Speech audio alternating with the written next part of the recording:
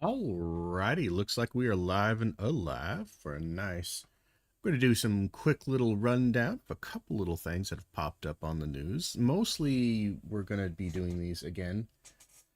I'm trying to use our critical thinking, critical analysis skills, our critical language skills to kind of parse out and understand the various nuances and aspects of what these people are saying, what the subject of analysis is. We have two things to look at. We're going to look at a little bit of the Kangmin Lee's. He is a right-wing Christian, kind of Christian nationalist, hard right commentator slash individual, we shall say. I believe he has just been hired by Benny Johnson, who himself is another kind of one of these Charlie Kirk-like figures wanting to take into the new, where the new ones, just the next batch of young, uh, conservative. Though again, I'm somewhat hesitant to say stuff like that. Primarily because I believe their primary mode of this is mostly just grifting. Is that this is a job for them? They're an entertainer, and I'm sure these beliefs factor in, but I believe that they're quite a bit more moderate than they want to put on. They just really, really, they know what sells, and extremism sells. So they are extremist. So they are extreme. They put forward their extremism as a matter of pride, and that is what they sell. So we have to look at them again, kind of. They are creating a fiction. As much as any fiction writer, they are themselves creating a fiction. So if we take a look, we have to here, and we have J.K. Rowling. Now, J.K. Rowling put out a little bit of a long screed post not too long ago, basically being incredibly upset with Emma Watson. Now, Emma Watson had been doing an interview with, oh boy, just another organization, and that organization had asked her about Emma Watson or her relationship with J.K. Rowling, stuff like that. And we're going to go ahead and see the small comment here that she made because she doesn't really say a lot about it. I think she just kind of makes one or two quick little moments where she says, I hope, we disagree on stuff, but I've wanted to keep you know, the bridge open, the line of dialogue open, and if she wants to talk, she can talk. We can talk, and that's it. Let's see if we can actually find it here. Let me do a quick little Google search here.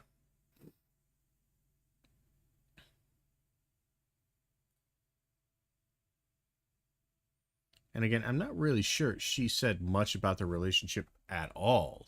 I'll be honest, like really didn't say anything.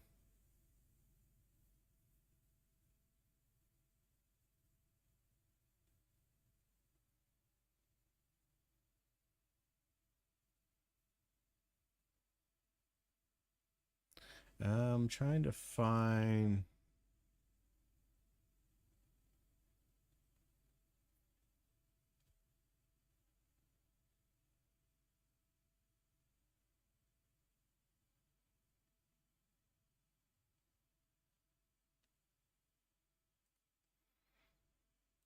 Let's see if there's a. Because we have the interview. I want to hear the interview of her real quick. I know there was a link to it somewhere.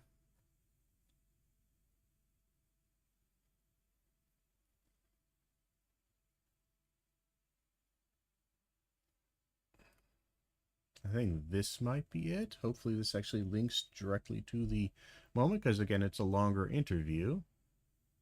This should be it. So let's see if we can get this going here. There we are.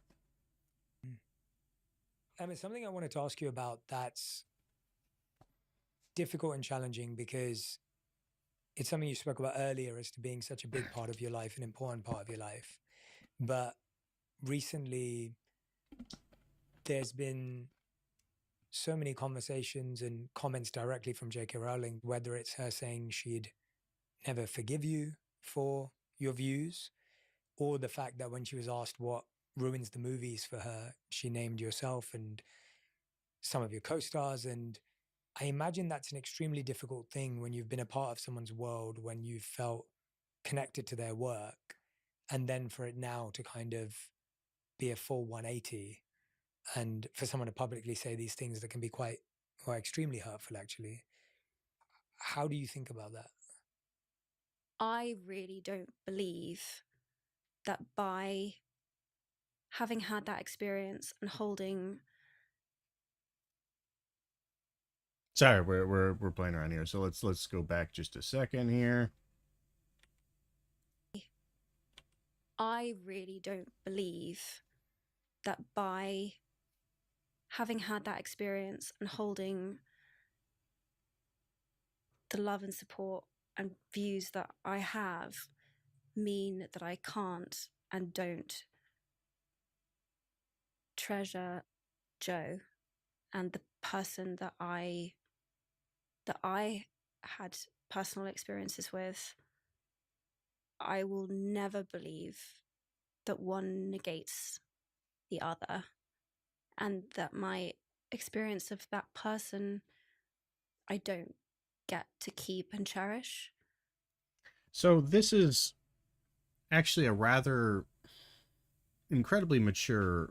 Again, she's 35 because relatively mature, but again, this is a very healthy understanding and way to deal with two very conflicting emotional truths, if you will.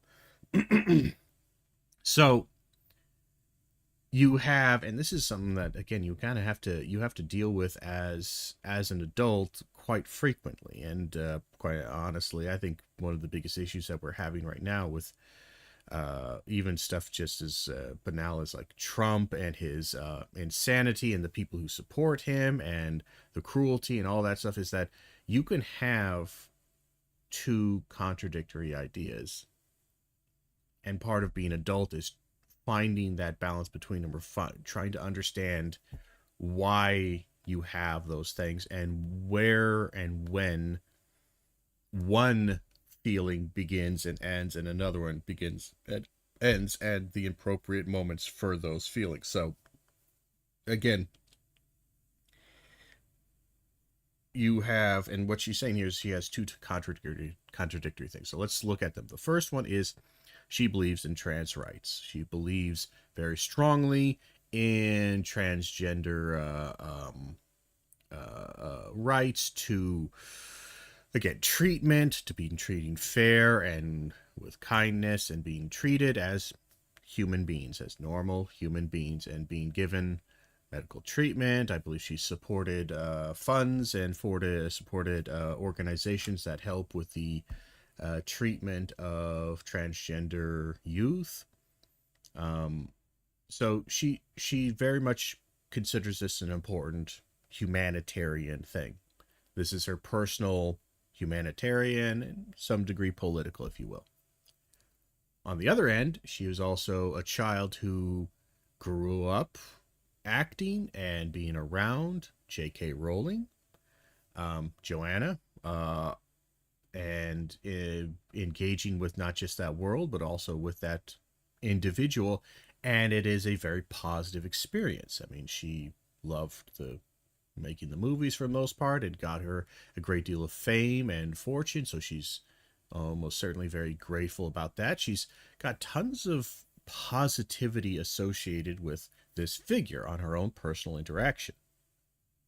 The conflict is that J.K. Rowling is extremely anti-transgender to a fairly high degree. Again, she has often said, you know, you could be transgender, blah, blah, blah, but just don't be in women's spaces. But it's just like, well, that's kind of antithetical to the point.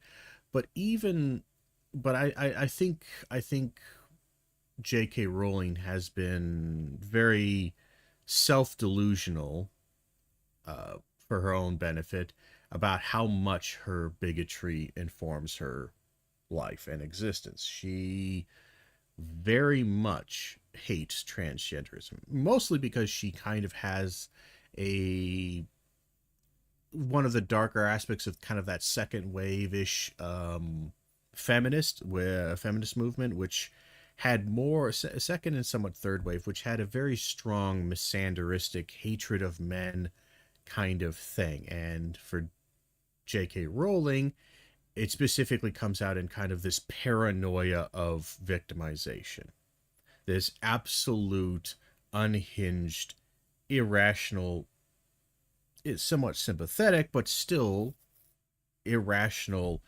uh, hatred and fear of anything men, and this kind of strange, say, sacrilegious aspect of transgenders as they invade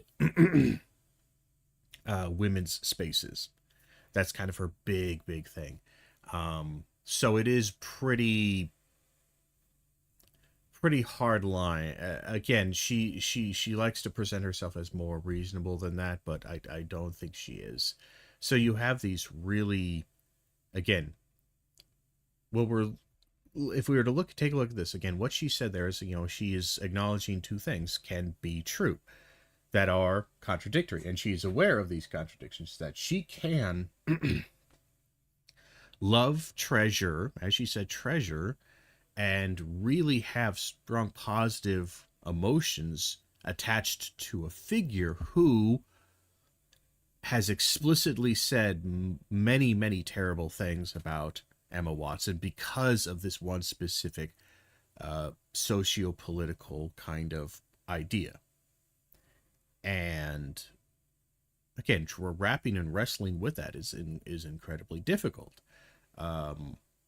As any adult who has ever had to adult in their life understands, is that it's not ever going to be perfect. And much like an example of this would be, you are not always the hero.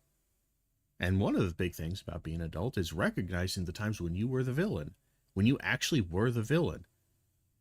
Even though you felt so righteous and true at the time, or even at that time you might have had a little twinge in the back of your head, a little moment of consciousness telling you you're in the wrong and what you're doing is wrong, but you wanted to do it, or you needed to do it, or you had so much momentum, emotional and psychological momentum, that doing that direction, that you felt like you had to continue with it, even though you knew at this time you're a little bit off track.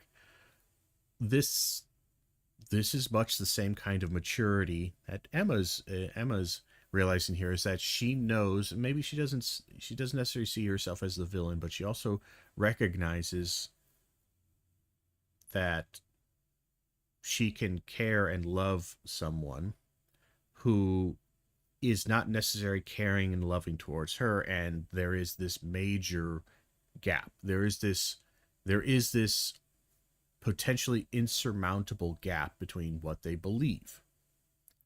And this belief is very important to both of them. So having to try to deal with this again. So far, nothing negative about J.K. Rowling. Fairly positive, fairly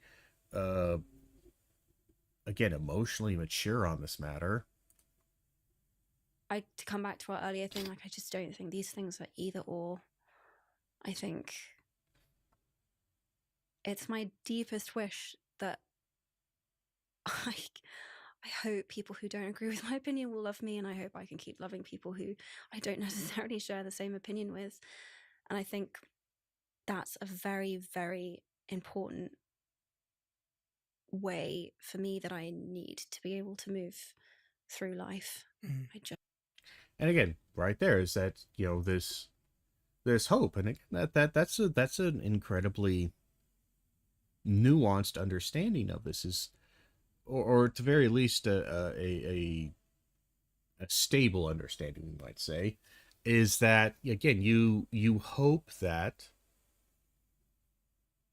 the people that you love, that you have a very firm disagreement with, will love you back despite that disagreement, and that you can love those people despite this disagreement, and that it won't be an either or situation. It's just an and this is not the end of the relationship or something like that. And perhaps you can even say perhaps there's a degree of immaturity in the sense that you're trying to cling on to this. But again, I think one of the biggest problems, and sadly I think many people have gone this direction, I think a lot of conservatives have abandoned live and let live kind of ideology. I don't think they ever had it to begin with. I think they just didn't have enough power to enact their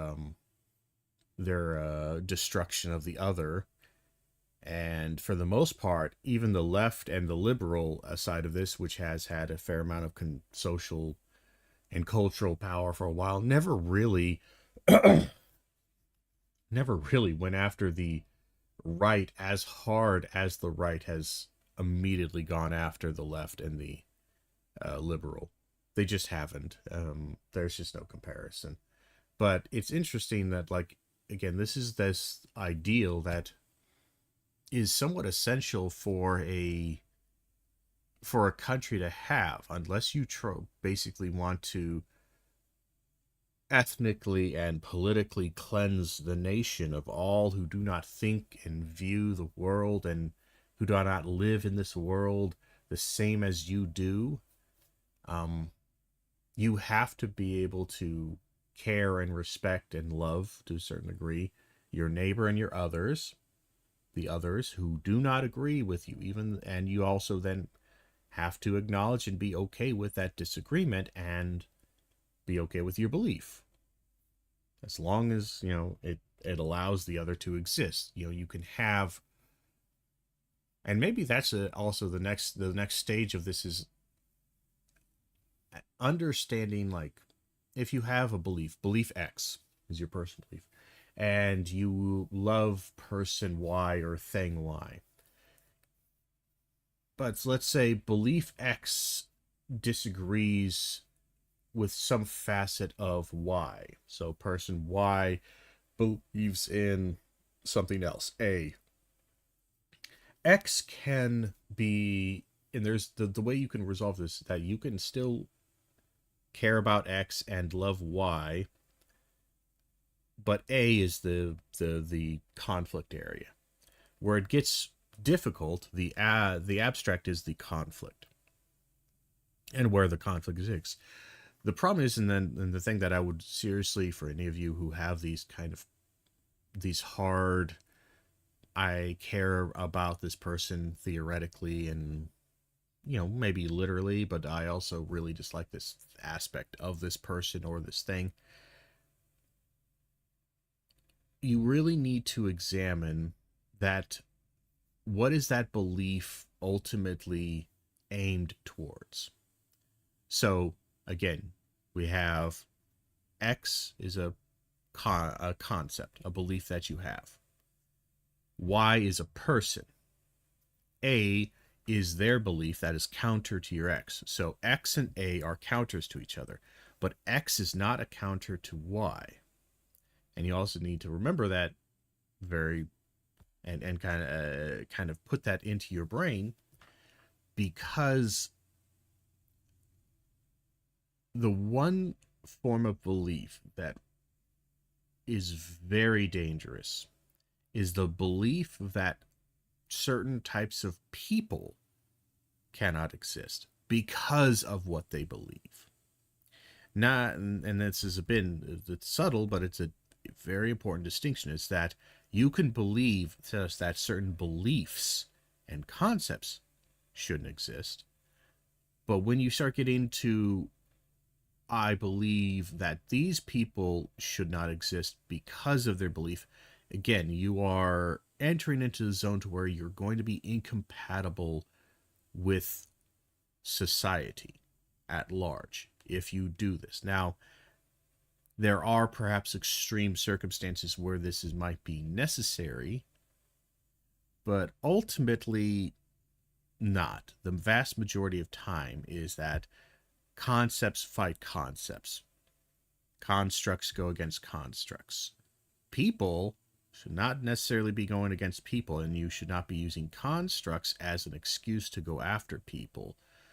Now, that doesn't mean that people can't suffer consequences of actions that are done to other people. That's, again, a different side thing. But when you're trying to find this balance between, am I the good guy and the bad guy in the situation? I'm right or wrong. I have this person I care about, but I also have this belief that counters something about them.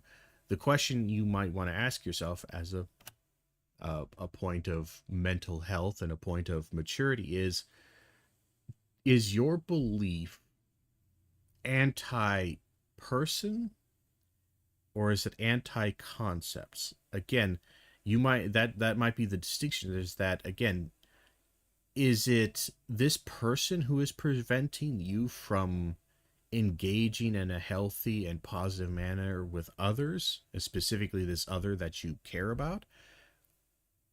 Is it something really important or something like that? Is something about them, or is it just kind of your belief getting in the way? Now, beliefs are important. You could care about them, blah, blah, blah. We're not going to go down that route of trying to justify, not justify, but the biggest thing is just trying to figure out what your belief is actually doing. Because for the most part, if we look at these two things, and I haven't seen much of her Emma Watson's interview, but I read a good bit of J.K. Rowling's screed. The biggest thing I would say is that Emma Watson seems perfectly in an emotional and more kind of mental state and maturity state, is in a perfect place to have a conversation with J.K. Rowling that is positive and friendly and friendship.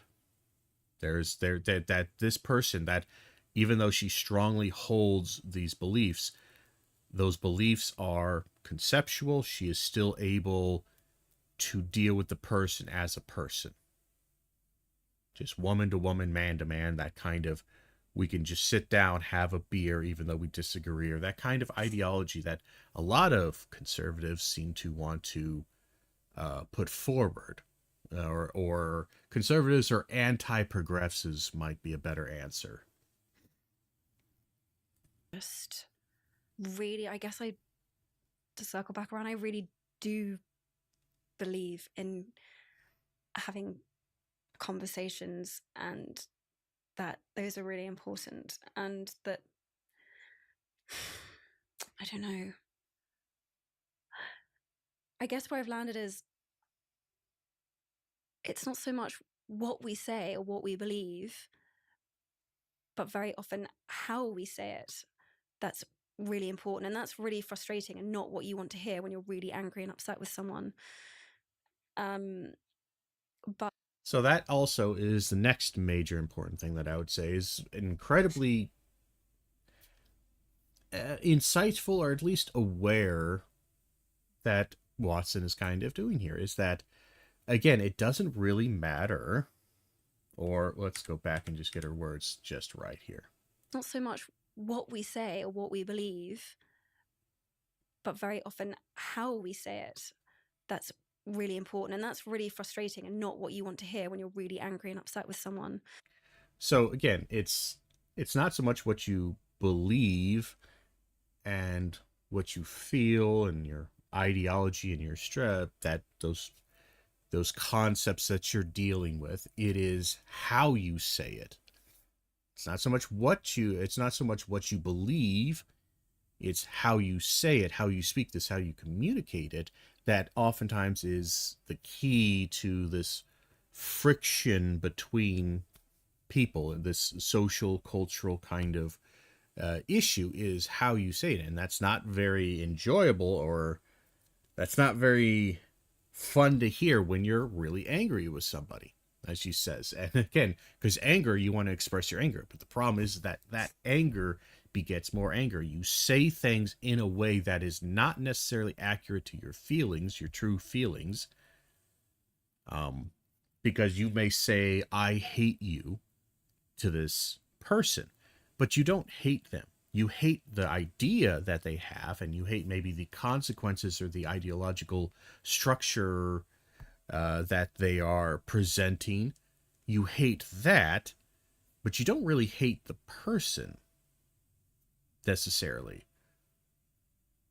At least in this very specific kind of instance where you have two people who are very friendly, who are very, very close to each other. Again, you don't necessarily hate what they are, you just hate what they're saying and what they're doing.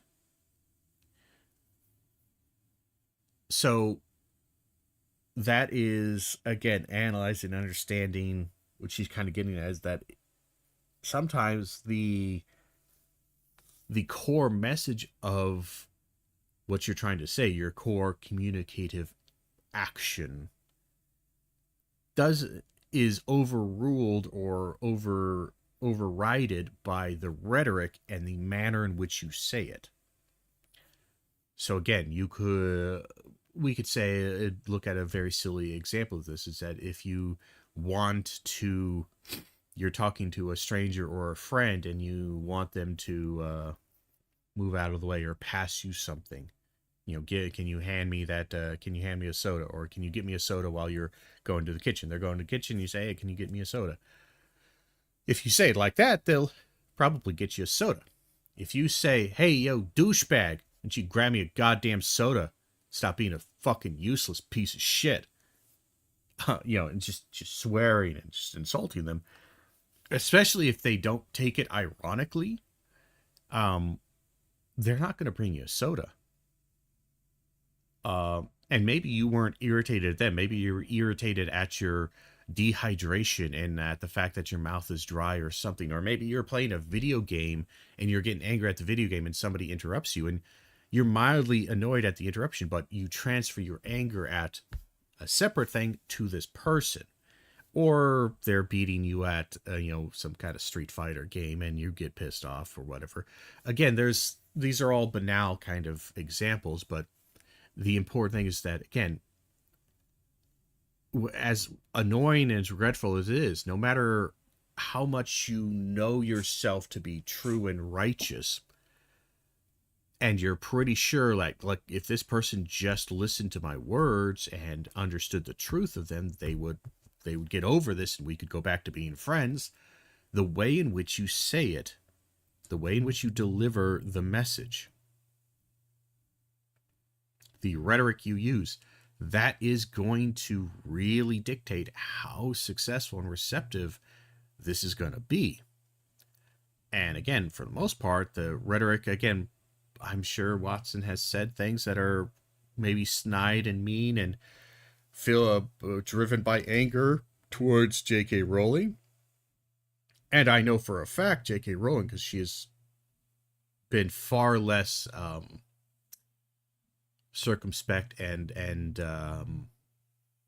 careful with her wording. She said a lot of pretty nasty shit about Emma Watson, about Daniel Radcliffe, about all of them. Anyone who's spoken out or spoken about these things at all, even if they never mentioned her. Again, from my understanding of this, from what I've remembered and seen over the years, it usually is Emma Watson, Daniel Radcliffe, somebody like that, making a general comment about being supportive of transgender rights. Especially early on, it was just, I just support these things. I like these things. They're really good. And not really even mentioning anything about J.K. Rowling. J.K. Rowling saying some rather mean, condescending shit about Emma Watson, Daniel Radcliffe, and the others.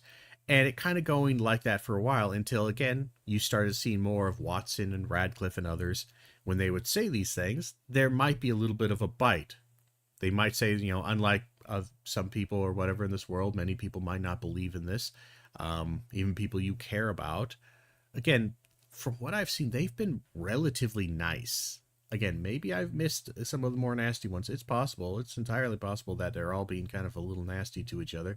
But from what I've seen, more often than not, the comments that are causing these responses by J.K. Rowling tend to be pretty nice. Like they're not going to hedge themselves and constantly go, no, no, no, no, I don't believe this, and she's 100% right and lovely, blah, blah, blah, blah, blah, blah. They're going to maturely go like, look, this is important to me. And yeah, like it's not all sunshine and roses with J.K. Rowling in me. There are sticky points. There are hard points, and this is one of those hard points. And speaking about it honestly is not necessarily bad. And they've usually used rhetoric and they've used their words to express those feelings, again, from what I've seen, in a relatively nice way, a gentle way, a considered way. As considerate as one can be when you say, like, look, it's just, I care about him, but I just 100% disagree with this person on this thing. Just 100%. And that's just kind of where it is. J.K. Rowling has not had that much grace when it comes to this. Now, she has received a lot of backlash from this, certainly, but again, J.K. Rowling has liked to play the victim, and he has been victimized rhetorically, and from this avenue, she has been victimized, but she likes to play it up a bit more, and oftentimes she cries victim when she's not been victimized by this person, and she uses this as an attack. So let's watch a little bit more, and then we'll see what J.K. Rowling has to say in return. But I don't know. I just see this world right now where we seem to be giving permission for this kind of like throwing out of people, or that people are disposable. And I just think I will always think that's wrong. I just believe that no one's disposable. And everyone, as far as possible, whatever the conversation is, should and can be treated with, at the very least, dignity and respect. So again, everything about this seems very nice. More importantly, she even seems to be doing it in the way that many conservatives have been accusing the progressive and the lefts of not doing it. Like, this is why we're being so mean, is because you couldn't even allow to do this, is that you couldn't allow me to exist with my beliefs. You constantly were trying to shut me out, kick me out of the family, kick me out of the school. You were trying to silence me for years. And again, Emma Watson is displaying or doing exactly what many of these anti-trans kind of activists as often kinds have accused others of, is she's or accused others of not doing is that Emma Watson is saying, I'm not going to throw you away, I'm not going to cast you out. This is incredibly benign. And again, for the most part, if someone you have a great big beef with was saying this about you, or saying this in regards to your relationship, I mean, if you don't have a moment of introspection and kind of stop and go, okay, maybe this has gone a little too much. Maybe we both have been a bit too hard on each other. Let's pull back the knives here. You're clearly not attacking me. I'm not attacking you. Thank you for challenging us and pushing that. So that's the end of it. That's what she said. This is J.K. Rowling's response.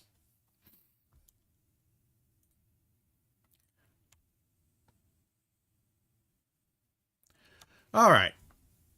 So I'm seeing quite a bit of comment about this, so I want to make a couple of points.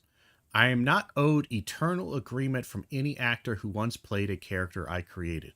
The idea is as ludicrous as me checking with the boss I had when I was 21 for what opinions I should hold these days. This is kind of, again, eternal agreements from any actor who once played. Notice, again, the words here. This isn't, I'm not owed eternal agreement from any friend, from any coworker or something like this. Again, this shows, like, to J.K. Rowling, this is very much Emma Watson is dead to me.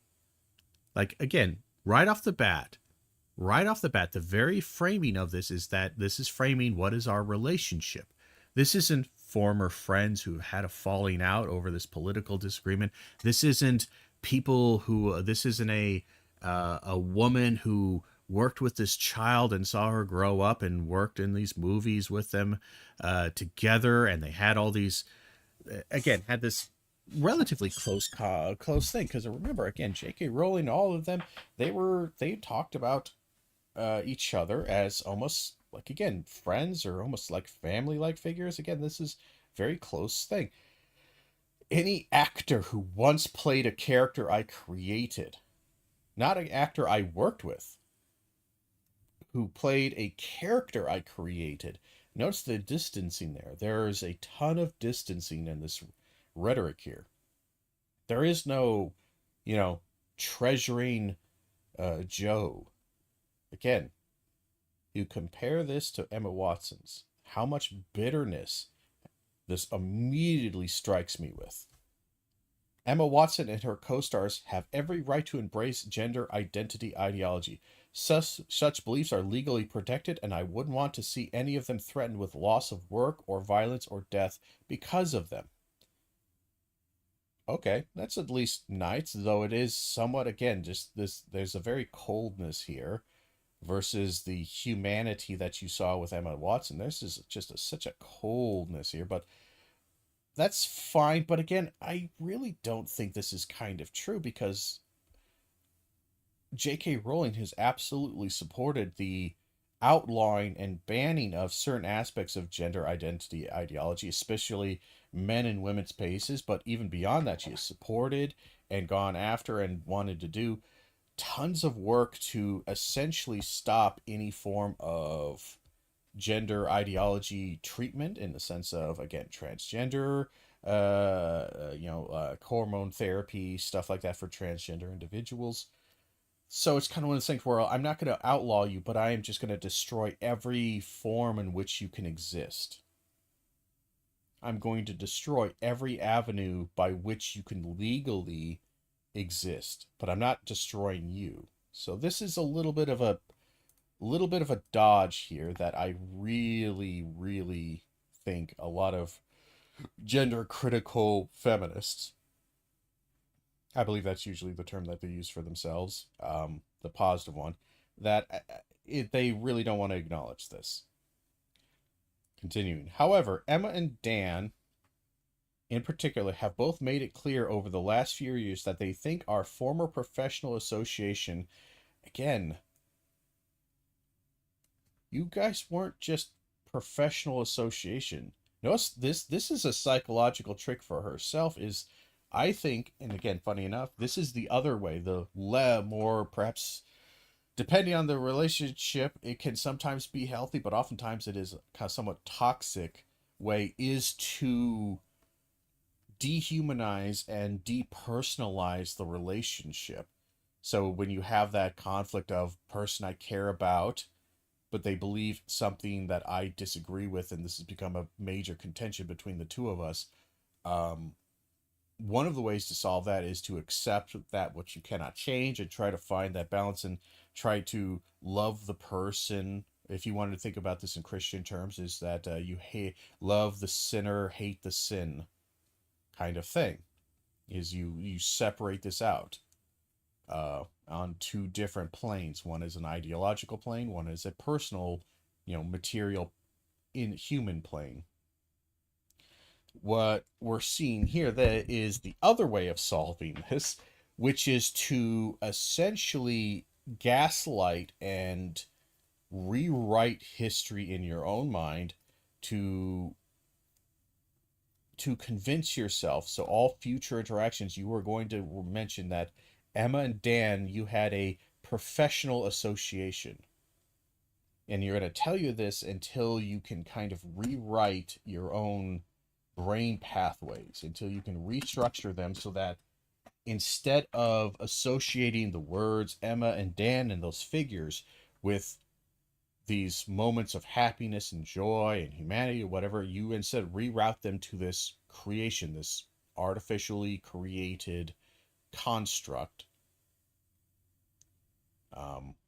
that is depersonalized, and that is, it was just a professional association. We never were friends.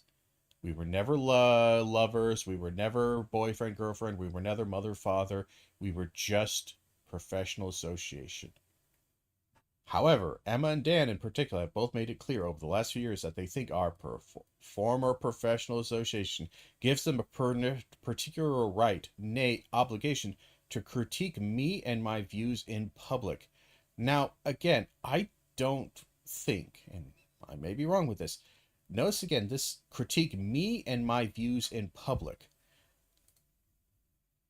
J.K. Rowling has absolutely critiqued the views and Dan, this would be Daniel Radcliffe and Emma Watson, critique them in public over the years. Absolutely. More importantly, from what I remember, the vast majority of the critique is rarely ever aimed directly at J.K. Rowling. They're aimed at the views that J.K. Rowling has personally attached to. Now, again, this is another unhealthy thing, is that this is where this conflict is, that there is no separation between your beliefs and you. And maybe there isn't, but one of the things that's kind of important is that when you express your beliefs, and this is kind of an odd way to think about it, is that in many ways, when you express your beliefs in a communicative action towards others, in a marketplace or the marketplace of ideas or whatever, is that those things cease to be you. Much like an author, once you create a book, irony here is, again, J.K. Rowling as an author, you should understand this, that once you write your book, as long as you keep it to yourself and it's yours, it is yours, and it can never ever be seen or understood in any other way than the way you wish it to be. It is whole and perfect and exactly what it is. The second you publish it, you secede control over that construct, that written communicative ideological construct, whatever it is, whether you're writing something that's fiction, nonfiction, whatever it is, you secede absolute control over it. And now it's in the communication realm. It ceases to become just kind of like a weird personal language. You have, it's perfectly tells you exactly what you want it to tell, to just you. And now it's in the world, and other people can read it and engage with it and come to conclusions and ideas that are not yours, because they're not you. You are not reading this. They are reading this, and with their experiences, personal things. This is kind of where the idea of the whole death of the author comes from Bart, Roland Barthes, and it's an important kind of observation, even if you don't take it 100% to, okay, authorial intent is completely and utterly a bunk, and we're not even going to care about it. There's different ways to take this to different extremes. But the biggest thing is to understand, and one of the things that it's just trying to emphasize, is that you are not reading your words. Someone else's, and they are not you. No matter how close they may be to you, no matter even if they love you or care about you and they've been with you your entire life, they are not you. And these words can inspire feelings in them, and you try to use words and phrases and common language to speak to people, to communicate these ideas. So if you want somebody to get a sense that something is very big, you use the word big or large or colossal or gargantuan or something like that. Huge. Again, you're using words to communicate these ideas, to try to get them to imagine in their brain, to imagine the same framework, the same thing that you did. But it's never going to be perfect. So your views, much like your writing or whatever, once you express them in public, and she has expressed her ideas and views in public, again, the context, the manner which you say it, the rhetoric that you're using and the framework it is, and the emotional state of the people who happen to be reading it at the time, the context of it, like I said, that maybe you are start saying something that is perfectly banal under normal circumstances, but because other people have said things that are not banal and not particularly nice, it may come across wrong or overly harsh or something. So again, they absolutely have a right to talk. And it's not because they have a professional association. This is this weird thing to where, like, you have a former, they think it gives you the right to say this. No, it doesn't, but they still have the right to say this, even if they didn't have a professional association. So either, again, this is that psychological thing. Oh, just because you had a formal professional association with me thinks that you have the right to critique my views in public? Why would you ever say this? Because it is actually nonsensical when you really dig down to it. If I had a former professional relationship with somebody, a former coworker, and I post something and they post something critical of me, I don't think that they are doing this because they were my former associate, though they may do this because they happen to know me and that's why they're making this comment. But there is no, in my mind, there is no right to this, in the sense that it doesn't even come into play. They always have the right because they're human beings. This is a communicative act that I'm putting out into the marketplace of ideas, into the marketplace and the public, and they are part of the public, so they get to comment.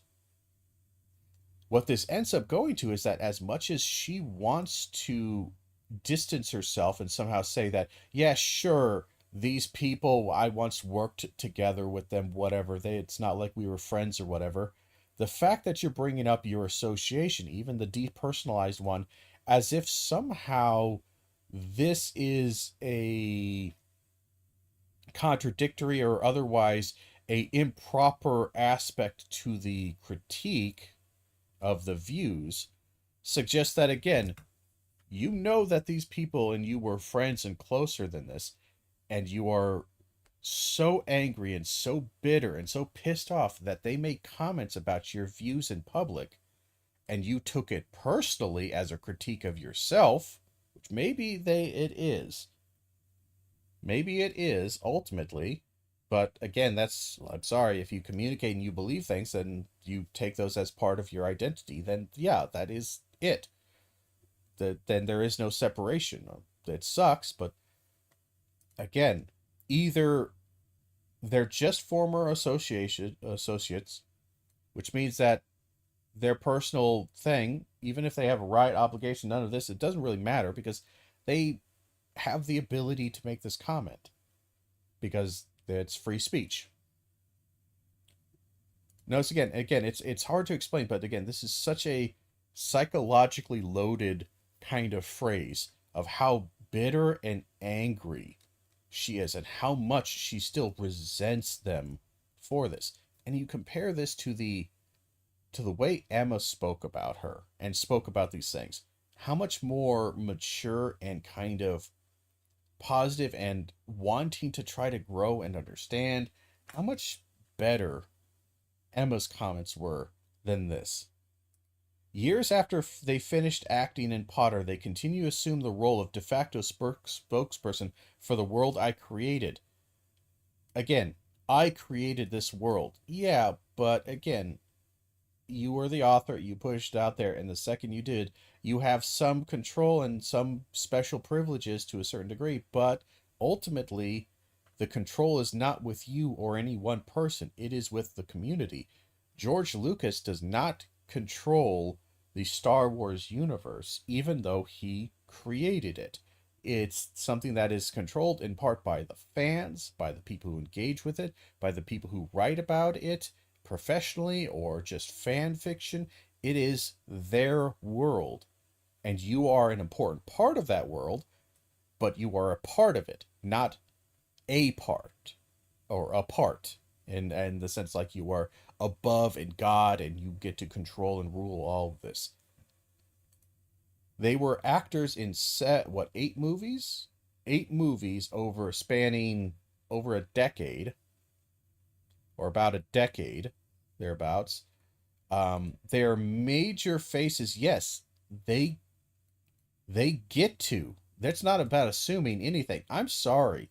Mark Hamill, for decades and decades, until he was recast as Luke Skywalker in the newest trilogy, was a spokesperson for Star Wars. And I'm sure they even found it annoying. But you know what? It's like, look, I helped create and bring this into being. They helped create and bring into being, into the world of film, Harry Potter. You brought it to some degree into being in the literature world, but so did your publisher, so did your editor, but you had some control. But yes, guess what? The second it's out of there and the second people are reading it and engaging with it and watching it, they have as much ability to speak on this as anyone else. This is, again, just this kind of bitter, angry, this is my world, you like it, but you don't like me. You can't love Harry Potter without loving me. So why is it that you guys are loving and engaging in Harry Potter, but not loving me? This is the underlying current here. The how dare you? How dare you? When you've known people since they were 10 years old, it's hard to shake a certain protectiveness. You clearly have shaking it, and more importantly, again, this is contradictory. When you know people since they're 10 years old, you just had they're just professional association. What's this? And again, it's very clear, and I'm somewhat sympathetic to this, is how messy her emotions are on this, is that from one paragraph to the next, you're seeing her flip-flop. Certain protectiveness. What, of your professional associates? You're protective of people who you worked with? You're protective, again, remember, you compared them to a boss you had when you were 21 years old. Protectiveness? That doesn't sound like that kind of relationship. Until quite recently, I hadn't managed to throw off the memory of children who needed to be gently coaxed through their dialogue in a big scary film studio. And notice again, this is her way of solving this, that I've thrown off my love and care for these people, for these children that I helped be around and protect of this, because as adults they said they weren't 100% loving towards me. Again, this is just so... It's such a sad kind of way of engaging with this. Such a toxic mentality. Until quite recently, I hadn't managed to throw off the memory of children who needed to be gently coaxed through their dialogue in a big scary film studio. For the past few years, I've repeatedly declined invitations from journalists to comment on Emma specifically, most notably on the witch trials of J.K. Rowling. I think that was some kind of documentary that she helped do, that I'm sure was put out by a bunch of TERFs who wanted to talk about how terrible it was that J.K. Rowling was witch trial, blah, blah, blah. Ironically, I told the producers I didn't want her to be hounded as a result of anything I said. I'm going to be really doubtful. I comment on Emma specifically. I feel like I would have to go in a deep dive that I'd have no intention of doing into her posts on Twitter and her comments, but I have no doubt that there's a lot of snide comments and a lot of criticisms of Emma, or even if she doesn't name Emma specifically, it's very clearly a criticism of Emma. I don't think this is a one-sided, oh, they were just bashing me and I never said any shit about them. I'm very doubtful of that. The television presenter and the attached clip highlights Emma's all witches speech. And in truth, it was a turning point for me, but it had a postscript that hurt me far more than the speech itself. Emma asked someone to pass on a handwritten note from her to me, which contained the single sentence, "I'm so sorry for what you're going through." She has my phone number. This was back when the death, rape, and torture threats against me were at their peak, at a time when my personal security measures had to be tightened considerably, and I was constantly worried for my family's safety. Emma had just publicly poured more petrol on the flames, and yet thought a one-line expression of concern from her would reassure me of her fundamental sympathy and kindness. Again, it's not enough. You didn't do enough. Now, here's the thing. I thought they were just professional associates. They weren't. So we're going to have to abandon that, and that she's very hurt. And honestly, the way this reads, it reads like this very bitter, angry mom figure who's somewhat of a narcissist. If you ever kind of have been around a narcissistic person, they, even when they're nice or whatever, they kind of can't see things from other people's perspective and can't really understand their role in anything, because they're constantly creating this fiction that, again, narcissistically centers around themselves and lionizes themselves and demonizes others. Again, you don't get to control. Yes, she disagrees with you. And again, this trying to like, oh, she poured more petrol on the flames. I'm not sure. I would have to go back and see what this is exactly referring to. But this seems to be, again, another one of those things where I have a feeling that she is catastrophizing and hyperbolizing and blowing this out of proportion, because she was facing heavy criticism, and Emma said something that was supportive of the ideology that was currently criticizing her. And again, here's the thing. Oh, she just sent me a single sentence on a note. Well, it could be that maybe she doesn't know if she can approach you because, quite frankly, you're probably pretty pissy and angry. And I know J.K. Rowling has been very pissy and angry at both of these for a while. I am pretty sure, again, I would have to go back and check, but she has been very nasty about this. And again, she sent a card, she sent a note, a handwritten note saying, hey, I'm sorry for what you're going through. She has my number. You have her number too. I mean, it's not a great opener, but again, maybe she also has feelings to where she's not particularly fucking happy with you either. You ever think that maybe she is justified in being pissed off at you just as much as you are justified in being pissed off at her? But she did make the first contact. She said, I'm sorry for what you're going through. That's an invitation. If you want to talk, she's talking to you. She has my phone number. Again, this kind of, no. She will call me. She has to call me first. Notice that it's like this weird pride thing, this anger, this power dynamic is that I'm in the right. She should come groveling to me, call me, and tell me she's sorry for everything she's done to me. You get that feel? This is just, And how dare she only in just one, she thinks one line of express. This is the first communication. She literally said, hey. And again, her rhetoric is not great. Sending this just one little line. Yeah, it's not amazing, but there's just so little and zero grace and any kind of, how shall I say, just decency on the part of J.K. Rowling in this relationship. Like other people who've never experienced adult life uncushioned by wealth and fame, Emma has so little experience of real life she is ignorant of how ignorant she is. This is, again, just incredibly uncharitable and incredibly narcissistic. My suffering is so much greater than anyone else's. My suffering is so much more powerful. Again, I'm sorry. She's made a lot about going on assistance. I think she was on assisted living for a little bit. But here's the big thing. She's made a big point, J.K. Rowling, of trying to present her like she was some homeless woman in a shopping cart and cardboard, raising 3 kids while trying to, write this book and barely got it out into this big thing. That's not really true. She hit a rough patch, certainly, and that sucks, and she was on assistance, but she also had tons of support from family, friends, and all that, who were giving her places to live and who were helping her pay her bills and all this stuff. And she had assistance from the community, again, literally assistance in paying her things. And she could have gotten off of it pretty easily by getting a job. But she didn't want to get a job because she wanted to continue writing her book. She made a choice. That choice increased the difficulty of her existence, but she wanted to do it. That's nice.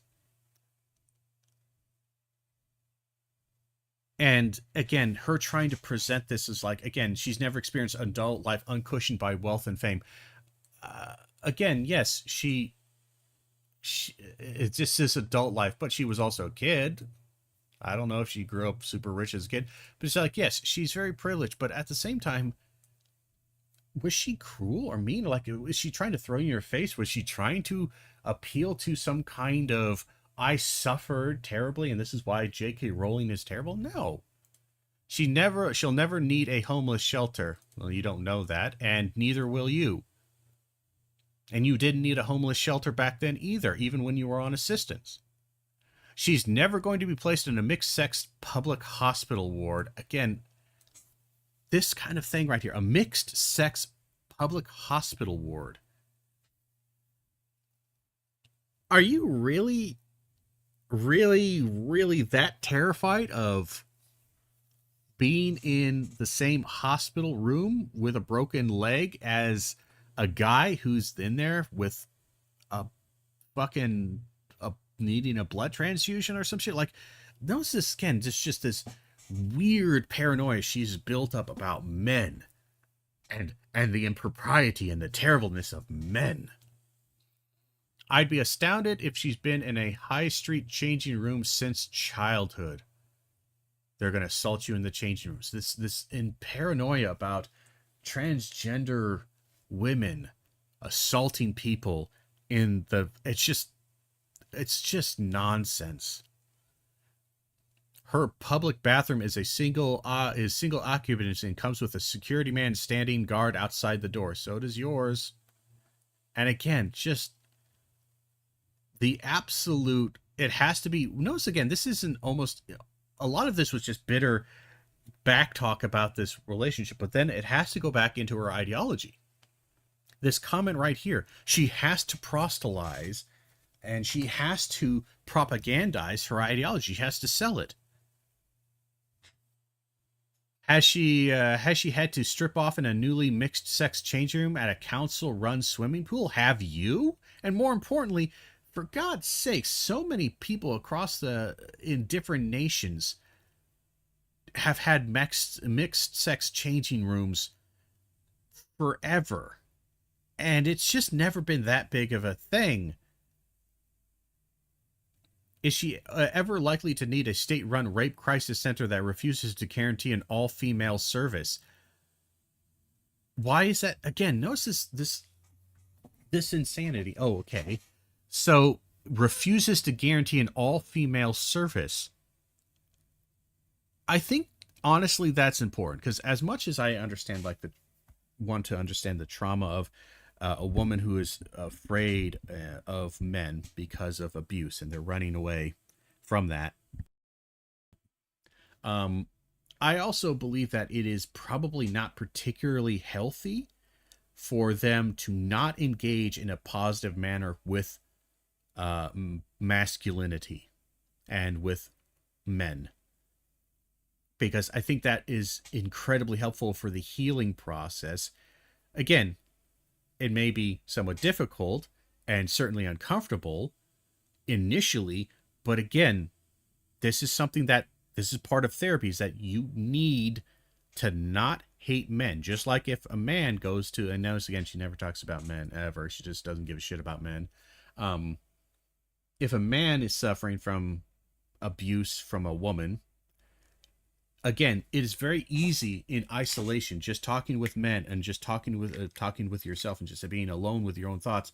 It's very easy to develop a toxic mindset about women, because the last memory, the only real memory, the only emotional and an emotional connection you have is a negative one to a woman. And that's the only thing that's kind of being settled in your brain at this moment, in this formative moment, because trauma is sadly formative or scarring, depending on how you put it. So, again, from the logic standpoint, it actually probably would be useful for, again, even a woman in crisis that is wanting help. Again, women will be there to talk with her, but it might be also very useful to have a male who is kind, considerate, helping her do all these things so that she can have a positive structure, a positive thing to reference. I wasn't a multimillionaire at 14. No, you weren't, but again, you weren't that. I lived in poverty while writing the book that made Emma famous. You did not. Maybe from a technical standpoint, because you were on assistance, technically, individually, you were at the poverty level, but you were getting assistance, and you had plenty of family and friends to mooch off of. You couch surfed a little bit. Again, she couch surfed for a while by her own choice. I writing the book that made Emma famous. I therefore understand from my own life experience of what the trashing of women's rights, in which Emma has so enthusiastically participated, means to women and girls without her privileges. And again, she hasn't trashed it. Again, this is such a horrifically transphobic and ugly kind of sentiment, and you just see the bitterness here is that Emma hasn't advocated for the restriction, for the removal of women's rights to vote, or women's rights to own cars, or women's rights to anything like this. All she has done is basically made certain rights not exclusive to women. That's not trashing women's rights. Women still have rights. It's just like you don't have certain rights to exclude others. That's it. The greatest irony here is that had Emma not decided in her most recent interview to declare that she loves and treasures me, a change of tact I suspect she adopted because she noticed a full-throated condemnation is no longer quite fashionable as it was, I might never have been this honest. Okay. Had Emma not decided to resend text to declare, again, this is just such a bad, uncharitable thing. The only reason she's done this because she's noticed the wind has changed. Emma Watson has not been in the public life for like a decade. She hasn't acted. She absolutely stepped away. In fact, a good part of that interview, I didn't watch a lot of it, but a good part of the interview is talked about, again, the reason she stepped away from acting. She stepped away from all of this. Why would she give two rat fucks about what is fashionable in the public eye if she's not really in it much? Think about that. She moved away. She stopped acting. She started doing more advocacy and kind of politics and kind of shit like that and spokesperson stuff, but nothing actually really in the public eye. Even the spokesperson stuff is not much. Like, she didn't change. This is just such a narcissistic, you missed so much. And again, her being kind and saying this stuff because you were so bitter and you're so triggered that instead of hearing sincerity, you heard a political maneuver. Adults can't expect to cozy up to an activist movement that regularly calls for a friend's assassination, then assert their right to the former friend's love, as though that friend was in fact their mother. Okay, so here's the problem. The activist movement that regularly calls for a friend's assassination, I don't really believe a lot of that. And again, there is quite a lot of negativity towards her. But one, she doesn't get to play like she's just somebody. Just a random person. This is bad, no matter what. But she doesn't get to play like she's just a random person. She's not. She's a political activist. She is just as much as a political activist and target as Nicholas Farage, as Donald Trump, as Charlie Kirk, as any of them. You do not get to play in the mud and then not get mud thrown at you. You don't get to throw rocks and stones in this fight, and then when rocks and stones are thrown at you, you don't get to call out, hold on, I'm a civilian. No, you're not. So, yes, this is terrible, but you have also called for a lot of restrictions and a lot of authority and a lot of things that you may not call directly for violence, but you call for people who you know will cause violence to step in. And again, she's not, again, this is just kind of like this, how dare you support people who dislike me? And then, like, again, this is just one of those things where, like, this is the point of being a friend. This is the adult nature of friendship, is understanding that sometimes you're going to be on opposite sides of shit. And it sucks. And again, cozy up to. Again, she's not cozying up. This isn't some political maneuvering, whatever. This person, I'm sorry, Emma Watson believes differently than you. She has accepted that and accepted that you believe differently, and she still wants to try to be friends and love you, and you don't. You're the extremist here. Emma is rightly free to disagree with me, indeed to discuss her feelings about me in public. But I have the same right, and I finally decided to exercise it. And boy, yeah, what your feelings are, you are a bitter, narcissistic, angry old woman, like that mother who was scorned by their children, even though she was never scorned. She was just a narcissistic monster when they were, or behaved in such a way. And now, as adults, the children aren't just going to take it. They aren't begging for your love. They're adults who are asking, hey, we can still care about each other, but, you know, that doesn't mean it's, like, again, that doesn't mean that I'm not going to speak my mind. It's just such a immature way of dealing with things. And she's going to get a lot of, again, because I think she's blocked probably, and probably for the best, she's blocked most people from commenting on her. But, again, this is such a, again, for somebody who's a writer, again, she was never actually a particularly good writer. There's my critique right there. The Harry Potter books are banal crap. But hey, she published, that's fine, it's good for her. For a writer, it's weird that, and again, she just doesn't care. And this is the big problem, is that a lot of people are getting so angry, they've amped themselves up, especially the anti-progressive side, the conservative side. They've amped themselves up to such an extremism that they don't care that they're hateful and unrealistic and irrational anymore, because they feel like, because they've amped themselves so much about this, that the opposition has been so extreme to them, even though it hasn't, that this is now a perfectly fine response. But again, 90% of it is in their heads. They're just fucking nuts.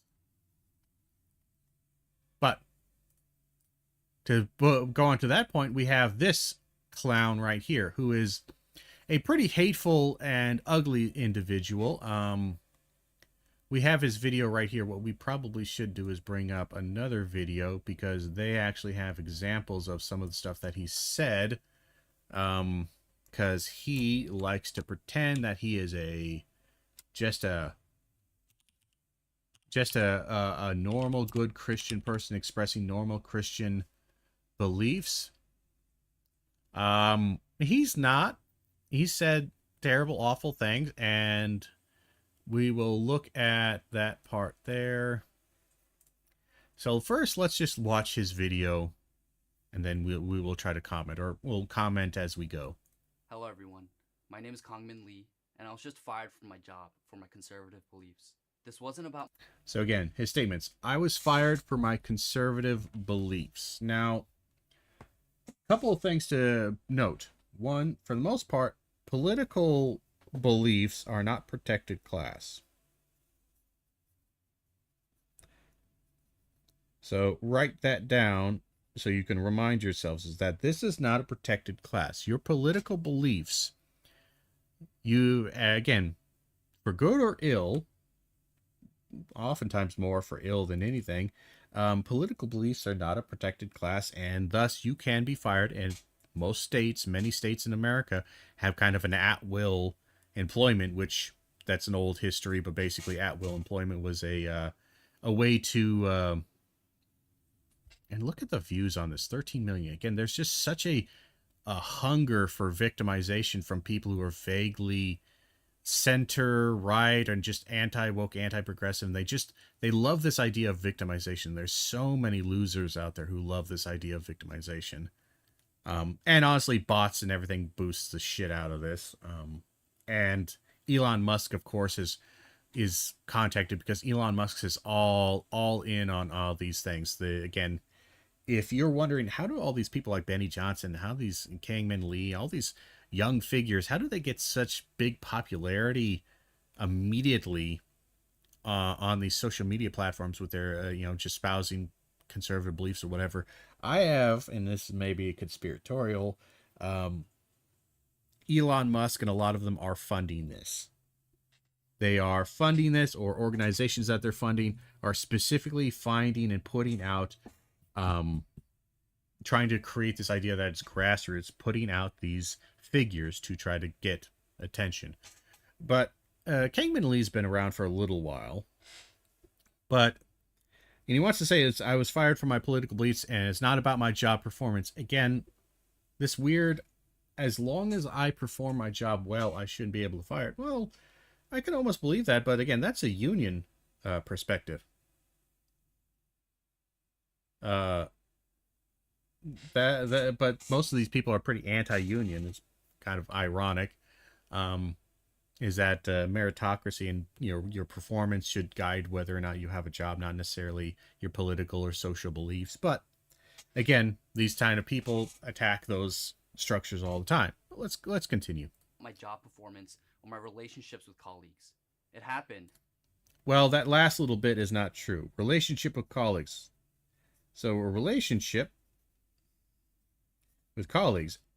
I watched a little bit of this, and I saw a bit of the, because he recorded the conversation, which also gives me a strong indication that he knew he was going to be fired, just like Andrew Wilson, or not Andrew Wilson, the fuck is his name? It's not Andrew Wilson. That's another guy who said, I got fired for teaching about J.K. Rowling and critical theory, blah, blah, blah. Another grifting asshole. Spreads nothing but bullshit. Pretty useless individual. Big Jordan Peterson fan. Whatever his name is. I'll figure it out eventually. But this idea is like, okay, like, you recorded it, which again suspects that's kind of odd. You record all your conversations, all your phone calls. That's a little bit weird. It sounds more like you had an idea that this would be coming because you've been poking the bear, just like Peter Boghossian knew he was going to have some kind of trouble come down the line because he wanted it, because he wanted to be fired, he wanted to be pressured out so he could have this narrative to sell that validates himself. So again, he has this paranoia that colleges are cracking down and suppressing his opinion. So he makes his opinion as extreme as possible to get suppressed, so he has validation for his initial belief. Again, circular logic kind of thinking. So the next thing is that he says, I wasn't fired for my relationship with my colleagues. Well, your relationship with your colleagues is going to be determined by your speech, your rhetoric, the things that you engage with. And if it's obvious that your relationship with your colleagues probably wasn't as strong as you thought, and more importantly, if you express your beliefs the way you express them on Twitter in person, and you do this, I have no doubt that a lot of people probably thought you were an absolute asshole, but it just never really came out that hard. And the administration and the heads of the department, CEO, whatever, probably weren't aware of this because they rarely ever are aware of what's going on, below them. The second they got wind of it and they saw what was on your Twitter feed, they probably got a little bit like, wow, holy shit. because of the things I've said online and the political and religious views I've shared. Right before I was about to head out to work. And again, it's important to understand that it's not just your views, but like Emma Watson say, it's not just the structure of the view, which itself can be really bad and can lead to problems, but it's also your rhetoric. So think about that. It's always important, even if you agree with this person, think about this, that you can be absolutely right, but if you express it in such a toxic, asshole-ish, terrible manner, it is also just as right for them to get rid of you, because what you may be talking about may be right, but it may not really affect them at all. Like, again, if I'm at a Build-A-Bear store and I say something really heinous and evil but true about capitalism, and I denounce and demonize people, like, Build-A-Bear doesn't really give two shits about capitalism, or like, it's not a political organization. But the rhetoric, my extreme violent, my anger, my advocacy for terrible things in that whatever I said, the rhetoric of it, that might give them concern. I got a call from an executive at my workplace, and he opened with this. The reason for this call is that we've decided to terminate your contract effective immediately. Oh. Beginning today and going forward, you're going to cease all contact with employees, and you are not welcome on our campus. So they told me I was So not welcome on campus. So yeah, I think he works, it sounds like he works probably maybe on an administrative side, IT side, with maybe a campus. So I don't know if he's just using that campus in the general sense for like a CEO, like the campus of their building, or if this was a some kind of education thing. Either way, like if it was an education thing, again, that puts a weirder spin on it, but it's still basically the same. I just to clarify, I'm not sure if this is actually a university campus or if he's just kind of using the term colloquially to mean kind of like the grounds of the office building. being removed immediately and not to return. The main reason? Because my posts were dehumanizing and derogatory.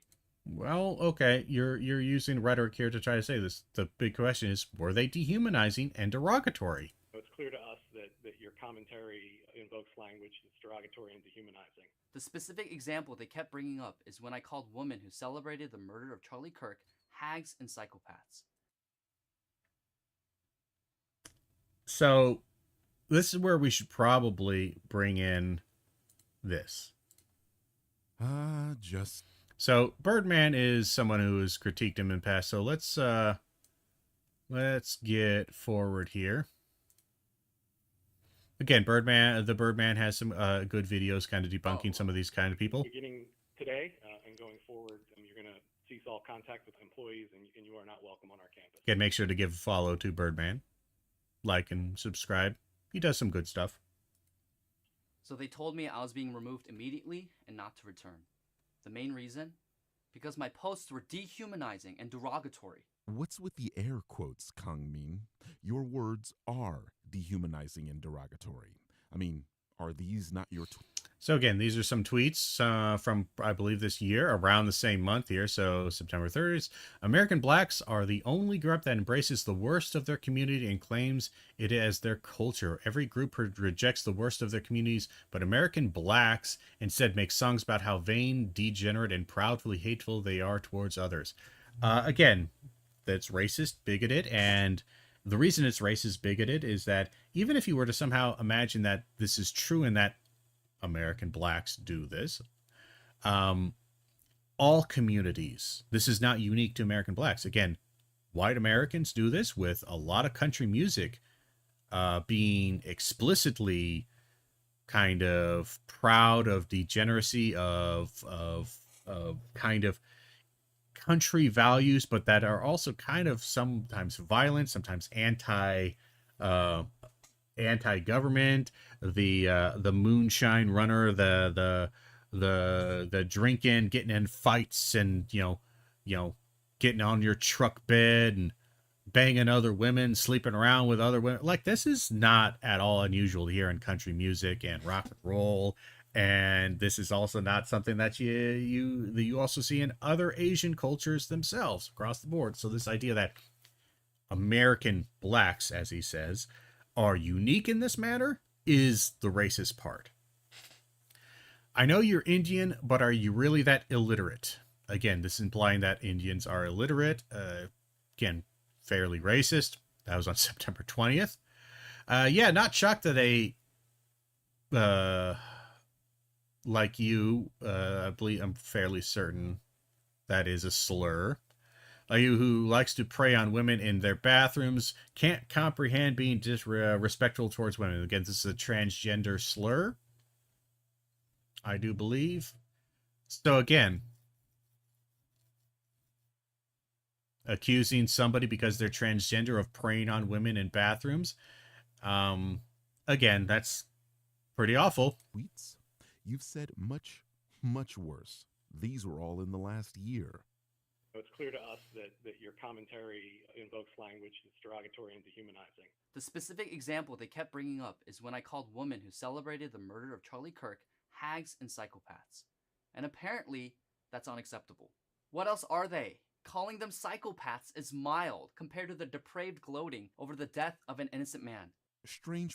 Again, this narrative that they're trying to put forward about the tragic shooting of Charlie Kirk and the deliberately ignoring of certain contextual information that might explain why a lot of people were not particularly sympathetic towards his tragic death. And also the patent irony and hypocrisy of the fact that I have no doubt I look through Kangmin Lee's Twitter, I'm going to find plenty of him celebrating and mocking the deaths of others. I believe Birdman's probably going to bring something up like that. Position to take there, Mr. Lee, when Charlie Kirk himself did exactly what you called these people psychopaths. Let's actually pop this out. And that's a bit large, isn't it? Can I shrink that down? Good enough. And let me actually get rid of that. For. I mean, Kirk gleefully asked for a hero to bail out Pelosi's assailant. If some amazing patriot out there in San Francisco or the Bay Area wants to really be a midterm hero, someone should go and bail this guy out. I bet his bail's like $30,000 or $40,000. Bail him out and then go ask him some questions. Yeah, so in one of my videos talking about Kirk and talking, I believe, about Ezra Klein's article and Ta-Nehisi Coates's response to that, I have a section in there, a pretty long section, detailing out all of the terrible things, or just a good compilation of over the years, some of the really heinous stuff. And again, Charlie Kirk has said this stuff multiple times, so you could pick any year and fill it with a compilation of, 2024, 2023, 2022, just awful shit. But this is just a sampling of some of the stuff he said. I have that in that video, and I got that from Rebecca Watson, who had that. I believe she got it from TikTok and added some to it. So we have that element right there. Charlie Kirk was not a good person, and he said many heinous things. Said clearly that gun deaths were acceptable as long as his political beliefs were upheld. But I think it's worth it. I think it's worth to have a cost of, unfortunately, some gun deaths every single year, so that we can have the Second Amendment to protect our other God-given rights. That is a prudent deal. It is rational. So clearly you are okay with making fun of someone. So let's see. You're telling me you didn't want to play as George Floyd in feudal Japan? No freaking way. I'm shocked. Again, mocking George Floyd because, again, Assassin's Creed Shadows was released and it did kind of not great. But again, there's a ton of people who are hating on it almost exclusively just because it was a black person, and it's become fashionable and popular to hate on these kind of things. Regardless of quality or sense or logic, it's just people are entertained by the hate. Doesn't matter what the hate is directed at. It's death as long as you are the ones doing it. Also, you're leaving out what actually happened. You didn't just call these people hags and psychopaths. You literally stated that women should be a helpmate and to have their right to vote stripped away. All right, so let's see. Is that accurate?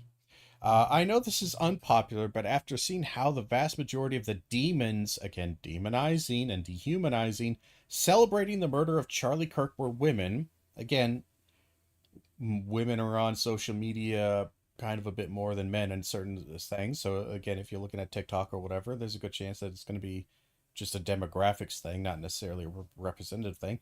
And again, women tend to be slightly more progressive. So, again, and quite frankly, stuff like Charlie Kirk. This is like, okay, I'm willing to bet you there's going to be. I think David Duke is David Duke still alive? Let's just assume David Duke is still alive. When David Duke dies, I'm willing to bet you that the majority of people celebrating that death, making tasteless, perhaps tasteless videos about his death, things that might upset Kangmin Lee, I'm willing to bet you the majority of them, or a huge portion of them, will be black people, black content creators, black women, black men. Now, is that because they are especially depraved and terrible, or is it because the nature of David Duke made it so that it is likely that one demographic will probably dislike that person, dislike him, and be more mean towards him than another demographic? Charlie Kirk was a Christian nationalist. He was also somebody who was very, very nasty about many progressive values, but he also had a particular angle on women, being that he believed, like Kangmin Lee, that women were subservient to men.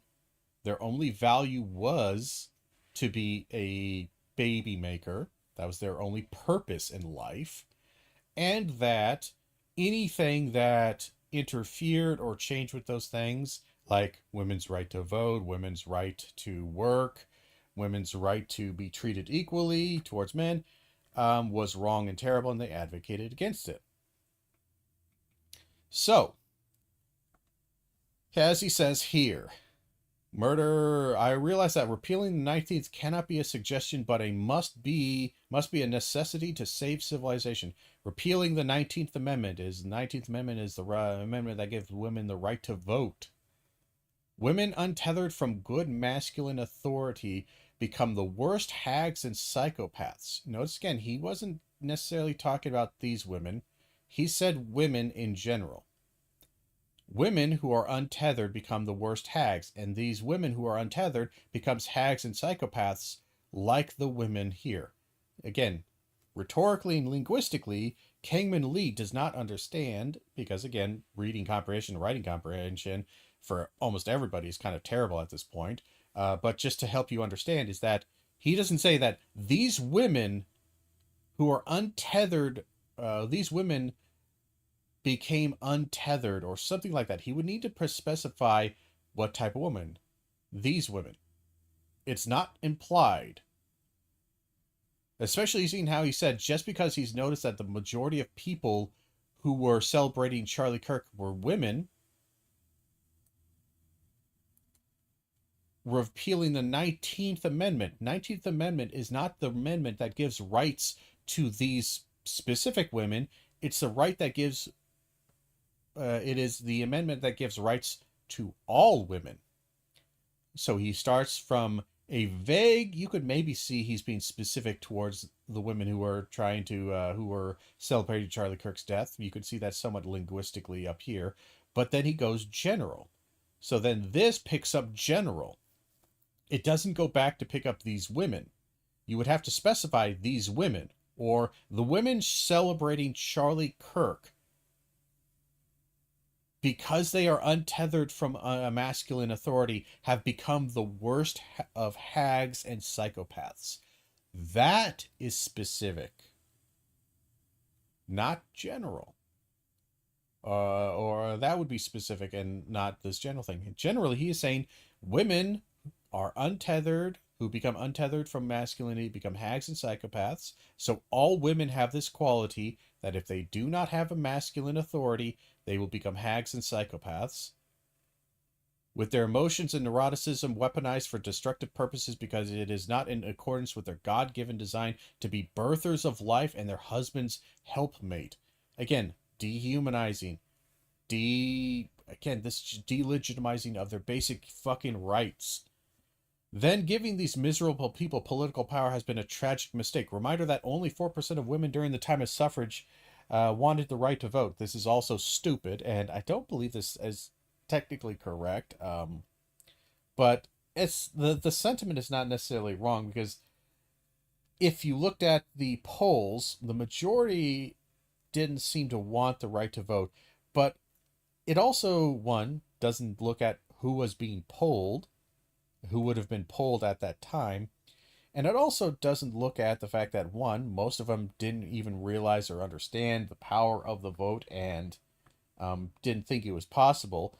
Another good chunk who didn't want the vote didn't want it, not because they didn't want the vote, but because they didn't want to be drafted, because the biggest fear amongst women at that time was that the way men got the vote was the men got the vote as a trade-off for being drafted, for the possibility of being drafted into war. Women were afraid that that would be a possibility, hence why some women were against the right to vote, not because they felt that women shouldn't have the right to vote, but because they didn't want women drafted into wars. Again, a complete misunderstanding, misinformation, and disinformation about history to serve your bigoted means. That's what you got fired for, you low IQ piece of shit. Yeah, this is really pretty extreme. This isn't some half-assed, and again, you are doing this to the entirety of the people. You're not saying specific people, even though that still wouldn't be much of a save there. You're saying this about all women. Blatant misogyny. And I just have to ask, do you not realize that you are a Korean? Meaning that if the government decides to strip away the civil rights of citizens, you would be next? Because aside from being a useful attack dog against other minority groups in this country, racist white people don't like Asians either. That's because, despite your best efforts, Let's see another thing right here. Just like Stop Asian Hate died because everyone learned that blacks were behind most of violence against Asians, liberals are silent about the murder of Iriana Zarutska because a black man murdered her. One, they weren't. This was national news, and more importantly, it had tons of coverage in the actual city and the state where it happened. Liberals, nobody was silent on this. Again, this is just a manufactured outrage. Because you didn't see it, because you're not looking for it, because you don't live in the city. And honestly, for the most part, it probably shouldn't be national news, because it was just a homeless, crazy guy killed a woman. It's tragic, but like, that's not national news. And again, Stop Asian Hate didn't die because blacks were behind most of violence against Asians.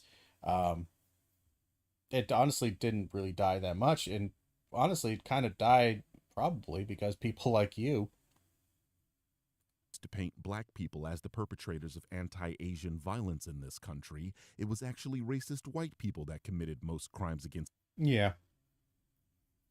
Again, the general assessment is, yeah, most of the violence was still not done by blacks, either disproportionate or otherwise. Asians during COVID. Can't per capita your way out of this one. But they didn't care about the context. So what's... And again, they didn't care about the context. They don't have to. This is something that it's almost childlike. This victimization and this weird thing is, they didn't care about the context. If you say something on a public platform that is really heinous, and let's say you're responding to somebody who said something really heinous, that doesn't also negate what you said. That doesn't somehow make it not heinous. If they don't like what you said and the opinion and the way you expressed it, you can get fired. Specifically? Well, how about yesterday when you implied that women shouldn't have the right to vote and that women are hags, miserable people, birthers, and psychopaths? I didn't call women that. Again, he did. A blatant lie. Let's put an arrow next to each word your employer said you said. How about yesterday when you implied that women shouldn't have the right to vote and that... Yeah. repealing the 19th Amendment, right to vote. Women are hags, miserable people, birthers, and psychopaths. Yeah, that all matches. I didn't call women that. You called women all of that. Again, you weren't talking about these women here. More importantly, you still demonized a great deal of women.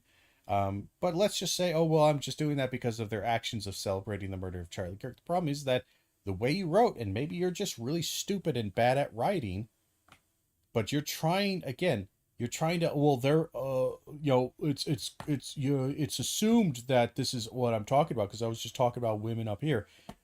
Again, maybe it's because other people are slightly more literate than you. And this is the big, honestly, this is almost becoming a kind of a big disconnect on social media, is that reading literacy is so bad amongst Americans that it's hard for me and others who are slightly more literate to argue or talk with them, because so many people genuinely just can't fucking read correctly. They can read, but they've developed so many bad habits and so many habits that are purely, again, this self-serving kind of bullshit habits that you don't realize. Look, he doesn't say these women. He doesn't use the correct grammatical structure to refer to these things. You can't then say, well, I meant to say this. That's great. That's not what you said that's not what is communicated with this. And even if it was, it's still, you are still saying the 19th Amendment for all women should be repealed. You're still saying that all women, they're just designed to be birthers and helpmates. And that, again, that's still not going to save you. Looks like you said every single one of those things. Aren't you supposed to be a Christian? Isn't not lying like one of the 10 Commandments? Why is it that people that call themselves Christians don't seem to actually follow the Bible and are some of the worst people imaginable? Yes, you did. It's very clear. We have evidence of it. Yeah, you can pull it up. I said that liberal women who dehumanize people and celebrate that. You did not say liberal women. You did not say liberal women. Yeah, he didn't say liberal women. Again, notice again, he's lying right here. And also, we'll continue. We'll continue. The context is. There's no context. Your language. Do you mind if I can? I'm going to finish. Shout out to whoever leads. And again, the kid wants to. This Kangmin Lee wants to say, like, do you mind if I say my piece? Let's say, but like, this isn't a debate. Here's the big, and it's just such a snowflake, such a privileged kind of thing, is that you think that you have the right to speak here. This is your employer speaking to you. Now, maybe you don't care and you don't want to, and it's like you're like, I have the right to speak. I have this power or whatever. But yeah, they don't. You don't have any intrinsic right for them to listen to you. They're firing you. If you want, you can sue them for wrongful termination. But they don't have to listen to you, and it's such a strange thing. Maybe I'm just too respectful of authority sometimes or something like that, but like, this is your employer talking to you. There is no obligation for them to have to listen to your bullshit. Just like in many ways, there isn't any much of an obligation for you to have to take their bullshit. You're selling them your labor. They're buying it. That's it. Not your opinions, not your context, not your personal fucking baggage. You are selling labor. They are buying it. End of story.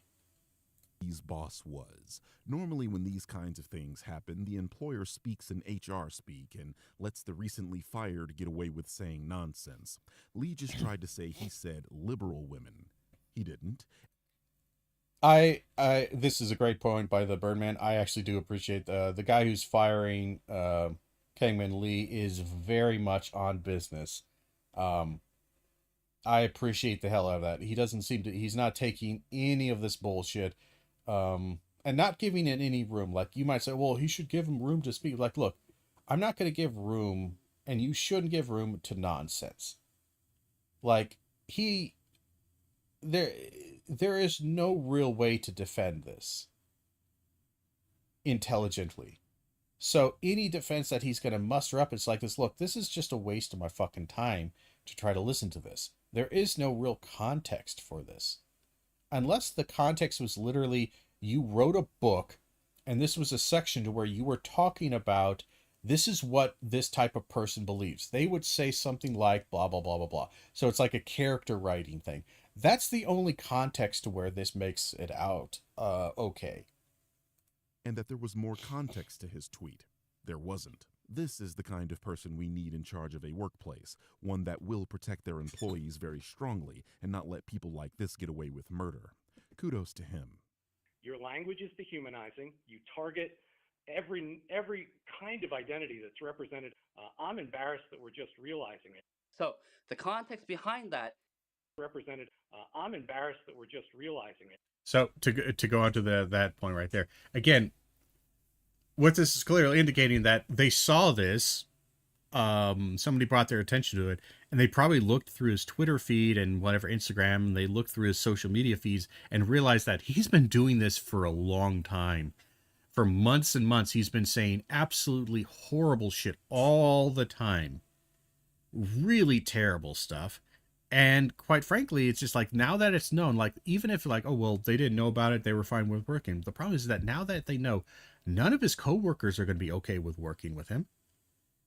Because it's kind of like, I'm sorry, they don't have to. Like, again, if this was a life and death kind of struggle, I would say, yeah, suck it up, work with the racist piece of shit because we need to save humanity from the meteor falling. But this is not. This isn't a life or death situation. This is voluntary.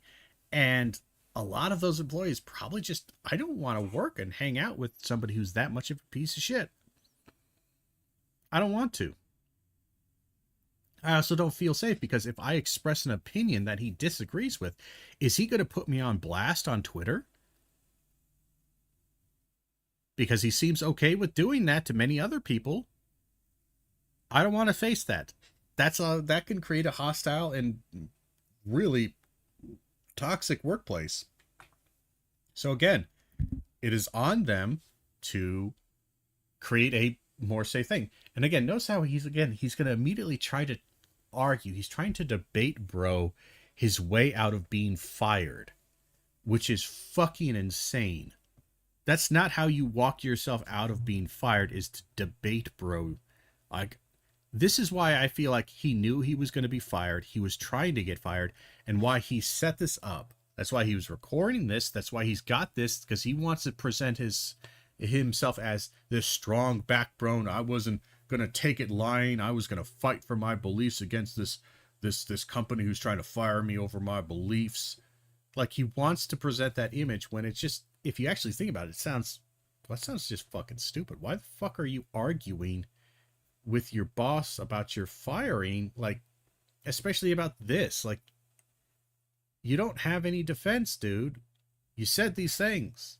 You're proud of saying these things. So the context behind that is the thousands upon thousands of videos. And there really wasn't thousands upon thousands of videos. There's maybe hundreds at best. And even then, like, is a public figure who was notorious for being an asshole died. You're going to get a lot of that. And honestly, yeah, why they're celebrating. So you don't have to say anything. You have your beliefs. You can believe them, but you don't have to say anything. And you didn't have to say it the way you did. Again, you're trying to somehow like, are these people, did they mind control you? Were you forced to make your stupid comment? No. You had the freedom of speech. You chose to use this. You used it poorly and unwisely, hence why you're being fired. Videos and tweets and posts of people who are celebrating the assassination of a husband and a father. Again, this is all scripted, by the way. He 100% knew he was going to be fired, and this is scripted. He talks like a script. That's what you should also know. Even if you like this guy, even if you support him or whatever, what you should know is that all of this is very scripted, very designed. You are being sold a product. Assassination of, why would he say husband? Like he would say assassination of Charlie Kirk. Why does he say husband and father? Because he wants that emotional punch. And he's doing it not for you, or not for the guy listening, not for his CEO, but for you, the audience. 2 weeks ago. So the context is the sheer number. It was like 80 to 20, 90 to 10. The majority of people celebrating his assassination, someone murdered in cold blood, were women. Women, not woman, women. He has a problem with that word. It's women, not woman. He's saying woman. Women. I know it's annoying to say it like that, but women. Anyway, again, the 90-21, I don't think that's actually true. That kind of depends on your feed. 2, the likelihood of this is, again, that depending on your feed, you probably would have found a 90-10 split of blacks and whites. You might have said, depending on another feed, it was 90-10 whites. It was men, women. Like, again, Charlie Kirk was hated by a lot of people for pretty valid reasons. It's just what it is. Even if that were true, it's not. You think that provides context for you saying women shouldn't have the ability to vote? This guy is a moron. And let's not forget, Kangmin himself uses the death of a father as a punchline, so he's getting mad at people doing something he does himself. You can't make this shit up. Now, these are women who are untethered to their family. Again, they are untethered to the families. They don't have good family lives. Notice again, they don't have good family lives, right? They have abandoned their families. It's incredible that he's publicly playing this recording as if it's making him look better. First of all, he's claiming to know that thousands of women on social media don't have children and have abandoned their families. Mind you, this guy is an incel. He couldn't have a family if he wanted to, but he somehow has magical powers and knows the identities of thousands of women on social media. Yeah, that basically kind of covers it. Again, this to point out again the logic of here, and to reiterate, this is for all you supporters of logic and owning the liberals with logic or whatever, is that he is making this statement that is not true. He has no evidence and no ability. He has not established that. There is no ability for him to know this. So him saying this is an irrational, emotional, and more importantly, purely ideological biased kind of framework, is that he can only reach this conclusion via his own bias and preconceived knowledge and or designated solution. This person must be this way because I believe that the only way to be this way is to be this way, so they must be this way. Again, it's 100% circular and it's 100% irrational. For somebody who's trying to talk about how I'm trying to have rational and I'm trying to argue and I'm trying to talk about this, again, he is displaying incredible bad logic here. Unbelievably embarrassing. And they don't have children. So you don't know that. You don't know that. Okay, sir. So this is, sir. Suggest that the answer is to. Am I allowed to finish? No, you're not allowed to finish. Again, notice through this whole convo, he wouldn't allow me to speak even for 30 seconds without interrupting me. 30 seconds is actually a long time to speak without interruption when you're in a conversation. Just to kind of point that out, unless this is a long form conversation where you're talking with friends and telling stories and shit like that. For the most part, when you're just communicating information back and forth and just informing each other of you being fired, 30 seconds is actually kind of a long time. But even beyond that, am I allowed to finish? No, you've already lied a couple times. And more importantly, this is not an equals kind of thing. You are at best, it is equal in the sense that I don't care about your opinion. It doesn't matter if you're being fired. If I'm firing you, you're being fired. This isn't a debate. For the most part, the power in this situation is that I have the power to fire you, you have the power to quit. I am firing you, therefore I am kind of in the position of power at this point. You don't get a say on this. You're being fired.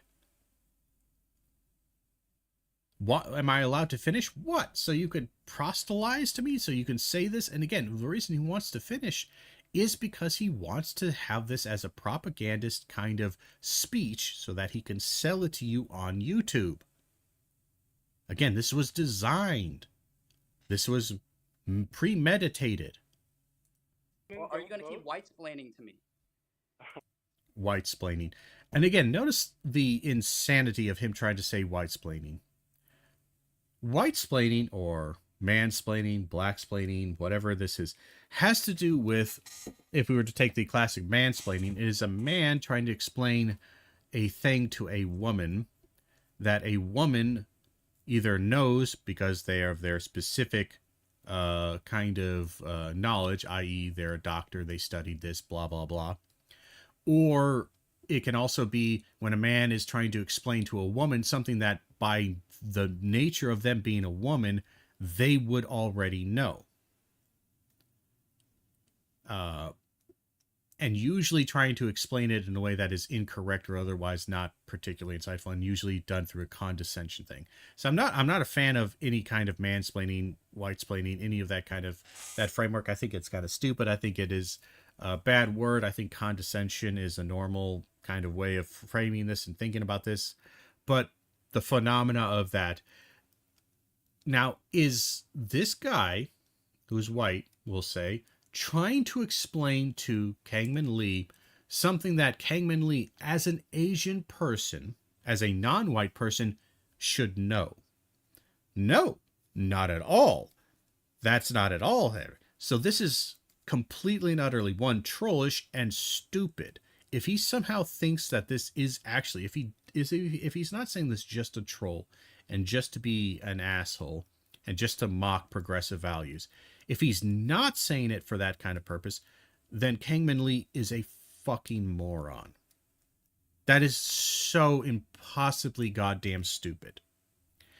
If he is saying this just to be a troll or whatever, then again, for anyone who would support this, all he's doing is like, look, this is entirely how you could believe anything he says, as he's gonna, this is not natural, this is planned, this is scripted, which just, it's just such a strange thing to try to present. This guy's trying to present this like it's a natural, this just came off the tongue, this just came naturally to me, I'm just an innocent party. This is not an innocent party. This is somebody who directly planned this. This is pure manipulation. The fact that anybody would want to believe or engage with this or think it's true, again, that's bullshit. That's bullshit right there. And the anti-woke right-wing bigot immediately... Yeah. I'm so tired of people who cause problems then act like the victim. That's Kangmin Lee saying that on June 13th. Immediately resorts to the tactics of those he whines about on Twitter. You cannot make this stuff up. I'm honestly flabbergasted that he's embarrassing himself like this. He's just showing himself to be a hypocrite, whining about racism when he's a wannabe Klan member. And calling this white-splaining is insane to me, given all his employer said was that he doesn't know the life circumstances of thousands of women on Twitter, which is an objective fact. This is the funniest phone call I've ever heard, and I've listened to the entirety of the "Why did you redeem it?" call. We can be done. Why did you? I don't know that. I don't know that reference. But this is so far a hilarious conversation. Yes. With the conversation, you are no longer permitted on this campus. You are effectively terminated immediately from your employment. I asked for another example, and he accused me of saying that fat people shouldn't exist. What? So again, this kind of like, I asked for another example. Honestly, he's, even though the guy is standing on business pretty well, the CEO or this particular manager is actually still being kind of nice. Because in this kind of circumstance, I wouldn't have given him any examples. I said, you're fired for, I would have just listed off the problems. And if necessary, I would have said, and here is, we have our evidence. If again, I don't need to justify it. If you want to file a wrongful firing, wrongful dismissal lawsuit against me, again, that's when I'm going to bring forth all the evidence, the big file of here's all of the shit he said. Here's the problems we had. We talked with our employees. They did not feel comfortable working with him anymore. Because of this, we are getting rid of him because, again, his presence will create a hostile work environment. He does not fit within the overall kind of the office philosophy and office culture.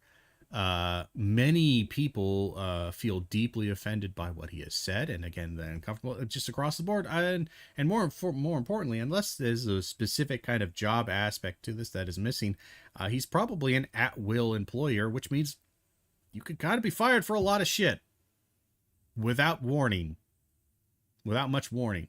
That's it. I wonder why anyone. So let's see. What evidence did Birdman find? Let's see. Genuine question. Let's see. Responding, oh boy, the Disney adults are at it again. Probably showing something about fat people. Genuine question. If they spend so many days walking around at Disney parks, how are they still this fat? Okay, so again, these are mean comments. And honestly, some people might make this, but that, you know what? I would even say, you know what? Some of this could almost be fine.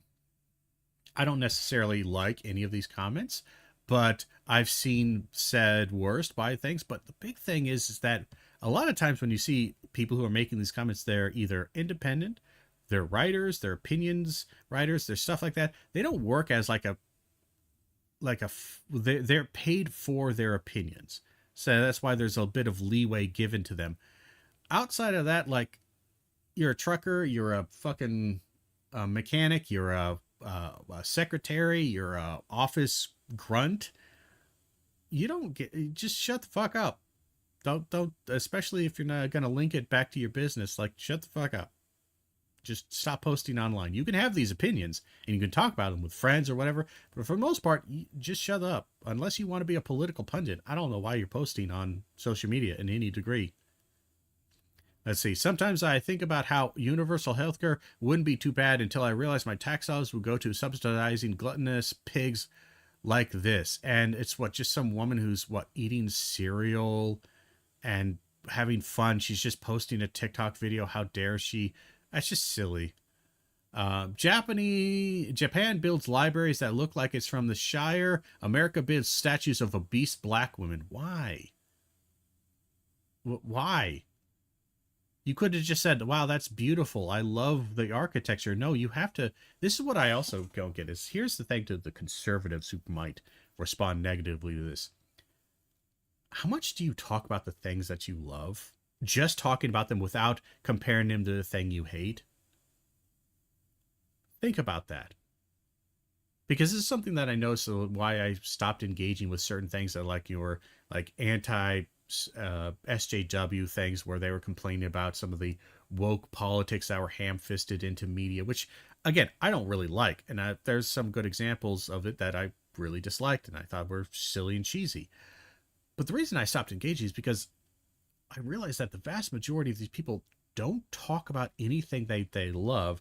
And when they do, they talk about it always in this kind of backhanded kind of thing, like this, we used to, or this is great stuff, unlike the dog shit, blah, blah, blah.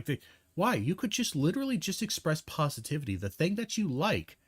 Look at this beautiful library, underground library, and you could say, I love this I love this thing, and I love how Japan can incorporate, is incorporating this natural beauty with this also this kind of this artificial, this man-made stuff. I love the blending of it. Why can't you just like things? Why does your like always have to be in contrast to something you hate? Body positivity is a lie from the devil to make sloth a virtue. How can someone at that size fit in a car? One would come to the conclusion that you dislike certain people. You clearly believe that fat people shouldn't exist. What? Correct? I have never Correct. said that. I've never said that fat people should never exist. This is your emotion speaking. Okay, and the big thing is, this is your emotion speaking. two things. One, this isn't a fucking debate. And more importantly, that's not emotion speaking. Again, accusing somebody of emotionally speaking is itself an emotionally irrational argument. What you would need to do is, can you cite me your specific examples? Then say those specific examples. You can't immediately make the accusation that this is your emotion speaking. Two, even if it is, the idea that emotions don't have some degree of validity when you're talking about interpersonal relations, and specifically the interpersonal relationship between a boss and an employee that has to be maintained at a certain level for this to continue. Because guess what? If your boss fucking hates you and you hate your boss and you have a really toxic relationship and you're constantly bickering and making the workplace unpleasant, you both have the right to cease this engagement. He can fire you, you can quit. That's an adult way of handling this. So again, this is just this weird, I'm 16-year-old debate edgelord, rationality rules over emotion, despite the fact that your entire dedication to rationality is in itself an outburst or an outpour. What's the word I'm looking for? It's gone from my head. It doesn't matter. Is basically just a projection of your own emotional instability. He did not say you said that. He said you clearly believe that. I mean, dude, if you're going to post literal evidence of someone not saying what you say they said, wait, don't do that. You're only making yourself look bad.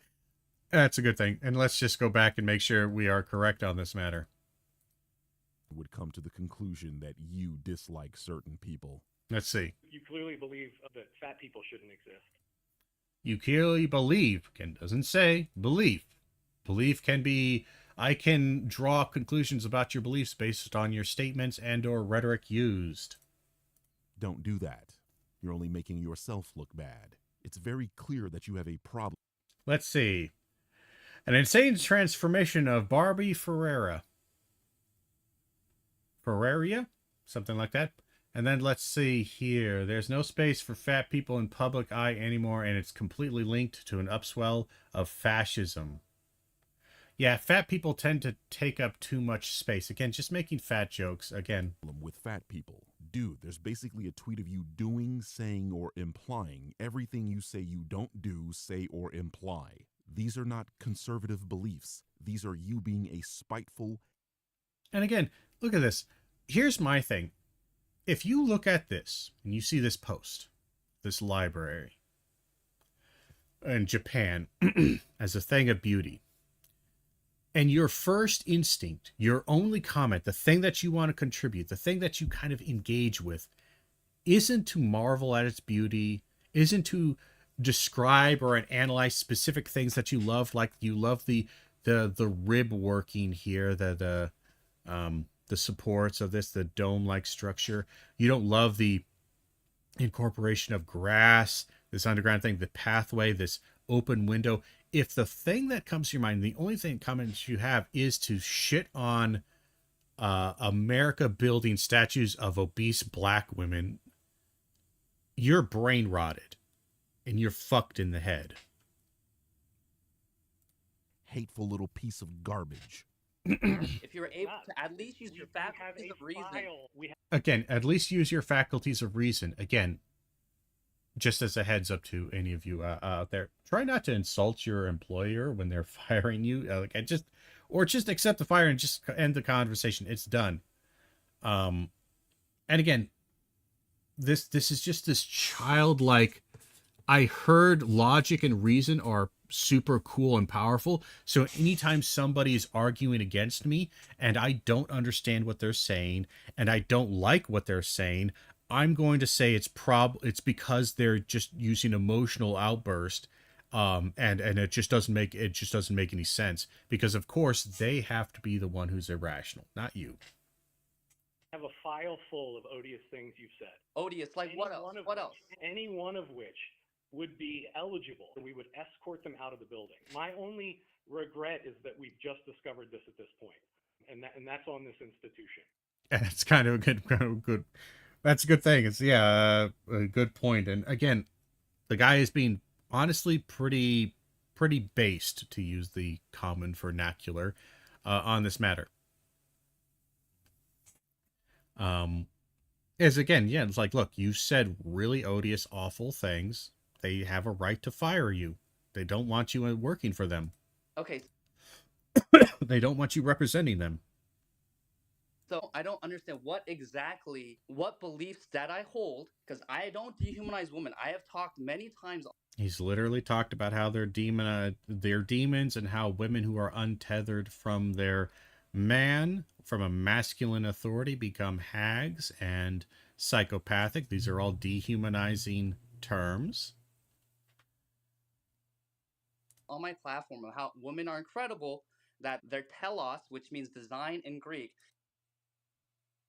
Okay, so here's how I know this guy is just kind of stupid. And sadly, it's just this arrested development problem that happens with a lot of debate lords. It happened with Charlie Kirk. It happens kind of with Ben Shapiro. And they're like the better, more intelligent examples of this. But this is also somebody who probably watches a fair bit of Jordan Peterson, Peter Boghossian, stuff like that, is telos. Why use telos? If you're just trying to say their design, their goal, their design, their purpose, then say that. You're saying this because, again, one, you're trying to make yourself sound smarter, sound intelligent, sound like you're really rationally thinking this out, which then goes into, would you think about this at the time on hand? Probably not. And that's not because you're smart or not smart. Honestly, it's not smart to use just this random word. Like, why are you using telos? Why are you going to talk about the nature of telos? And it's specific to understand, like, the philosophical concept. Like, somebody was talking about telos in their philosophy, so it's important to understand, okay, here's what it means. Here's how this person at this time and place in the 1850s would have understood the concept of telos. It's kind of like what it is, the zeitgeist or something like that. Like, unless you're specifically talking about, some German philosopher or something like that who's specifically dealing with zeitgeist. I can't remember it's on the tip of my tongue, who the hell came up with the concept of zeitgeist, or who used that phrase, or is more famous for using that phrase. But again, unless you're doing that and you're specifically dealing with a philosophy, it's ridiculous to bring it up. It is, in fact, a sign of bad intelligence, of anti-intellectualism, of pseudo-intellectualism, to do this, because it's like somehow bringing up, like, you're talking about car engines or whatever, and you're fixing a car engine, and the guy's talking about, I think the spark plugs are firing off time or something like that. Like, the timing on the spark plugs aren't working right because we're just not getting the power. It's not working right. And then you kind of bring up, in the French, the spark plug is known as le spark de plugger, which of course comes from the French understanding of to ignite. Like, what the fuck are you talking about? That, one, tells me, again, it reinforces two things. One, Kangmin Lee, kind of stupid, kind of logic brained, in the sense that he doesn't actually have logic, is that he's actually an illogical person who has grasped onto a bad projection of what they think is logic and is trying to use that to make them sound good and smart. And then two, this was planned. He had a script ready to go. My platform of how women are incredible, that their telos, which means design in Greek, is to birth life. This man's IQ is so low, it's almost as tall as he is. How is it that you don't understand what you just said is dehumanizing, Lee? It's apparent that you don't know what the word dehumanize means, so let's put it on the screen. As you can see, to address or portray someone in a way that obscures or demeans that person's humanity or individuality. That's the part that I also miss. Again,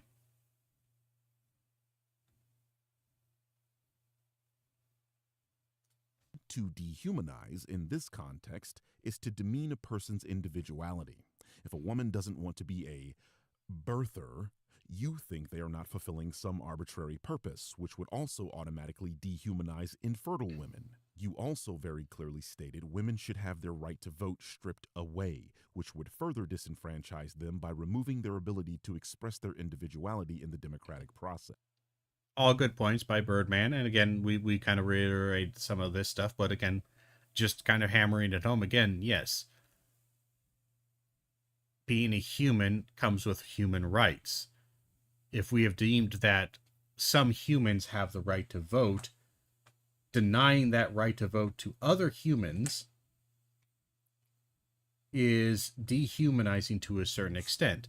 You could make the argument that you are dehumanizing children by not giving them the right to vote, but again, we have come to a general agreed upon thing is that they technically have the right to vote because it is not removed from them, but we are withholding it for a specific set of time until we are somewhat reasonably assured that this person can logically, rationally, has the cognitive ability to make choices that are good for them and that express their belief structure. And again, there has been some pushback against it in certain circles about the restriction of this, that maybe the right to vote, maybe you should be allowed to vote when you're a teenager. Because again, you're affected by the politics of the world around you. Your vote should count. That's somewhat logical, but again, we do restrict it for some cases, but again, that is a general restriction upon all peoples, not specific peoples, in the sense that everybody is, who is under this age is restricted, and then everybody who is above that age is no longer restricted. So if you're going to be restrictive on things, that restriction should apply to all peoples to some degree of evenality or equitable nature. Yes. And that's a very important role in civilization. I've said that multiple times. I said they're empathetic, they're compassionate, they're great nurturers and caregivers. Notice again, all this stuff is just, again, this weird, it's such a myopic and limited view of people, is that they only are serviceable in very specific manner. And it's just such a, it is, again, the problem is that a lot of these people just don't realize that it is incredibly dehumanizing, and it's also self-defeating, because a lot of the things, like to be a good caretaker, a good nurturer, you need skills beyond just biological, the ones that are provided to you. To be a good mother, you should have the ability to read, write, do math, because you can help teach, you can help support that child while you're raising them, even when they're in college, even when they're in, not necessarily in college, but like when they're in grade school. If the dad is not there, you can help them do their homework. All this stuff is required. This is why we got so many, why rights came about, is because we did have a society that worked like this, and we noticed that there was massive fucking gaps. There was inefficiencies. There was things that were left on the table. There were problems that we could avoid or otherwise mitigate by allowing others to have rights and privileges. This is why it won out. Ultimately, many reasons why society has changed so much is because it's been trying to, better or worse sometimes, become more efficient with it. And at the very least, this one right there is like, I'm sorry, you don't want to have a stupid mother. You don't want to have an ignorant mother who can't read and who can't write, who can't do basic math. You don't want a mother who can't work, who can't provide, who can't do these things. You want to have those things, just like you would want to have them in your father. That's what I've said. I've also said that men need to step up. I've never said that men are better than women or women are better than men. I've never said that fat people should never exist. That's absurd. All I've said is that they should take care of their bodies and that they should steward the bodies that God has given them, right? Again, notice again, this is very speech-like. So I'm not interested in this debate. Yeah, it's not a fucking debate. And you see, no matter how much I try to reason, this is how liberals think. Again, one, it's not that he's a liberal. You haven't proven that he's a liberal. He's firing you because you're an asshole. And two, no matter how much I try to reason, this isn't a debate. You're not reasoning out of this. He's firing you because he has a perfect right to do it. Like, there's no reasoning here. It's not irrational or rational. Again, you're trying to turn this into a debate where, haha, I'll debate this and I'll beat you. It's like, that's not how this works, you fucking child. You man-child. They don't value diversity of thought or the free marketplace of ideas. They don't value diversity of thought and free marketplace of ideas. They absolutely do. But again, kind of like that Emma Watson thing, what they don't, or what they have a problem is that it's not necessarily just your ideas. It's how you express them. That's also a big thing. And two, this is a business. They don't sell the marketplace of ideas. They value diversity. Yes, and here's the thing. Your degree of uniqueness is antithetical to many, many others. So it's like, imagine if you want to have a diverse chemical compound, if we will, or a diverse set of chemicals or something like that, or diverse life, if you will. We'll do that.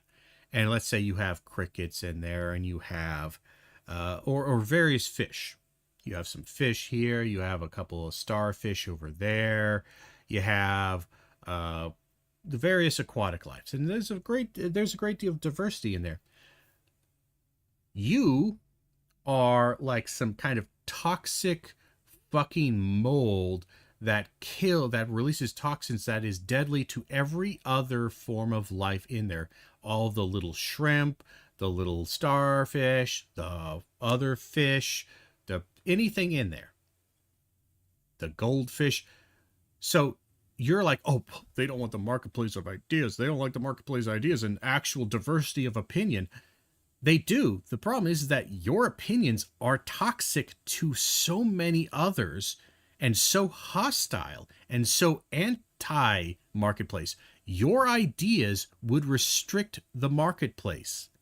Your ideas would say, hey, women who are currently selling your opinions and your ideas, you get kicked out. Hey, you black people who are doing this, you also get partially kicked out. Hey, fat people, or any of these things. Your whole thing is literally attacking and seeking to destroy other people who are in the marketplace. That's why you're not allowed in the marketplace, you fucking idiot. Beyond the fact that this is a place of business and work, they don't sell the marketplace. They aren't designed by the marketplace. They only accept the degree of diversity that is useful for their business. They're not just going to hire diversity. It's not like, again, if they were a company that sells paper, they're not going to hire a bodybuilding guy who trains and is for bodybuilding. Do you know why? Like he's a professional trainer for bodybuilding. Do you know why? Because he's going to do nothing there, because none of the people there are bodybuilders. They don't sell bodybuilding equipment. They don't sell bodybuilding instruction. They don't have a gym. Why the fuck would they have that diversity there? This is the thing that that so many conservatives do not understand. That many people do, even when they're saying they want a diversity of ideas and they're hiring for diversity, racial diversity, identity diversity. What they don't seem to understand is that all those people who are doing that know that they're not just hiring anybody. They're hiring a diversity within a specific context. If I want a diverse set of lawyers, I'm not going to hire a programmer because they're black. I'm going to hire black lawyers, Asian lawyers, white lawyers, male lawyers, female lawyers, transgender lawyers, gay lawyers, straight lawyers, so on and so forth. But they're all going to be lawyers because that's what I was hiring for. You're a toxic shithead. And you are not special enough or unique enough. What did you bring again, you brought negativity and ugliness. Notice, again, all of that stuff, even if we were to somehow say that your ideas aren't completely antithetical to many other people's existence, the way you express them is fairly toxic and mean and hostile. Even if it was workable, it's like, look, I'm going to hire another conservative Asian programmer or whatever who has conservative ideology, but who's not an asshole. Because that is the problem. What you don't want to accept is that this is you. You are the problem. Holy irony, Batman. How is it that in one breath you claim liberals don't believe in the marketplace of ideas, but in the next get upset that people exercise their freedom of speech by laughing at the death of Charlie Kirk? Besides the fact that you literally do this yourself, that's Kirk. Besides the fact that you literally... Let's see, another tweet from him. Anyways, I hope that you all had a blessed Juneteenth in remembrance of St. Floyd. Again, mocking the death of St. Floyd, mocking Juneteenth, mocking all of that, because it's fine to do so. Literally do this yourself. That's what the marketplace of ideas looks like, you flaming hypocrite. It's not just pointing and laughing at the left. It's also pointing and laughing at the right. You bitches are the snowflakes now, crying when people do to you what you've been doing to them for years. You unironically use the term white-splaining, for fuck's sake. You love white dick. Why are you complaining now that you're the one taking the back shots? Besides, this is literally you. Let's see, me seeing all the tweets about people getting fired for celebrating Charlie Kirk's death, and he's super happy with the SpongeBob meme. Yeah. So people got fired for celebrating, for speaking and using their free speech in a way that was unpleasant. You are getting fired for using your free speech that was in a way unpleasant. Fair is fair. Celebrating people being fired from their jobs for expressing their freedom of speech, meaning you should also be laughing at yourself right now. I'm telling you, there's literally a tweet from this guy for everything. They will fire you, destroy your life, and in extreme... They didn't destroy your life. And again, this whole thing is like, they'll fire you and destroy your life. I'm sorry. Even during like all these woke moments, the woke witch hunts, the Me Too movements, honest to God, there actually wasn't that many people fired or had their lives destroyed, as they gotta say. That just didn't happen. It just didn't happen. Extreme cases like we saw with Charlie Kirk kill you and dance on your grave. If you... Again, there's two different things. One person killed them. Other people, again, metaphorically danced on his grave. They didn't do the same thing. And two, again, the guy who shot him was not really a liberal. He's just a dumbass kid. Dare hold any right-wing opinions. To be an open conservative today in America still means to be a social pariah. Companies and I love this. Like, you get tons of support on social media from Elon Musk, who retweets this fucking loser. You're absolutely supported, I guarantee you, by right-wing fucking think tanks. You're being hired by Benny Johnson to spread more right-wing bullshit. You're given, people are given spots, even though they're the dumbest, most bullshit fucking idiots in existence. You're getting to go on mainstream media. You have tons of access. You're winning across the board, and you gloat about how you're winning across the board, and you still are bitching about how you guys are being the victims. How the fuck does that work? institutions will punish you without question. That's because your beliefs have no place in civil society. You openly advocate for the subjugation of 50%. Let's see. Women shouldn't vote because politics and governance is the realm of men. Only 4% of women wanted the right to vote. Again, he keeps bringing this up. I'm sure he found some nugget that there was one poll that found that only 4% wanted the right to vote at some random point in history. He doesn't tell you when necessarily, and he doesn't tell you the context of it, which tells you right off the bat it's probably bullshitting you. Because they knew it atomized individuals and replaced families with individuals as the fundamental unit of society. One, it's weird, this individuals thing, like, this weird collectivist, but it's not collectivist because he's a Christian nationalist. But all right. Biggest thing is that he just doesn't want women to be individuals. And two, that's not why they didn't want the right to vote. Again, a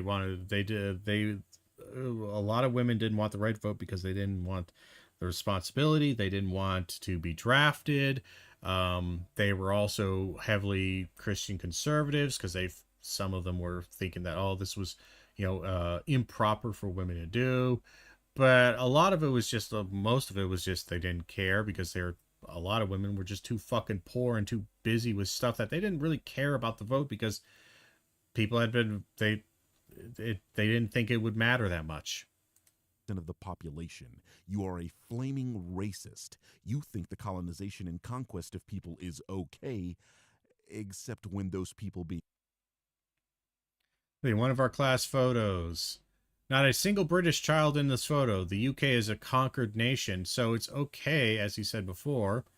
The land was not stolen, it was conquered, when he's probably responding to people talking about Native Americans and other kind of aspects like that. So it's fine when it's conquered there, but apparently the UK being conquered is bad. Being conquered are white people. You are obsessed with black people. Let's see. Oh, we got a lot of tweets here. Let's see. This happened with Stop Asian Hate too. While Asians online were busy incessantly insisting that the violence was blacks were just isolated incidents with no racial motives. Blacks justified violence against Asians, saying that Asians deserve to be robbed, killed, and beaten. Again, there is no statistical evidence showing this. Again, this is just your being racist and you relying on Asian racism against black people to support your claims. Another comment. It was almost hilarious that they thought the whole white supremacy is causing blacks to attack Asians narrative would work. It's a power trip for insecure blacks. Using the N-word is not child abuse. R-word. Blacks use it all the time. Let us know when you decide to join the rest of us in reality. If anyone says anything remotely similar regarding to black children, you shouldn't, by the way. You would get canceled and fired from every org in America, even the conservative ones. But black privilege is real. America today has tremendous disproportionate favoritism towards black over probably Asians because he probably, again, there's a strong strain of resentment and hate and anger towards black individuals and Asian communities for a variety of reasons, most of them which are not particularly justifiable. It's hilarious that insecure blacks like you cannot conceive of people who disagree with you without thinking it's because of whites controlling others. Asians get in the least amount of auto accidents per capita. American Indians and blacks at the highest. Again, it's just this weird. He has a pretty strong hang up about black people. And you refer to trans people as true. Yeah, you can't just tell me you can just tell he's a man because normal women don't act like this. This is a character of what these, again, the racial, not racial, the derogatory term troons think a woman should be like. Troons. I wouldn't want you at my place of business either, and I think any job you land in the future should be made aware of your positions on these things. Again, he got a job with Benny Johnson, who is himself a racist, stupid, propagandist, lying piece of shit, just like Charlie Kirk. And also, honestly, he's actually probably dumber than Kirk. They have a right to know what kind of person they are employing. Your inherent biases will affect. The new Superman is so weak he had to be helped by an Indian. He was literally slammed super hard into the ground by a big superpowered punch, and he was just getting up kind of slow, and the guy just kind of went over there. I doubt he did any helping. It's like, it's literally setting up that this guy was helping him, and then he's going to get murdered later on by Lex because Lex is an asshole. Like, it's just, you're just so hung up on race and bigotry. Affect how you interact with your colleagues and potential customers. That's also a good point from the Birdman. As I said before, is again the reason you're being fired is because they don't trust you not to be a racist piece of shit. Because in the public space, when you were given free reign, you were a racist piece of shit. And now they, like, you're both coworkers and customers, anyone else are going to go, like, they just, like, the bosses are like, I just don't know if I trust this guy to not be a racist piece of shit, which will get us in trouble. But I believe in speaking honestly about my values. Again, this whole honesty kind of thing, like, oh, I want to be honest, I want to be honest. One, I don't think you're honest at all. And two, I feel like just because you had a thought in your head doesn't mean that thought is an honest and good and true thought. Like, I have plenty of thoughts, some of which are even quite violent and mean, usually when I'm driving. That doesn't mean that I should express them or I believe that that is my honest feelings. I know that those are literally my feelings. That honesty, that kind of, that aspect right there, that distinction right there is honest. That is, quite frankly, and honestly, haha, driven a lot by emotion. Or it's not the primary thing, but it oftentimes is one of the filters, is my emotions at the time. I feel like I am honestly expressing my emotion that I'm angry right now. That might be true, but may not be my true honest feeling. Much like if I get angry at my significant other, like you get angry at your girlfriend or boyfriend, in that moment, you may say something that honestly reflects the feelings of that particular moment because you're really, really angry. But it doesn't actually honestly reflect what your feelings are for that person as a whole. Just in that moment, you really, it's kind of like, again, the child who says, I hate you, mom and dad. You don't hate me, and you don't hate your parents. What you hate is, what you have is, you have a feeling of frustration and anger, and you are trying to express that. But it's just in that moment. Not truth. That's not a true kind of long-standing feeling and sentiment. That's just, again, an emotional response. Your tweets are your emotional responses. I've tried to be respectful while also being direct. You have not been respectful. And again, this whole being direct, that's again another kind of phrase of like this, sure, I'm not an asshole, I'm just direct, I'm just blunt, says every single asshole in existence. You're not being just blunt and direct, you're an asshole. Ah, yes. Look at this very respectful tweet. Let's see. New York Yankees, happy Pride Month. And then he responds, annoying virtue signaling aside, I love how blacks and browns are considered part of the alphabet gay butt sex cult now. That's Kangmin Lee being respectful. Of course, I tend to be sarcastic and incorporate humor in my posts. One, that's not honesty then. Sarcasm and humor are for entertainment.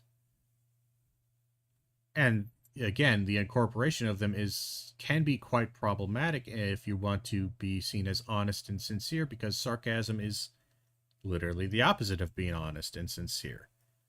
The humor comes from the insincerity of the statement. So again, you're trying to say, oh, well, yeah, I'd be sarcastic. Like, again, you're an asshole. But apparently that's become grounds for dismissal. Yes, when it hits to an extreme account, yes. It's always been grounds for dismissal. If you act and behave in such an extreme manner, you absolutely can be dismissed.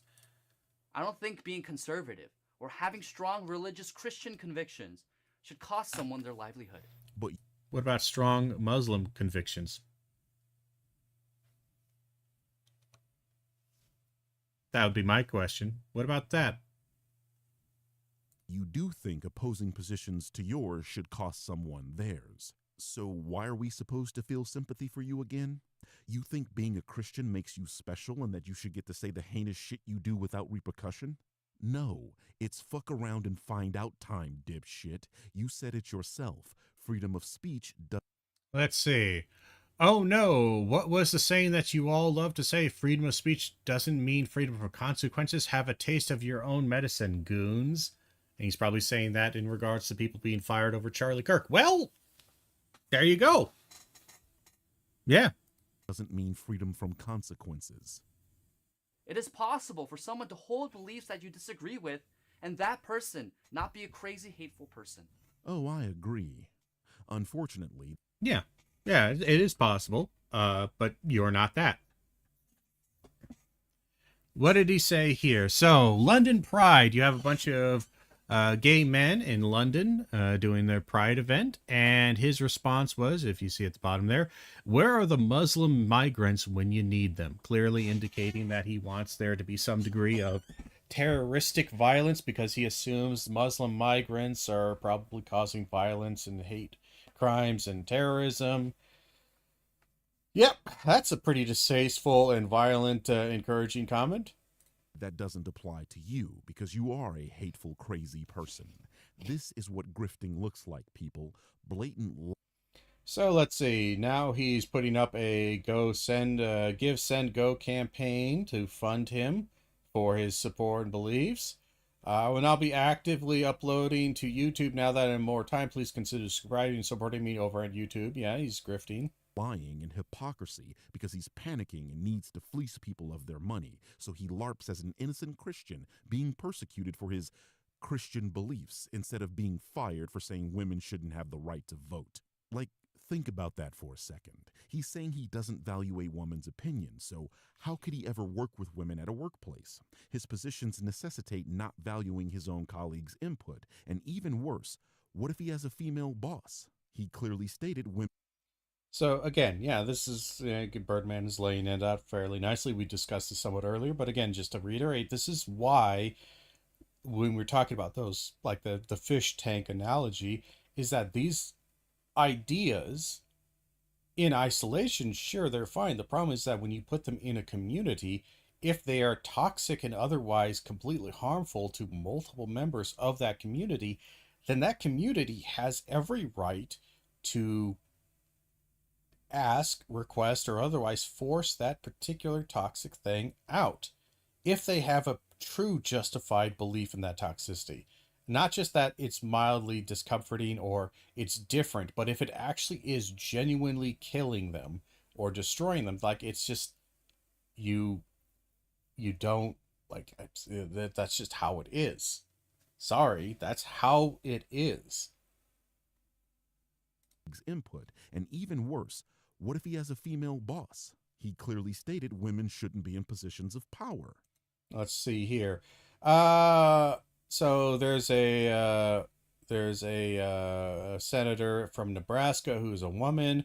Somebody's probably putting up some kind of mocking YouTube clip of her. Kangmin Lee responds, more than any foreign power, the biggest threat to civilization is women in power. And again, he's trying to say that, oh, I don't think that women shouldn't, I didn't say that all women shouldn't have the right to vote or that they're all hags and terrible. This was on August 29th. If he was fired sometime in September, late September, this was a month ago. They just have to scroll through back a month, which is probably going to be pretty easy. Scroll back a month to find this. Yeah, they know what you mean when you say women are hags and psychopaths. They know that you don't really mean just the women celebrating Charlie Kirk's murder. You mean women in general. This nut shouldn't be at anyone's company. I just wish that they at least tried to have a conversation with me before viewing me and firing me. Why? Why would they have to have a conversation with you? Again, this is this weird, honestly, I've seen this a lot. This weird privilege whining supplication by conservatives over many years, like, I just want to have a conversation. Why wouldn't you have a conversation with me? Which is what they really mean is that I want you to give me power unearned. I want you to give me things for free. Why couldn't they just have a conversation with you? You had an opportunity to have a conversation with him. One, you blew it by being a debate bro dumbass, and two, what is there to discuss? You don't disavow any of these beliefs. You made a half-ass incorrect defense against trying to say that you didn't say this about women, despite the fact that you did. And you didn't try to apologize, say, look, maybe I phrased that wrong. What I meant to say in that particular tweet was not that all women, but that these women who are doing this. And this is an emotional thing. I said it with emotion, probably wasn't the most kind or the most accurate of statements. Again, that is what somebody who is honest with themselves and knows the difference between trolling and genuine true belief, which most conservatives, like this asshole, don't anymore. And again, this isn't a conversation. Like, oh, you wanted them to bring you in to have a conversation to, like, talk to you about these things and then make a decision to fire you later on. Why? This is grounds for firing across the board. There's nothing you could really say. The reason why they didn't have a conversation with you is because there's no point in wasting your time and their time. What's there to say? You're pretty clear with what you believe. You're pretty clear with your bigotry. There isn't a lot of nuance to be discovered here. There isn't a lot of irony-loaded language that might make this, is this a real belief or this is satire? I don't know. There's nothing to find here. You're just an asshole, and you got fired because of it. As a derogatory, dehumanizing bigot. They don't even know You were. for viewing me and firing me as a derogatory, dehumanizing bigot. They don't even know what it is that I believe. Yes, they do. You put it forward, and again, this is the other appeal to this special privilege, is that no. My beliefs, even though I express them all the time, that expression is both true, but if you see it as negative, if you understand what I believe, and you say that is negative and bad, that means you don't understand it. Which, no, I understand it, but my opinion is different. No. You have to accept me. You have to believe that I'm a good person. No, I don't. If I understand your beliefs and I know them to be true because of what you have said, and I take them as at face value that you are being sincere and honest, I'm sorry, there's not really much room we can go here. But as you can see, they chose to take things out of context to create a fake version of me. They actually literally did not take it out of context. They actually put it directly into context. And they didn't create a fake version of you. You literally said these things. We can see from the tweet that guy's representation of what you said is accurate. Is fairly accurate. He did not quote it verbatim, but it is an accurate summarization of that tweet. If your grasp on grammar and language is so poor that you can't understand that is a perfectly fair understanding of it, then maybe you should not be communicating on Twitter and in the written form if you cannot communicate in an effective manner that actually communicates what you believe. The problem is that you are communicating what you believe, and it's repugnant, and they fired you for it. There is no fantasy version of you. You have a fantasy version to where you get to be as much of a trolly asshole piece of shit online and to other people, but that doesn't reflect the real you. That is conservative Christian nationalism to a T. You get to do all of the sin and evil that you want, but because you have this fantastical, idealized version of yourself that is immune from your behavior,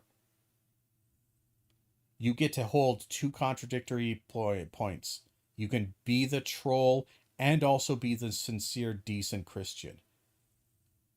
And that makes no sense. Dude, you have years. Let's see. This is from February 2024. Gays should not be able to adopt nor purchase babies through surrogacy.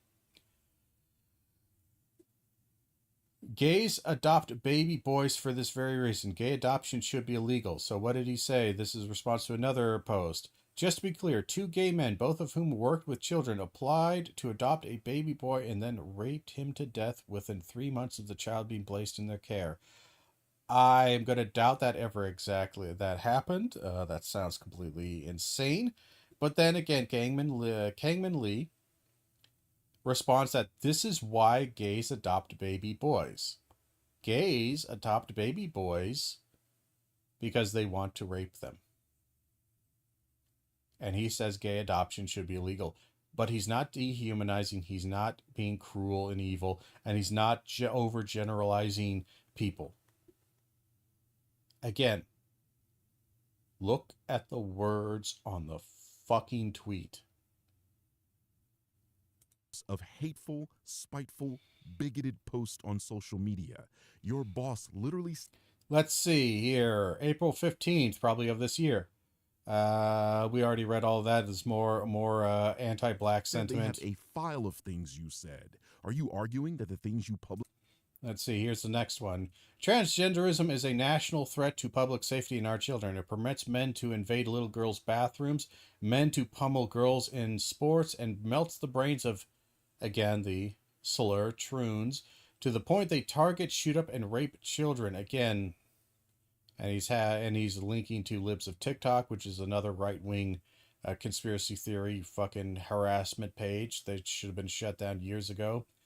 And again, just more anti-trans rhetoric. Boss literally said they have a file of things you said. Are you arguing that the things you publicly post aren't really what you actually believe?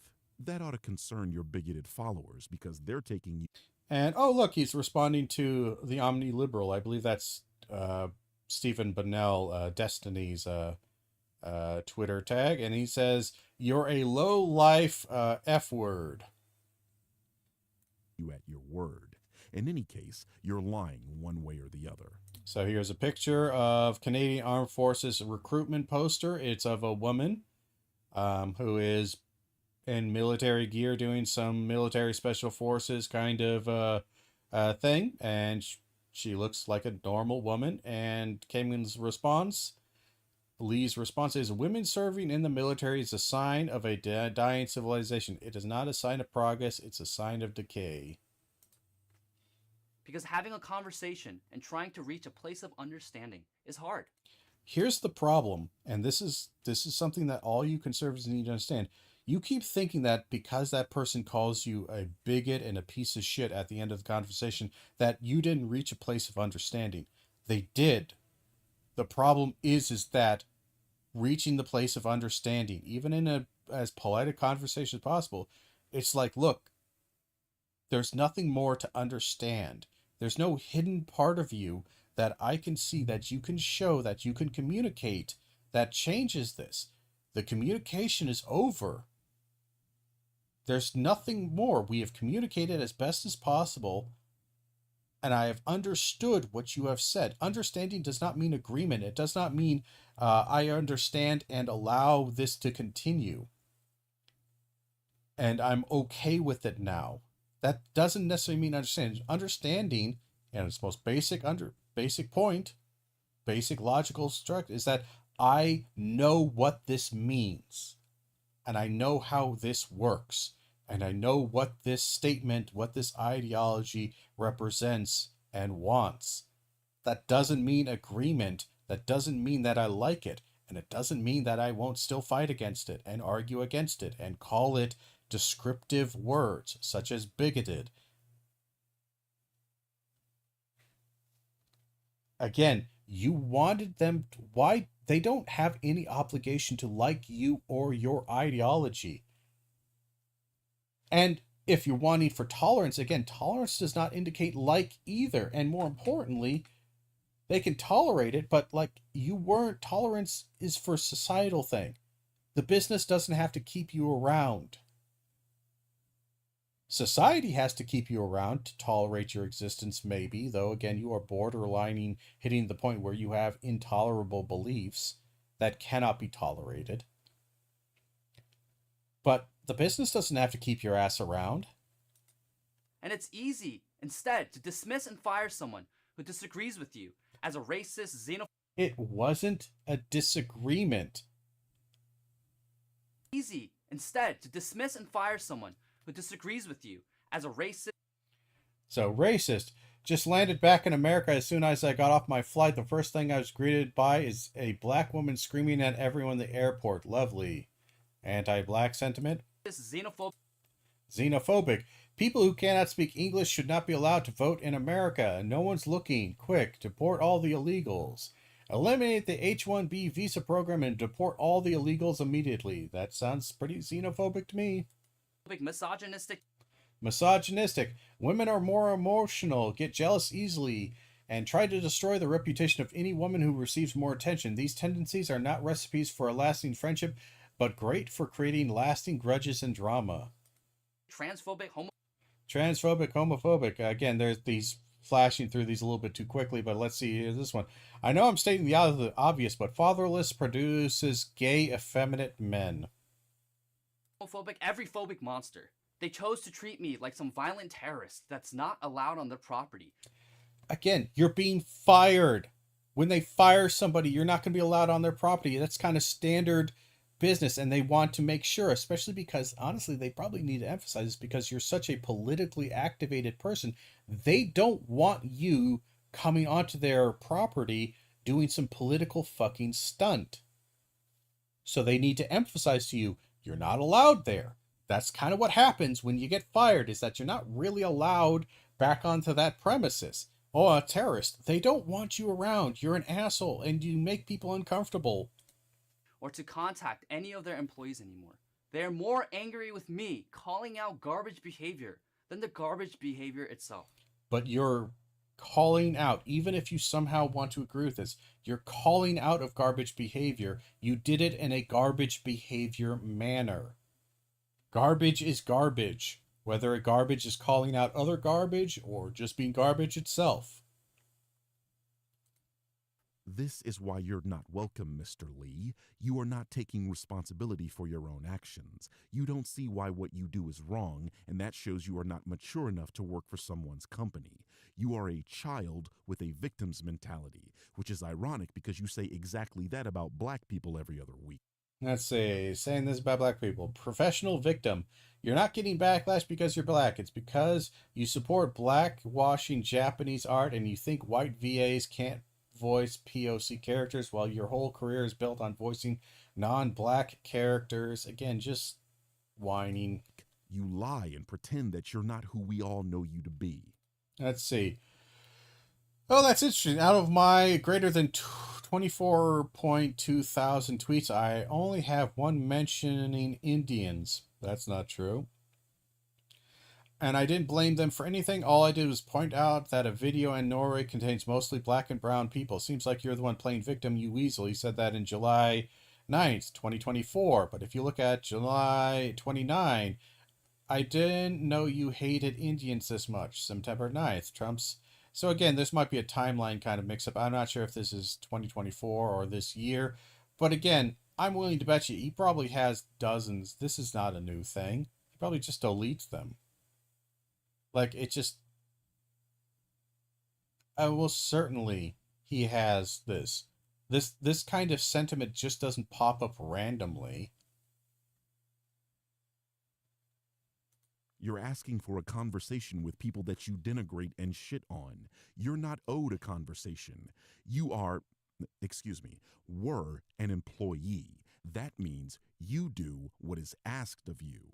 You assume that because you have a lot of bigots that follow you on Twitter that you are hot shit, until hot shit actually showed up and told you to get the fuck off the premises. Now you're begging for people to save you because you couldn't be normal. You can't call out garbage behavior while being a garbage person. Yeah. But that's an entirely fair point.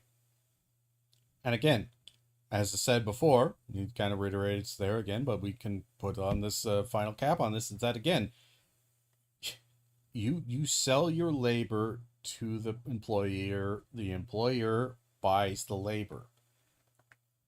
Now, everything else, like they can choose, for whatever reasons they want, to not buy your labor anymore. Just kind of like you, as a consumer, can choose to shop at Walmart and then choose to never shop at Walmart again. There's no obligation. They don't need to have a conversation. You're just not doing it anymore. That's it. It's kind of as simple as that. They're more angry at me, calling people celebrating Charlie's assassination hags and... Again, you're ignoring the fact that it's not just that. They did, though, that was one of the examples, but you're also ignoring that they looked through your Twitter. in your social media feeds, and they found enough that they created a file filled with your bullshit. That was just one of the two examples that that were brought up in this conversation. They're not upset by just They're that. more angry at me, calling people celebrating Charlie's assassination hags and psychopaths. Was it proper to call them hags and sociopaths? Are they mythical hag creatures? Are they diagnosed psychopaths? No, they aren't. Incorrect. Bad logic. Checkmate. Again, that's just where it is. Than they were at the very demons who celebrated Again, demons. You literally demonize people and dehumanize them because demons are not humans. You fucking idiot. Charlie's assassination. This attempt at grifting is pathetic. Once again, your boss pointed out multiple things you said as the reason for your firing. You didn't just call people hags. You said women shouldn't have the ability to vote, you fucking clown. You are also guilty of making light of some... Again, more George Floyd jokes because Assassin's Creed Shadows had a black protagonist. Someone's death, dipshit, and you yourself believe that people who do that should be... Let's see, I usually don't advocate for cancel culture, but the time for unity is long past gone. These people celebrate Charlie Kirk being assassination. They deserve to be fired. So why are you upset? You ordered this meal, now eat it. So what now? Well, I know some of you have noticed that I've been absent from making videos and content for almost 2 years now. And that's true, and I sincerely apologize for my absence. Let's cut the shit. You stopped posting on YouTube because nobody was watching the trash you produced. You're not sorry for not uploading. You have 6 videos in 4 years. What you meant to say was, I failed at grifting the first time, please give me another chance. At least that would be honest, Christian. I would post on X in my free time from time to time, but I wanted to live a more normal... From time to time? I don't know, you posted a shitload, like... Maybe I'm just way too normie or too not online. But I got probably maybe 20 posts in total on X, despite the fact that I've been on there for like, I don't know, a decade. Like it's just across all accounts, like maybe 20 posts. Like he's got what, 20,000 plus? Dude, you are not, like, again, people are becoming more and more abnormal and using Twitter way too goddamn much, but you're not just occasionally posting. You're talking all kinds of shit all the time. Normal life for a while off the internet. I was struggling financially and I tried to make money in other ways by working other jobs. I also spent time in counseling, trying to get right with God. I'm wondering what counseling he got. Trying to get right with God. Again, that's just another weird little Christian nationalist kind of call out. I don't know. It always just seems so cult-like. I hate to say that. It sounds mean, but it's something weird about it. Because I realized I had been living a life of sin as a hypocrite while publicly espousing Christian conservative values.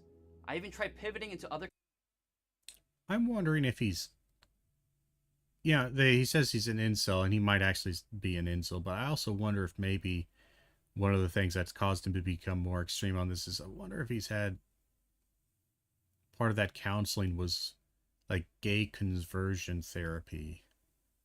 I wonder if he was having homosexual desires and questioning of things like that and questioning of his sexuality, and that is what he was feeling discomfort by, and why he projected so hard and why he continues to project so hard outwards and is so hateful of others for their sinful lives because he himself is deeply, deeply troubled. I don't know. I wouldn't say either way, but it sounds to me like somebody who is deeply troubled, and instead of resolving those issues and becoming healthy with them, they instead just kind of projected that as other people being evil, and I will be less sinful by calling out other people's sin harder. Career paths to see if that's where God was leading me, but it seems God had other plans. I believe God is using this to push me into what I was already being prepared for, full-time content creation. But here's the thing. what if God wasn't trying to push you in this? What if God was punishing you for being an asshole, and the words that were being spoken by that CEO was God trying to tell you you should actually change the way you live your life and go about your way? That's the thing that I always is like, somehow for somebody who always is, for a type of people that always talk about the mystery of God's way, they always seem extremely confident that this is what God was telling me to do. Is it? Even if you become successful doing that, doesn't necessarily mean that's what God was telling you to do, because Christianity and success doesn't necessarily go hand in hand, because your success, the way you're measuring it, is usually with material goods. You get a house, a car, a nice wife, all these things. It's like, yeah, but those are all very much material, and they all can be very much linked back to the things that the devil would tempt you with. He would tempt you with sex, drugs, rock and roll, but also money, fame, power, pride, all of these things. Like, it just seems strange that you don't realize that the life that you're trying to go after, that Charlie Kirk and Benny Johnson, all these other pseudo-Christians, it just seems very non-Christian. And public speaking. Sharing truth. Building a community that isn't afraid to stand firm. If you remember 4 years ago, this is actually the second time I've been fired from my job for my social media posts. And again, it's weird that he says this and doesn't realize that it's kind of taking accountability, and kind of realize you're not getting fired for your opinions. You're getting fired for your social media posts. So it sounds to me it has less to do with necessarily your opinions and the way you're living life, and more to the fact that maybe you're a cunt on social media, and you're such a repugnant asshole that I would love to see that again. See some of that history. You got fired twice from a job, from 2 different jobs. You got fired twice now for your social media behavior, and you still won't change it. God has sent you 2 messages now to stop being an asshole, and you just won't. And apparently he hasn't learned his lesson yet, like the problem child that he is. Well, unfortunately, this is my realm, Mr. Lee. You've been ducking the smoke with me ever since I pulled your card last year, but now you've decided to try grifting on my platform. Well, guess what? That means your ass is grass, because I will be sticking my size 12 so far up your ass, you're going to be spitting up Jordan logos until you inevitably get demonetized on this platform. So, be seeing you. Well, that was horrible and disgusting way to end the stream, but I think Birdman does an excellent job kind of putting this forward. Make sure to give a follow and a like to Birdman. He did some good work there.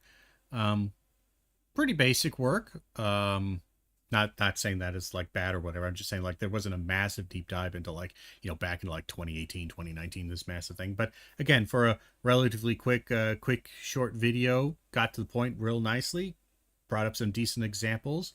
But yeah, no, this is pretty standard rhetoric from online grifters like this. We might not actually have time to hunt monsters, do some monster hunting, but we might do a little bit of monster hunting.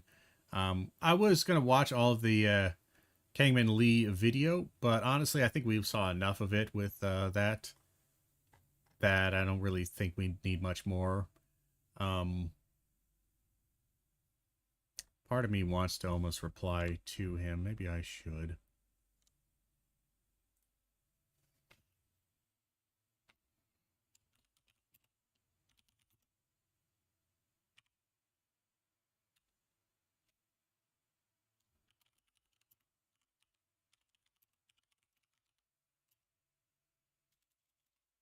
But either way, we're going to go ahead and let's see. We'll fire off this post. Why not?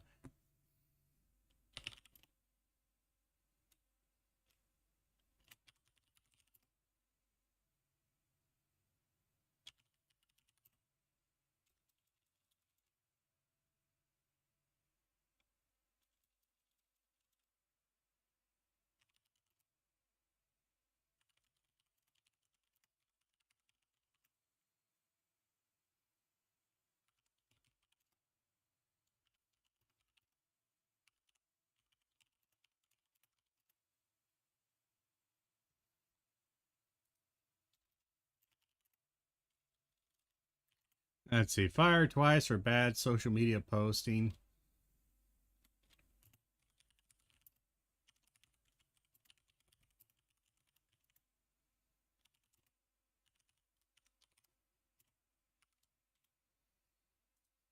And somehow thinks God is telling him to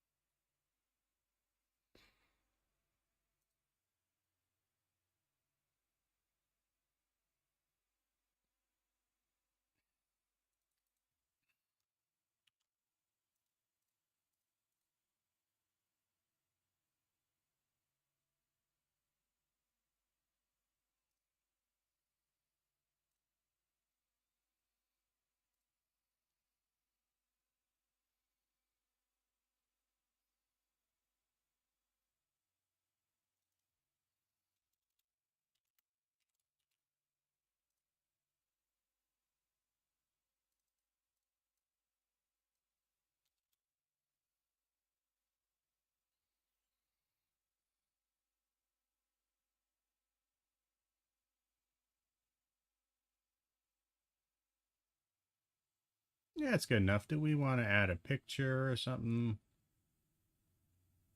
Nah, maybe we could add a meme somewhere. Oh wow, it's taking a.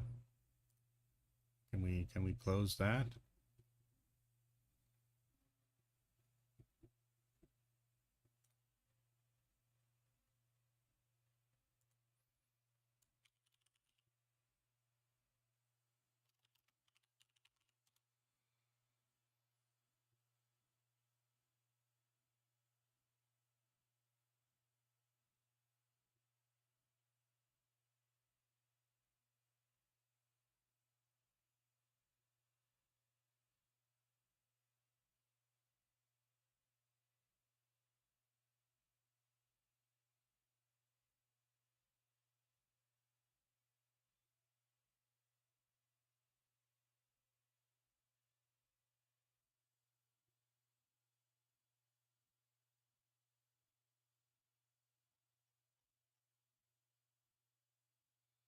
Oh, I'm trying to find a good tier, good gift for this.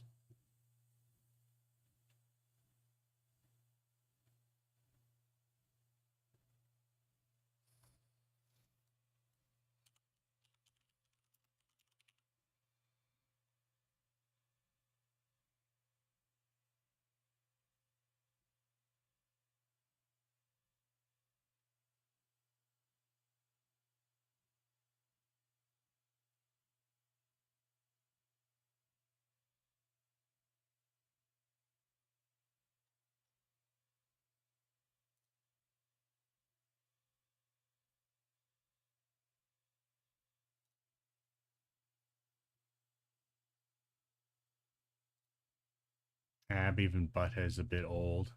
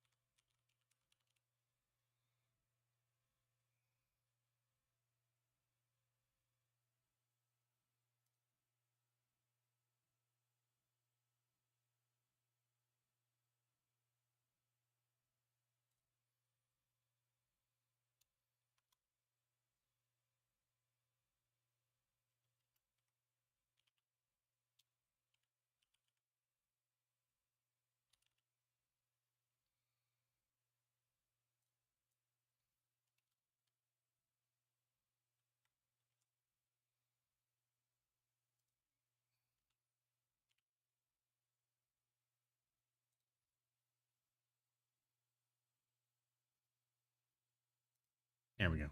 Stupid social media post.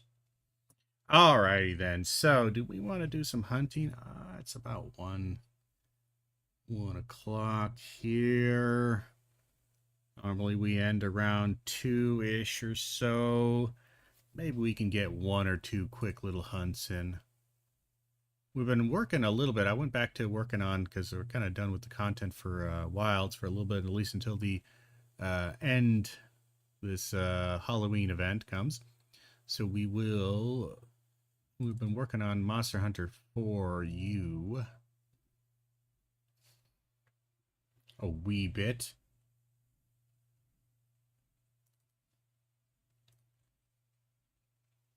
Well, let's go ahead and switch up our categories real quick here.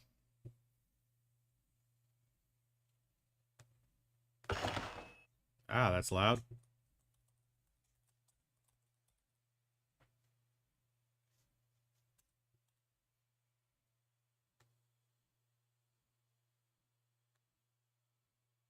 Yep, hold on. I gotta go over here, switch this one.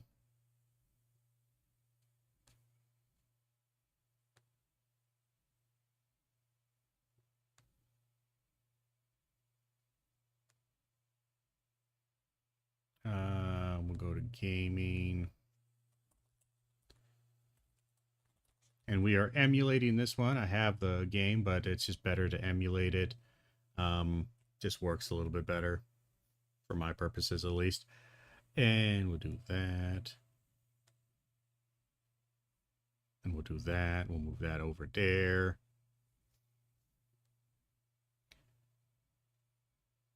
Give me just 2 seconds, and we'll get this set up right and proper. Oh, God.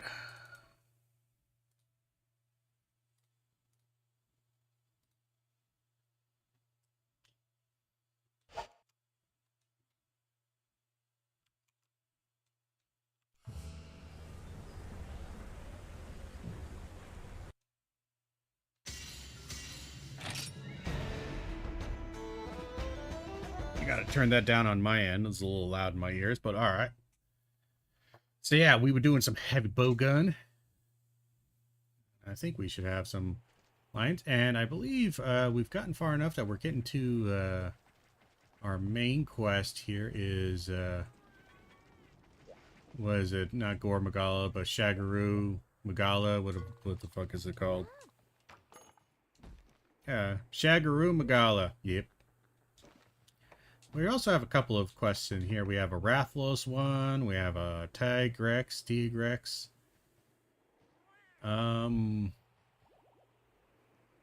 We'll do this one, actually, because we need to get done with some of the side story stuff. Side missions. Let's see.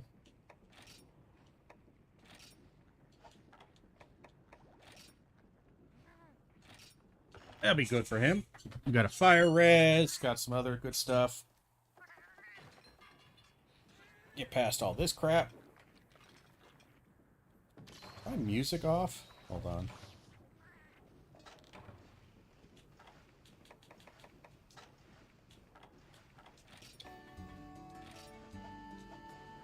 There we go. Got some music.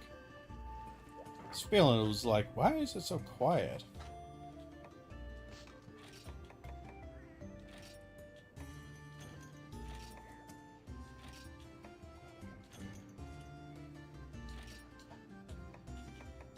And we got to get rid of some stuff here.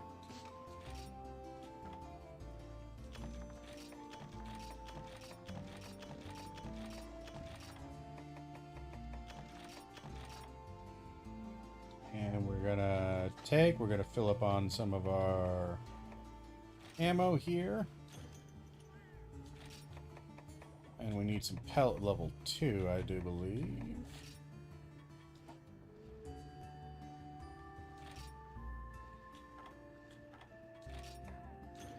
Some normal level 3, pellet level 2.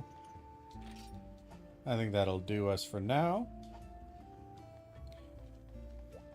Alright, let's go.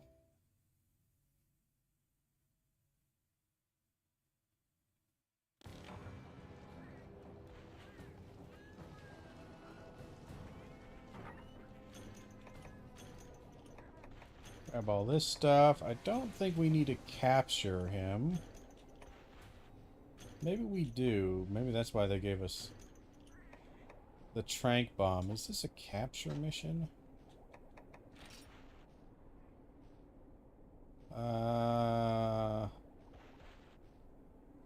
Doesn't say so. Oh no, there is. It is capture. Okay. Well, that's good. That's good. We don't have to kill him outright. We can just do this. Do some loading.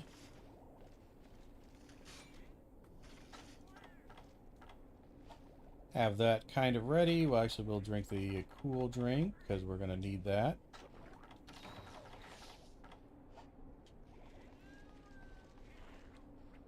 Not quite sure where the Rathalos will be in here.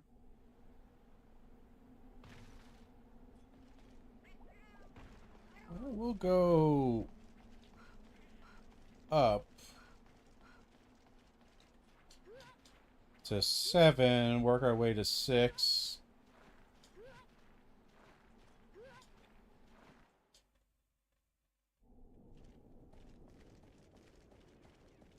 That's a negative on that. Yeah, I don't know where he's gonna pop up here. He might pop up all the way down into something like 9.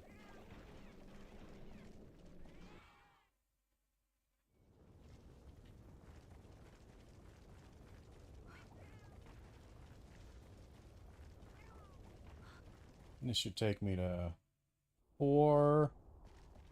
4's clear. We'll go down over here to 5. 5's clear. Take this. He probably is in 9. We're at 8.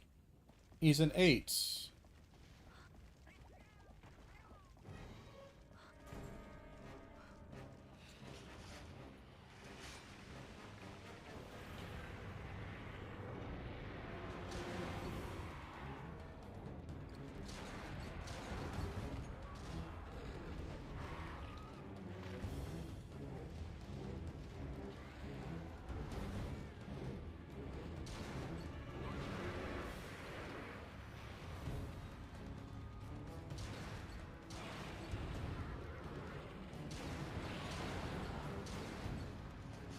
Bad time to reload.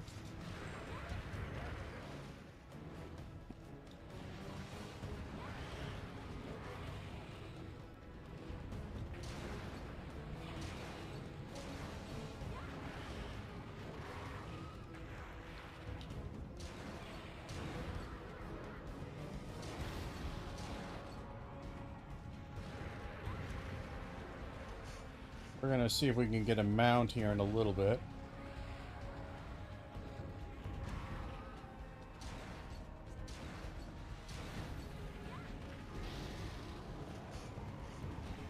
Nope, I'm on some fire of some kind.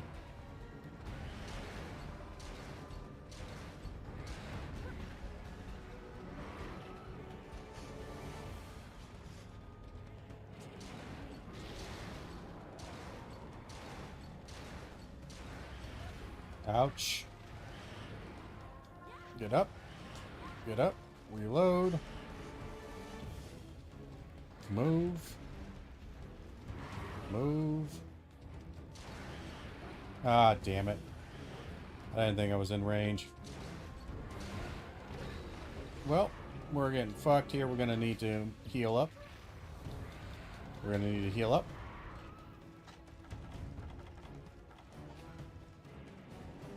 Blast some fire at me. He should switch targets. We have enough time to do a couple of heals. Damn it, he moved in a way I didn't want him to.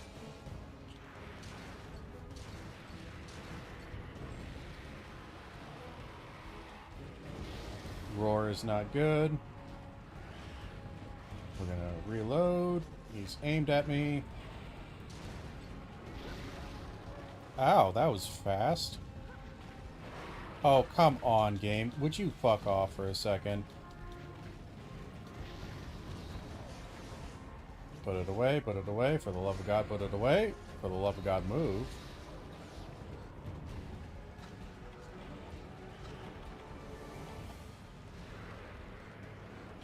We should be good for a second.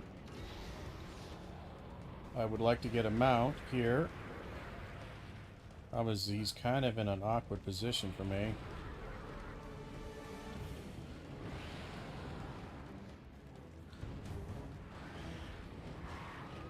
That's good enough. There we are. We should be able to manage this. Hold, hold, hold until it's green. Hold, hold, hold. There we are.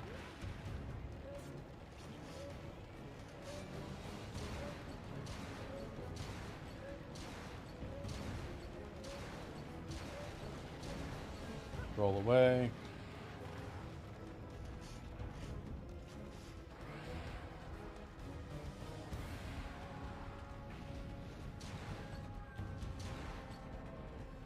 Get a couple of pieces of damage on him. He is running away, which is a little bit bad, because I did not paintball him. So I didn't see where he went.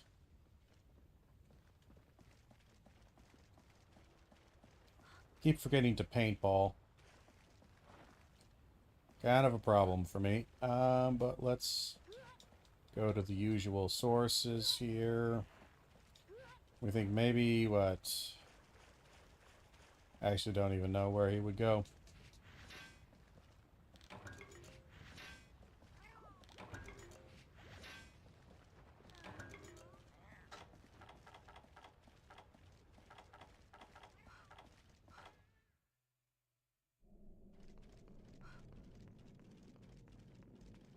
Not here.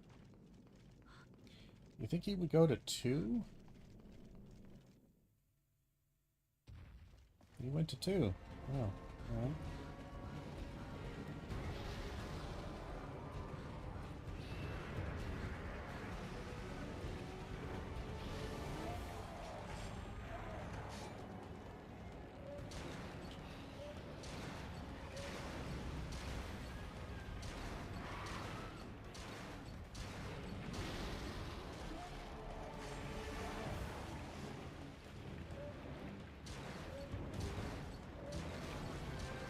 Broke his head. Got some damage on him. Shit. Wrong time to do that.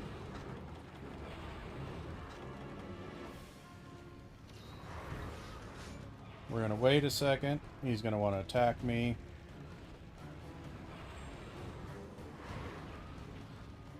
We're gonna heal. Oh, he's doing double attacks. I fucking hate that. He's doing triple attacks. I don't actually know what he's doing anymore, because I can't move. Well, we're almost dead. We're going to leave the area and heal up. God damn it.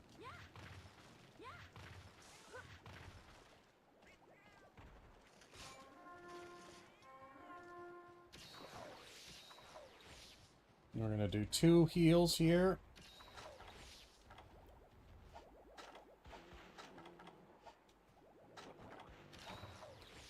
Do the heat endurance. Go back in there. He's probably going to be right in front of my face. Oh, hey, no. For once, he's not.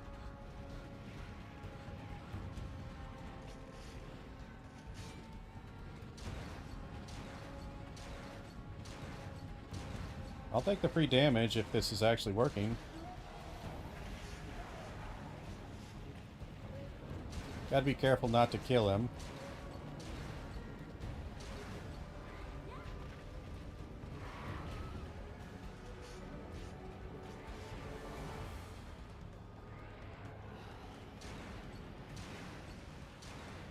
Again, I did not hit him. It was stupid of me to do with a paintball. I didn't do that.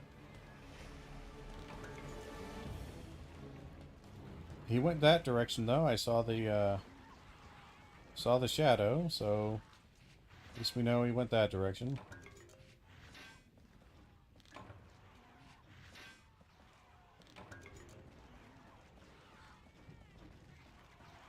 So we gotta make sure we capture him, which capturing is kind of a weird thing in this version of the game. I feel like it's inconsistent. They'll be limping, and then they won't get captured. But I don't think we're near limping territory yet.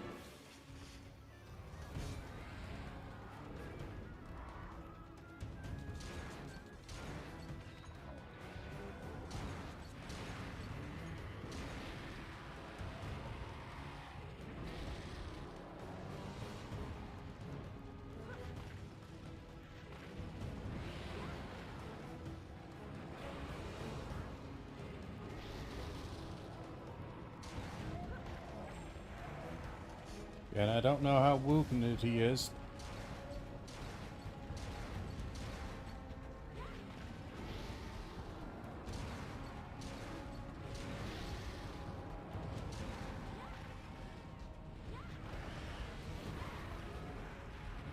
Reload.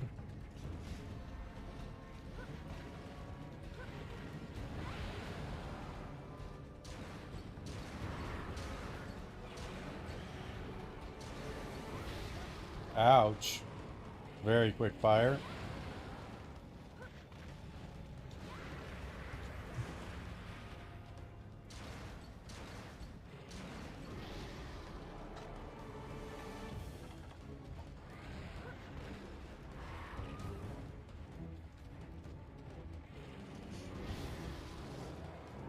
Reload. Bad time for that. We're gonna paintball him once I find it.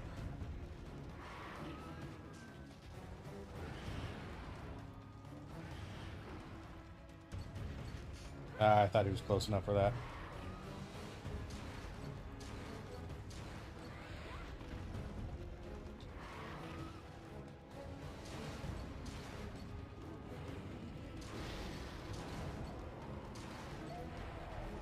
There's a flinch.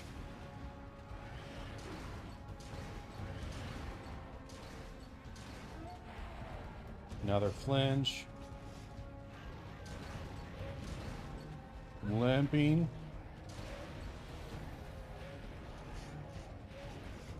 Alright, the limping has started. He should be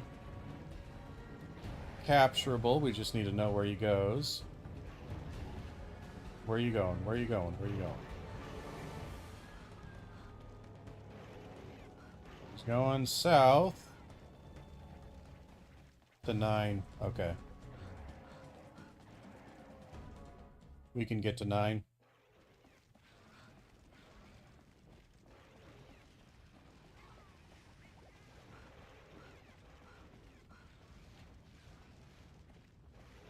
Let's say, maybe the drop-off point is there, sorry. Out of my way.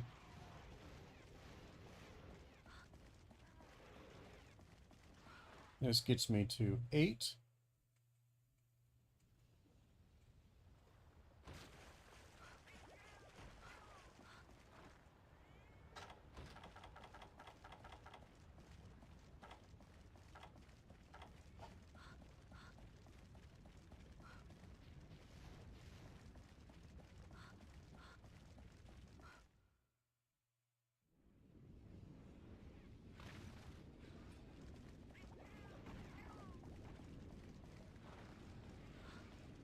There he is. Alright, so we put down the trap and then we hit him with a bunch.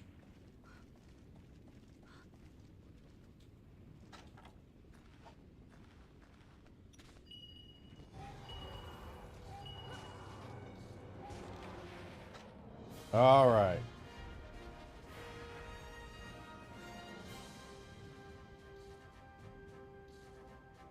Nice. Well, that was actually a really easy Rathian.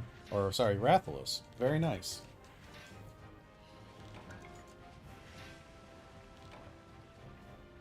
Yeah, we got a few pieces.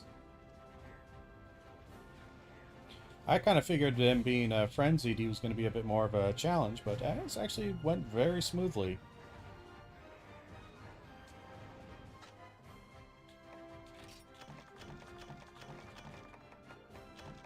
I don't think I got any webbing from that, did I?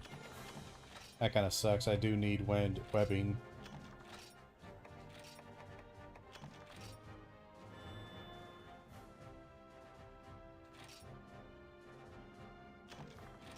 I did get one interesting, I got an attack up jewel for one of those.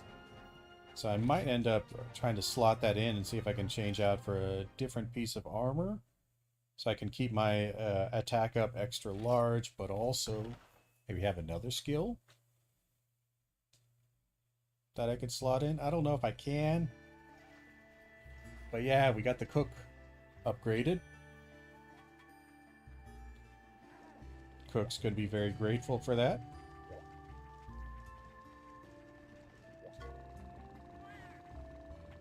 Hey Hunter, look at the brand new kitchen. So big, much higher level ingredients. All thanks to you, Hunter Shishay.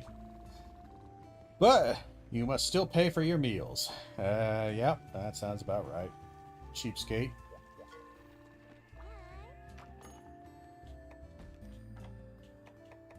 And we do have a Tigrex on hand.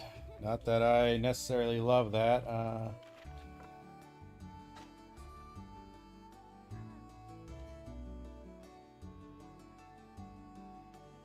So what do we got here? A rare expedition. Treasure area, no. Wild palicos, yes. There's a Basarios, a Yeon Kutku. Do I care? Not really.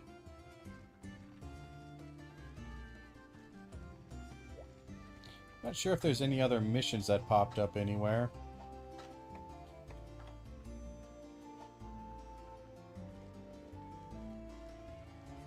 We could surf around here a little bit.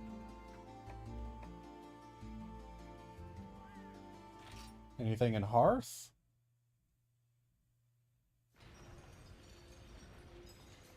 There's somebody to talk to in Hearth.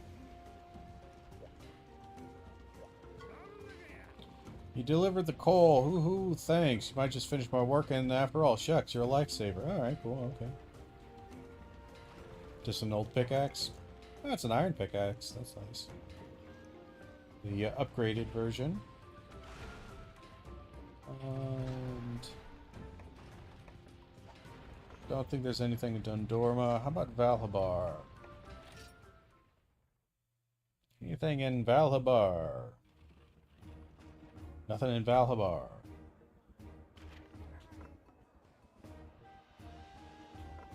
It's the Gathering Hall. Chico Sands.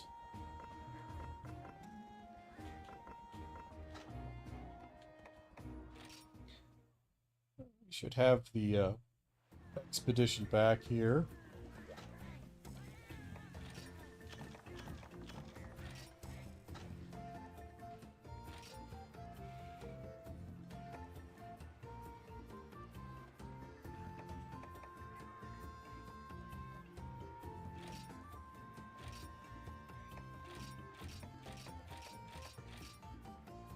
Not sure if these are guys who are good to send out on this mission, but I do send them out. I have no idea if it works, but I'll let them finish it on their own.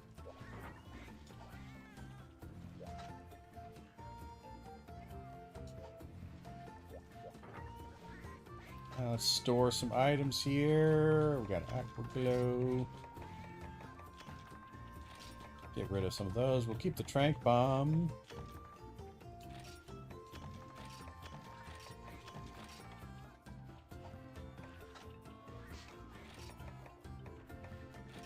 Normal level 2s. Normal level 3s. We didn't use anything else. Nice.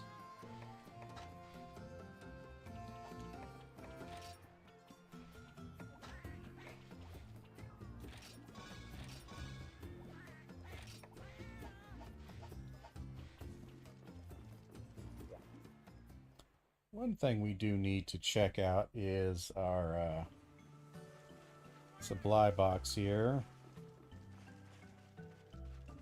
I think it's this guy.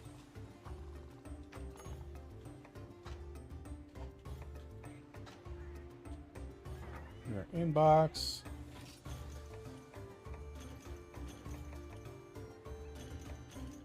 Should have just sent them to the box, actually.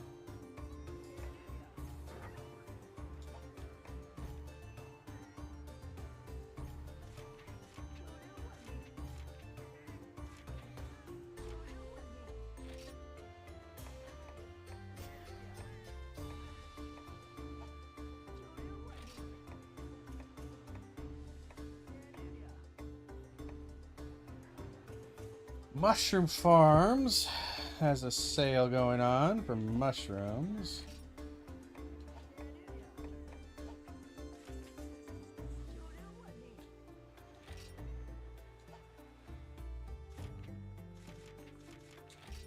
Let's see, what do we need? We need honey.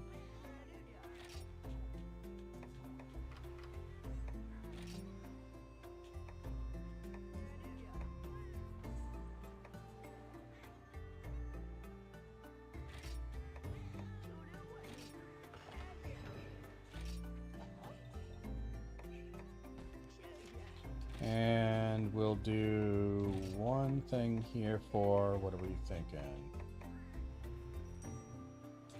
Blue mushrooms.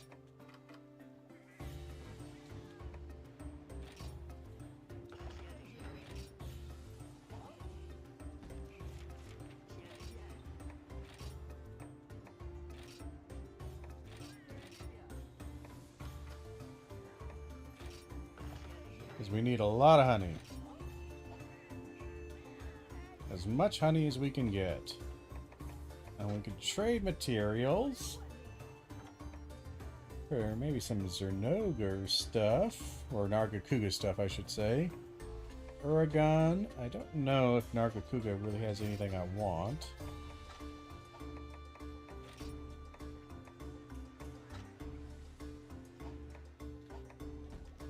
We still need one Rathless webbing for that one.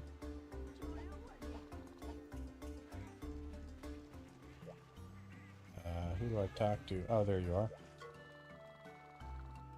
Catch the stupid fish. Sorry to see me make a scene. I'm in trouble. I'll tell mother that I would catch her a spear tuna. Me and my big mouth. I'll never catch one and she was so disappointed. Do you think you have better luck? You're a fishy whiz. If you catch a spear tuna for me, I'll be meowdy grateful. Spear tuna fishing. Alright. Do I have a spear tuna? Did I just accept that quest and then just, you know, fulfill it?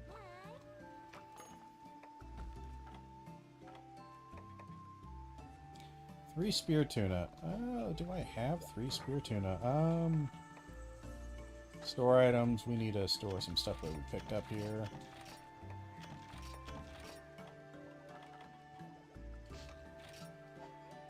Take items. Where would we see?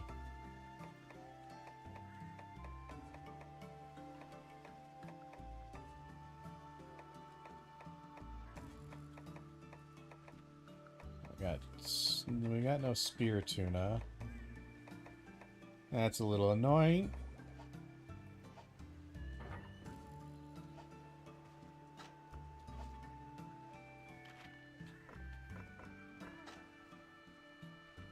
It's the same one, right? Yeah, it's the same one. Yeah, let's go to the Gathering Hall. See if we can get some fun missions from the Gathering Hall. I don't know what we have available.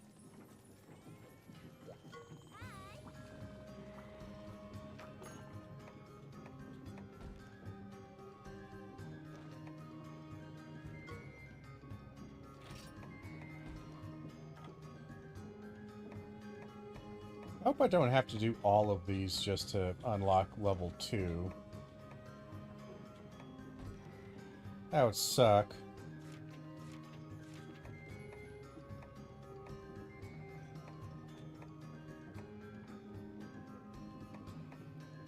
Level 25. Great Sword, Long Sword, Original Series B head. It's a 3-star at this point, level 25. And it hunts me a Yeon Cut Coup.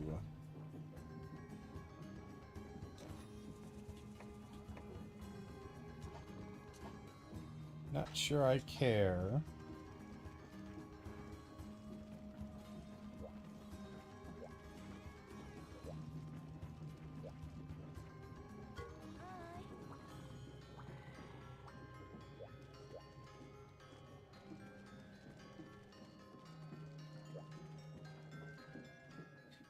We'll go back out to Valabar. Let's, do we want to do the Spear Tuna one? The fishing quests can actually be kind of a pain in the ass.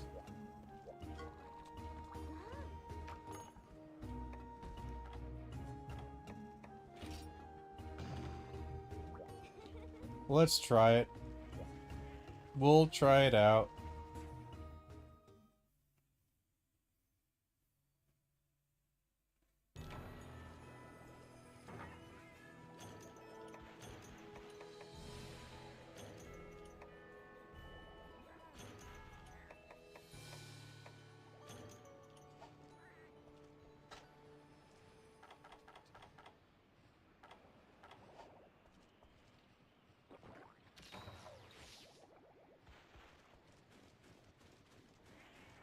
Now the question is where are those fishing spots? I don't actually know on this map where the fishing spots are. I'm gonna guess a couple of locations. One is 8.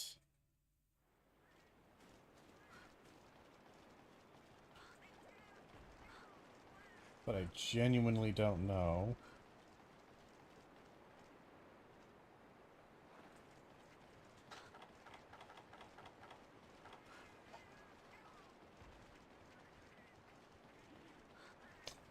Five doesn't seem likely.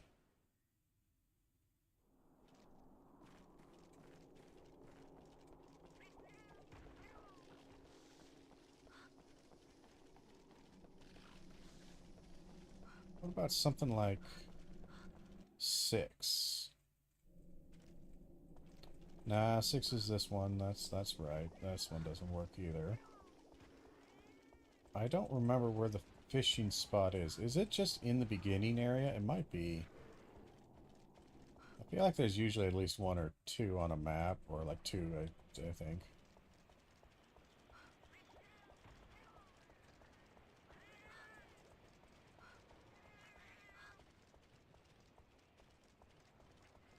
Nine?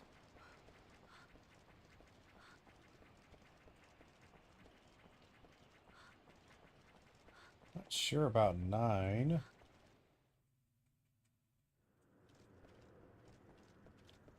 That's an awful lot of hostile things in 9.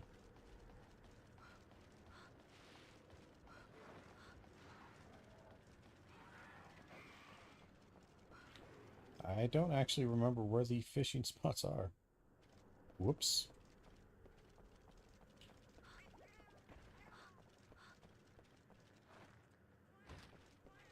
Well, we can make it to 2, then back to 1, I suppose.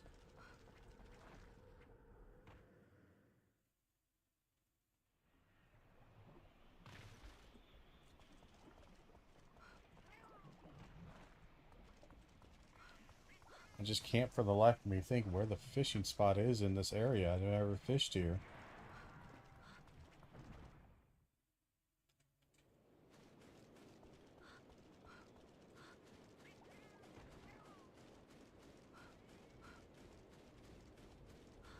Where is the fishing spot?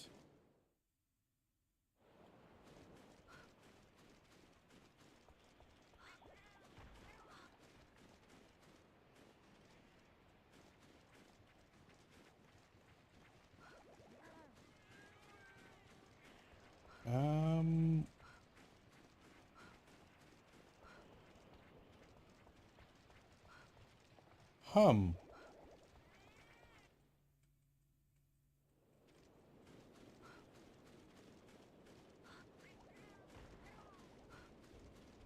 only place I haven't been is 4.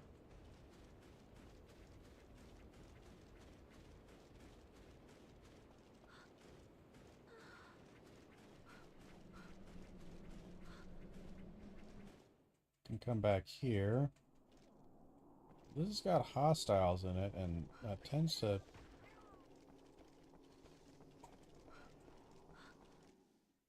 Four doesn't seem right. 4 is too high. There's no water nearby.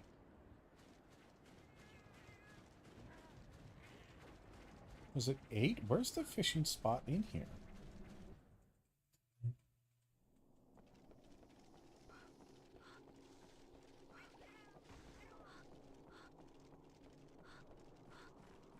I didn't see anything pop up for 8. I didn't see any, like, fish activation sign.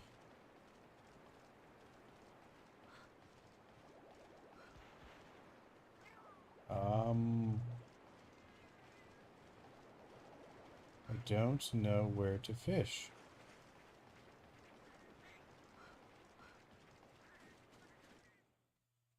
Bit of a puzzle here.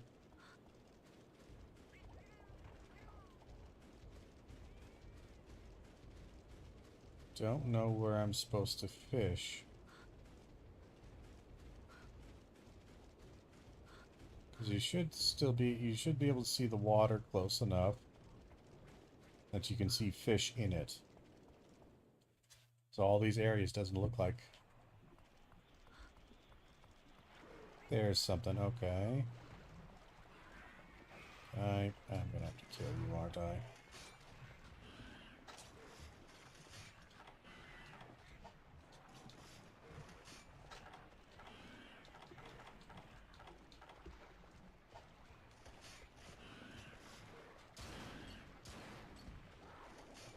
Figured I'd have to kill you. Alright. Well, we killed you, might as well carve you.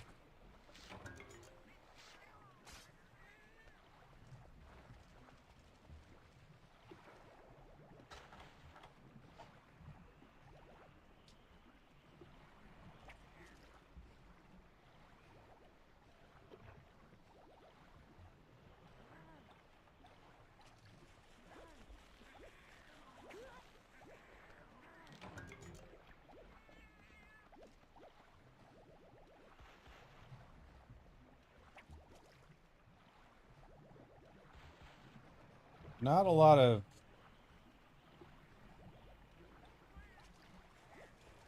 actual tunas here.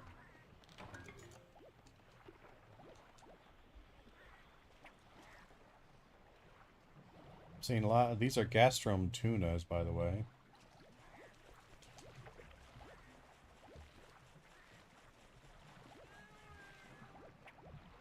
I don't remember how to do that.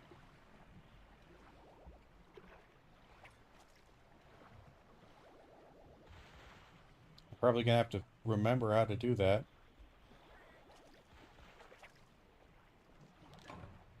Yeah, I don't remember how to do that.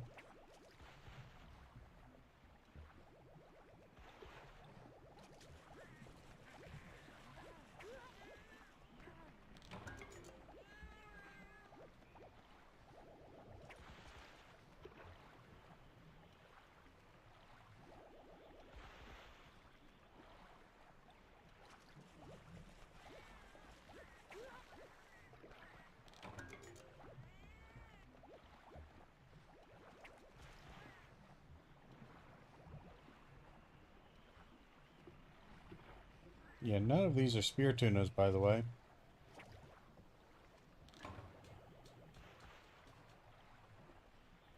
A lot of these quests, these fishy ones always seem like they're kind of failures, honestly.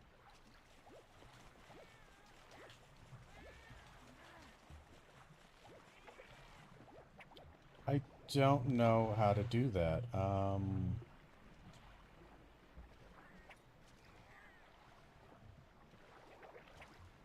I don't know how to do that. How do you do that? How do you do that?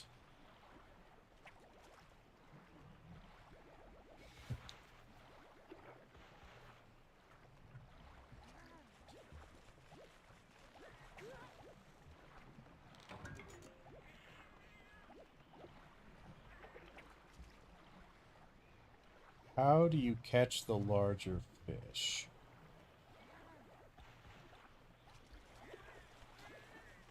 How do you catch the larger fish?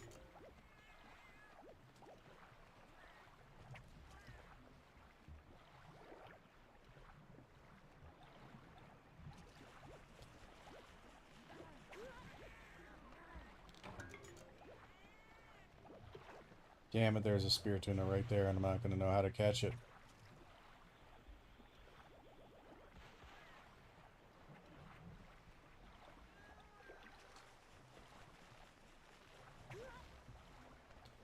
There's a spear tuna right there, and I'm not going to know how to catch it. We'll hold off just for a second here. Can we get to...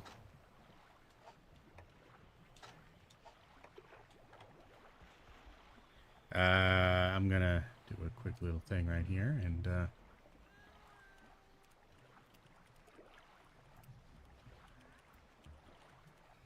how do you catch the large fish?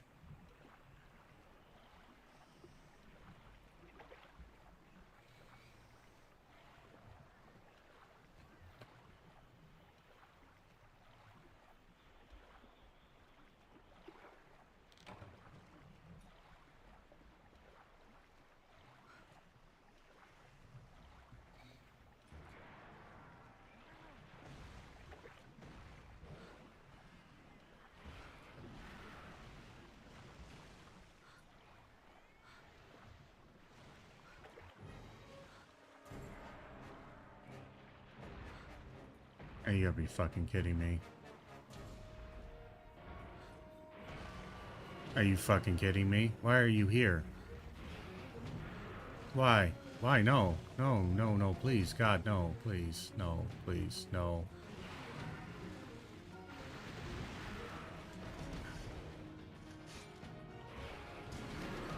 What is popping up on my screen? Holy shit.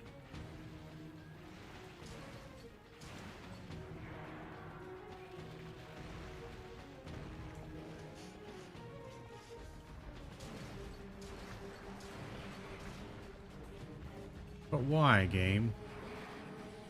It just seems so mean.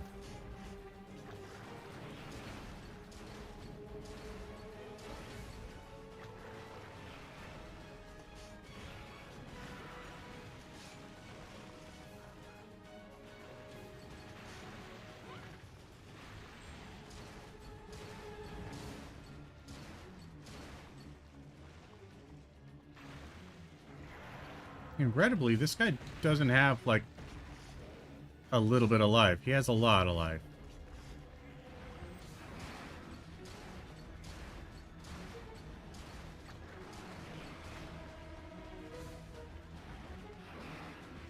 Like, he's not a pushover.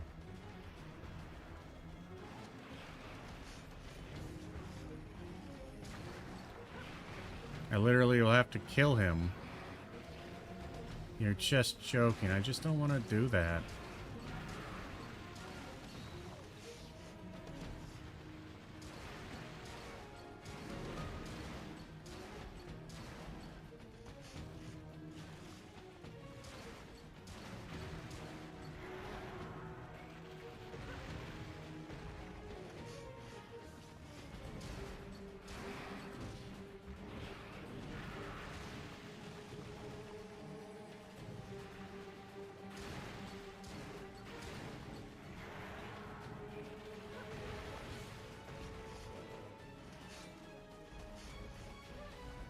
Oh, and endemic life. Oh, come on, game. You just have to stop being an asshole. Why did you summon a full, large monster to fight me? It just feels mean. You know?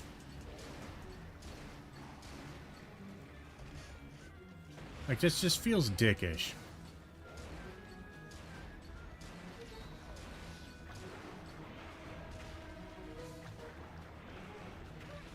Like, go the fuck away, game.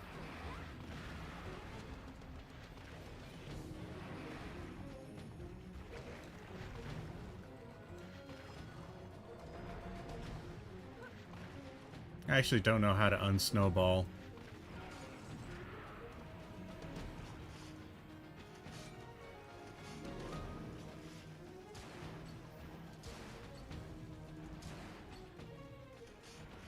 Swear to God.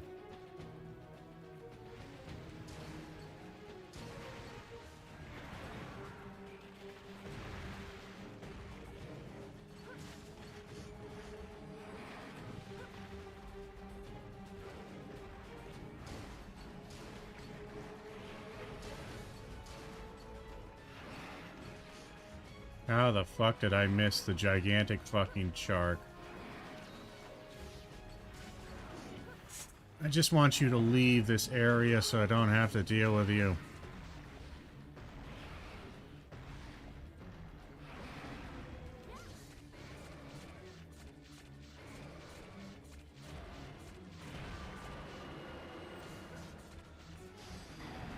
Like, I just don't want to deal with you, motherfucker.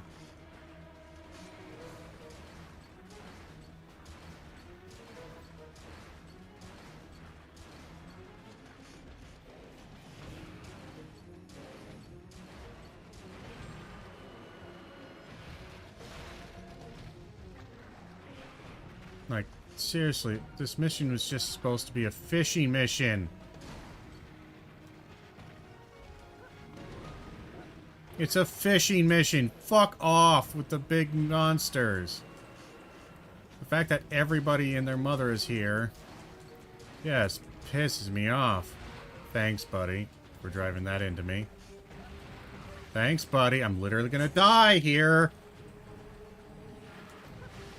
Don't want to do this. Don't want to do this. Don't want to do this. Don't want to do this.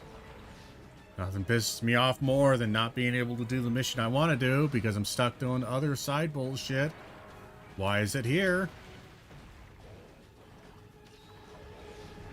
Oh, fuck me. I'm just literally never going to get around him. I am going to actually have to kill him.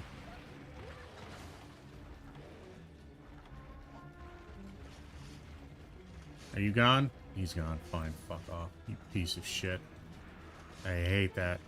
Absolutely hate that. So hold on. I had a tutorial somewhere. I lost it.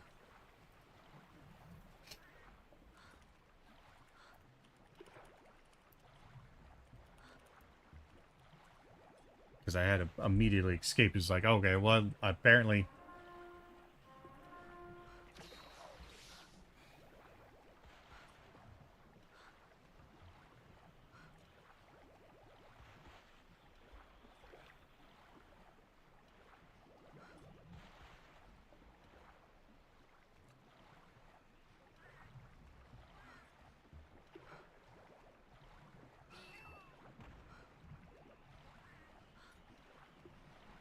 Alright. Some button mashing. We'll see what we get.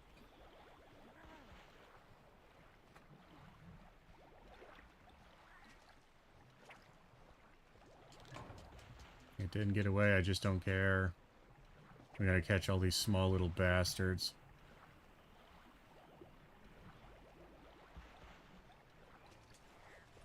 So we only have big ones in there. A anchovy, wonderful.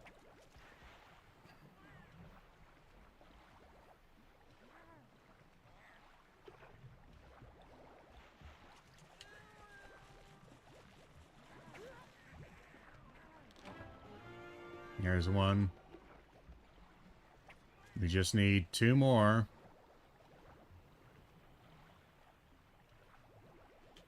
Got a bunch of sleepy boys in there. Don't care for them. I think that's a goldfish of some kind. We got a gastrotuma tuna. Just get rid of them. We could use bait, but I don't think the bait actually draws out large ones. It just, I don't know, catches fish. Just catch all the useless ones. Because there's always going to be a max of 5 fish in there, so you just kind of keep catching until something pops up.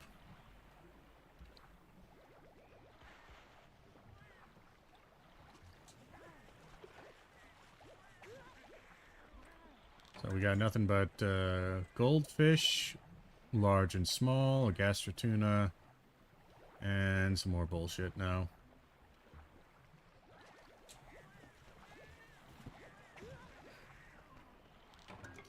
Golden fish.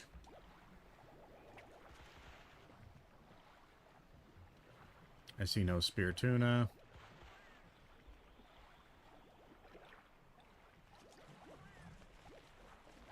It's another golden fish, small.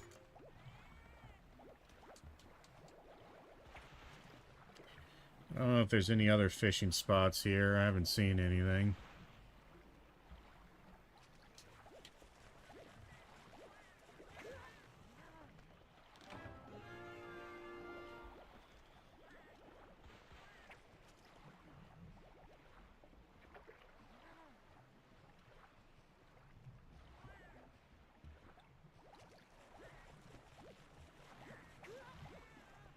Alright, lots of crap. Just kind of need a large one to spawn.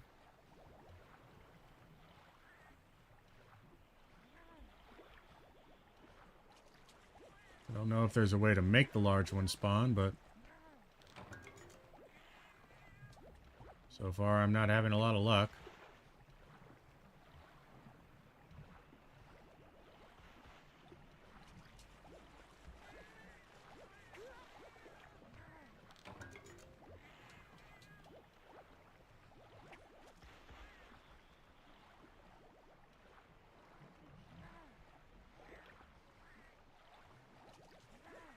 So far, just a lot of trash fish in this little pond. Some anchovies.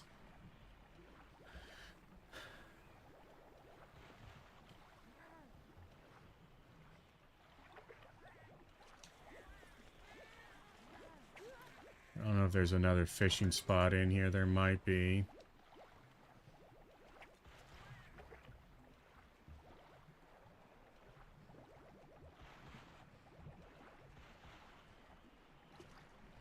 I think if I leave the area and spawn it back in, the fish will change. Maybe. Oh, damn it. I need rations.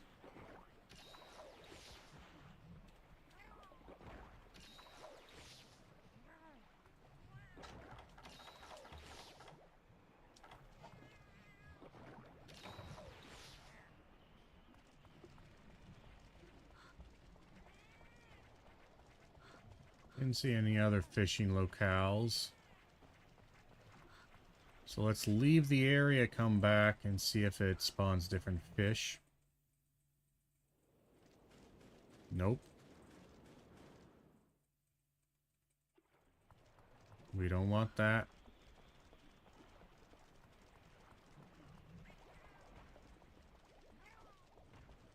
Fish there.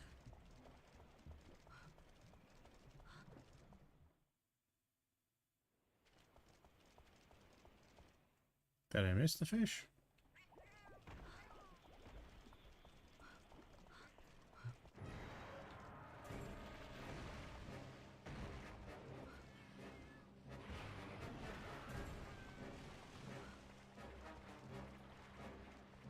So it did change the fish. Think I should kill him? Probably should. I don't know of any other fishing spots in this entire area other than the one that he's currently bogarting the hell out of.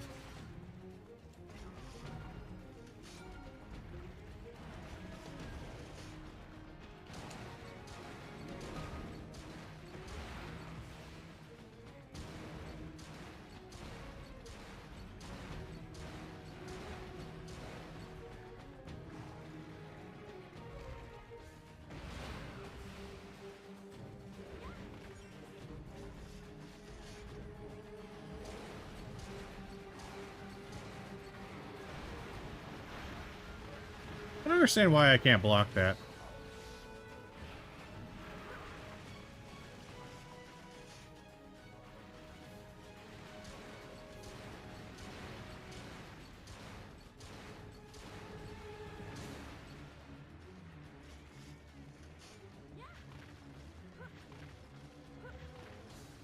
Are you confused as to where to go?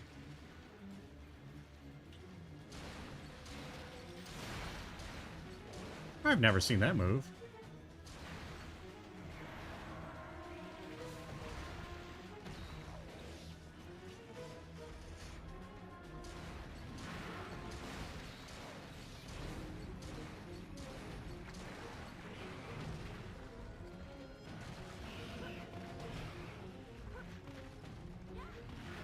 What was that? Damage flinch?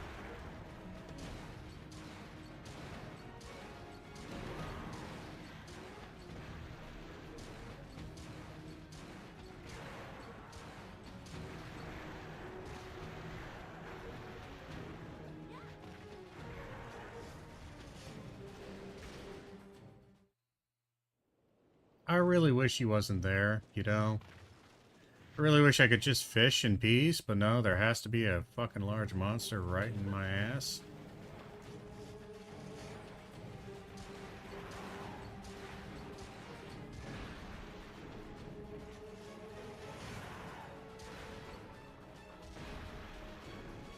Damn it, would you target somebody else for a second?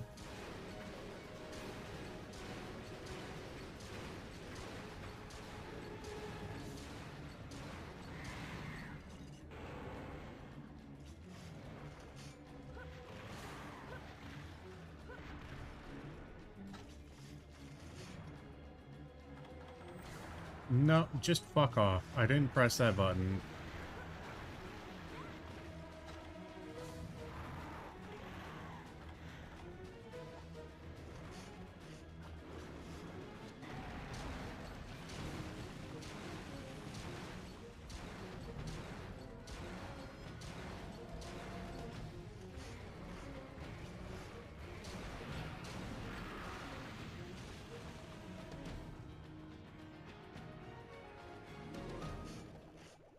Do I kill him? Do I just kill him so he doesn't come back and annoy the shit out of me? I think I do.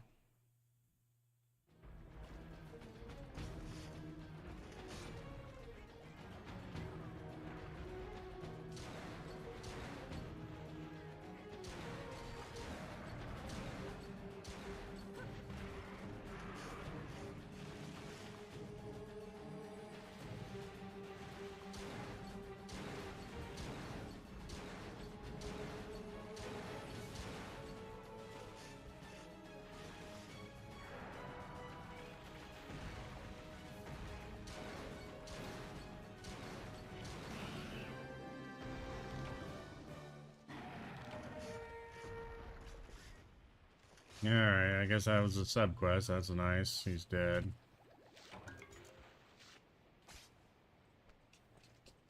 Sounds mean to say, but it is nice he's dead.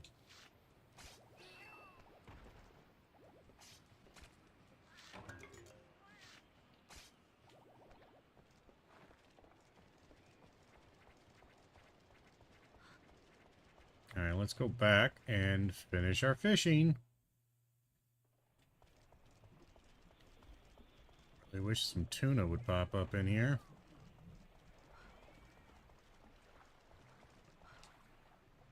We got nothing but crap. And you gotta catch basically everything.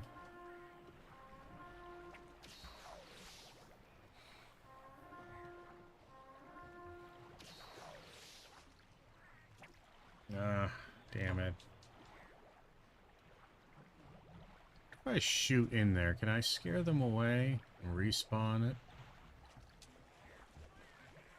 I wonder. I think you could do that in 3.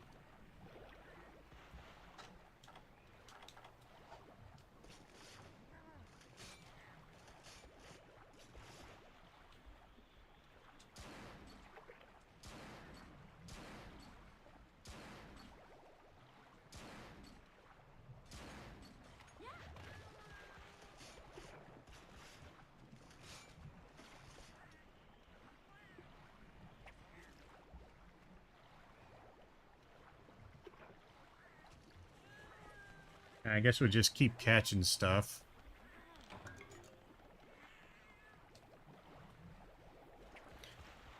We can try using a worm.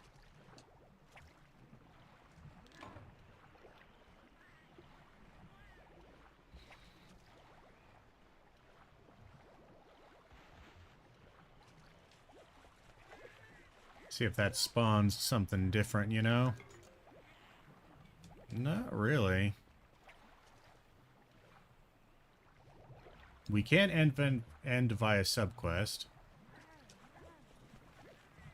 So we can still do that.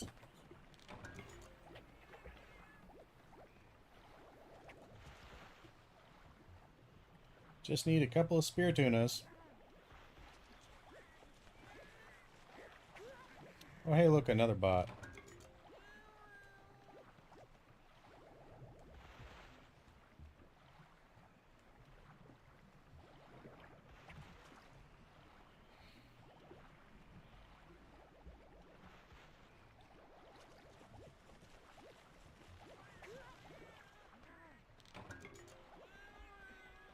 Still no big guys.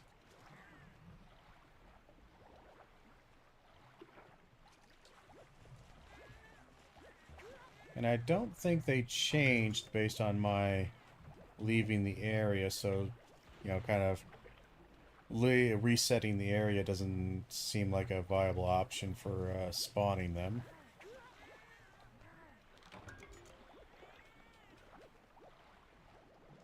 Oh, there's something big.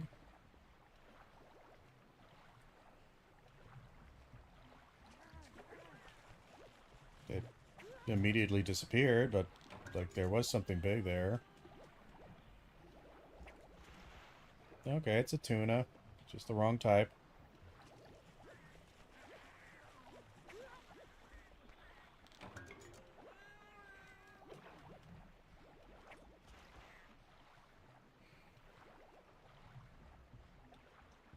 Ah, damn it, hit it too early. I thought he caught on one.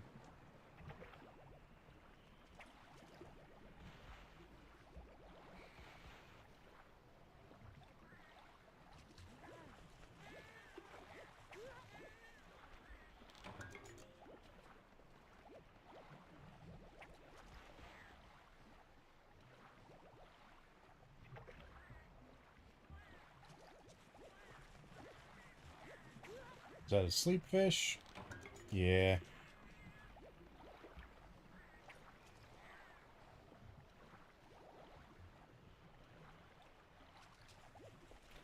Another sleep fish.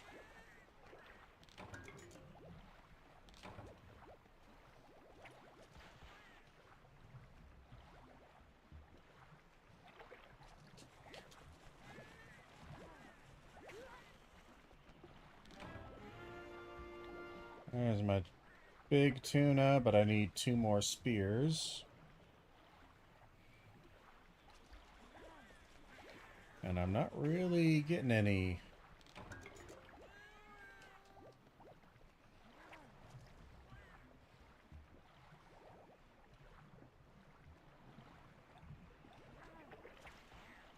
Alright, so we got 2 there, 2, 2, 2, and a 1. Let's see, if I leave the area, come back, does it reset?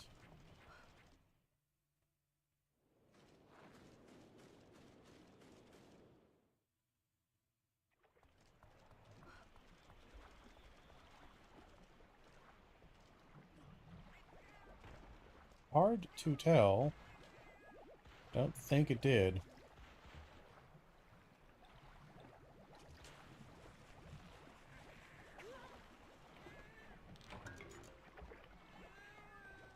Well, actually, no, it did.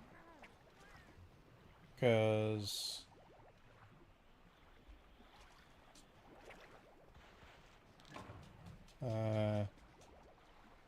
maybe... Well, yeah, it did. It just reset into a way I didn't like.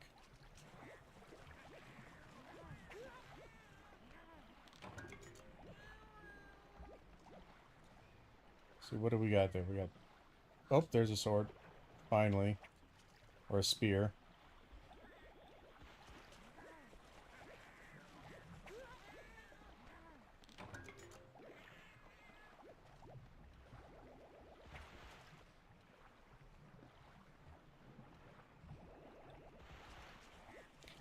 Just catch all the little guys. Try to get the big guy eventually here.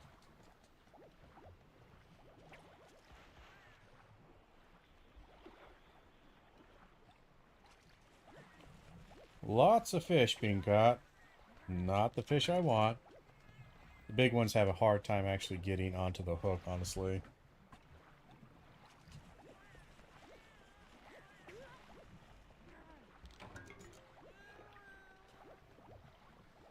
Nope, we got a big spawn. Not the one I want, but...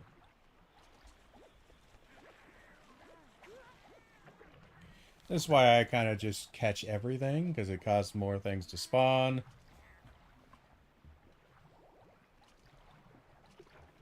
Oh, those were fast as hell. Single strikes, that's annoying. Finally got the big guy on the hook, and he does a single strike.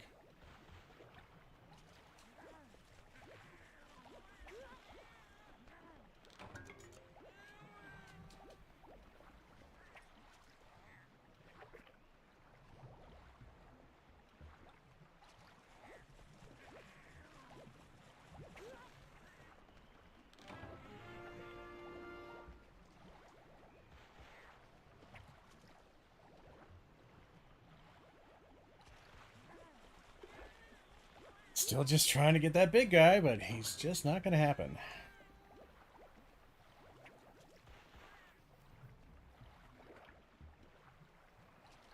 He's kind of too slow to turn around. So all the small fish beat him to the hook. God damn it, he keeps hitting on one. Is he always just going to hit on one?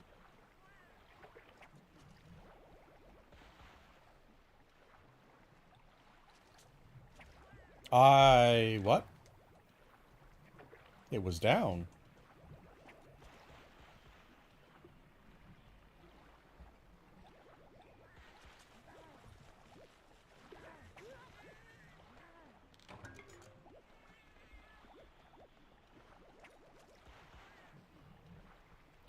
We'll get the small here.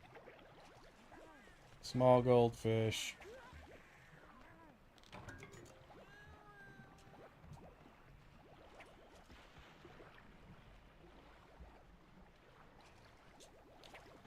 Oh, God. This sucks so much. I always forget how bad the fishing ones are.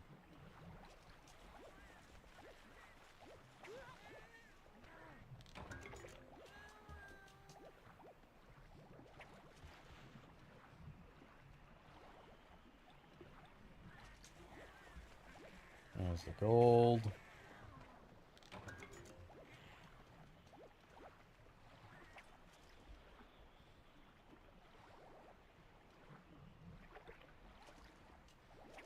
Oh, I wasn't paying attention. I think it was a small anyway. And now we got a couple of bigs.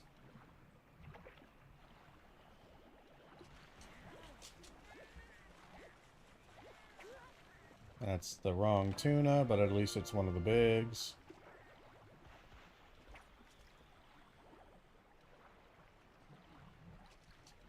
God damn, he keeps hitting on one, and it's really hard to get the one hit.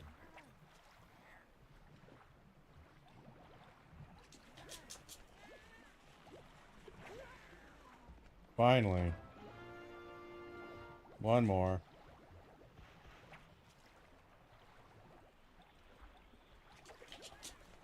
There it is.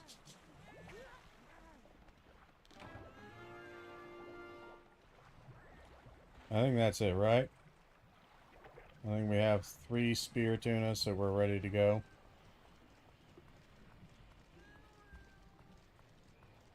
And make our slow way back.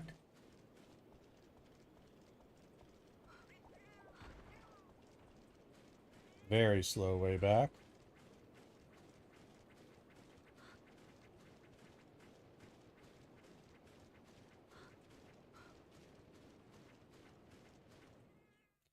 And turn in 3 spear tunas.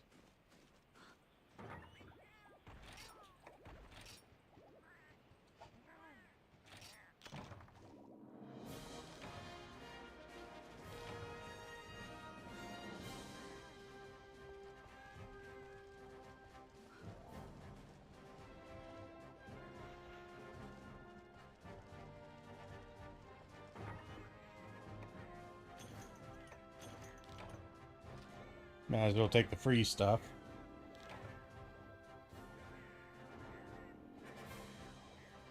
Well, that could have been worse. I should have just killed the thing outright and stopped messing about. The Zamtrios or whatever the hell he's called.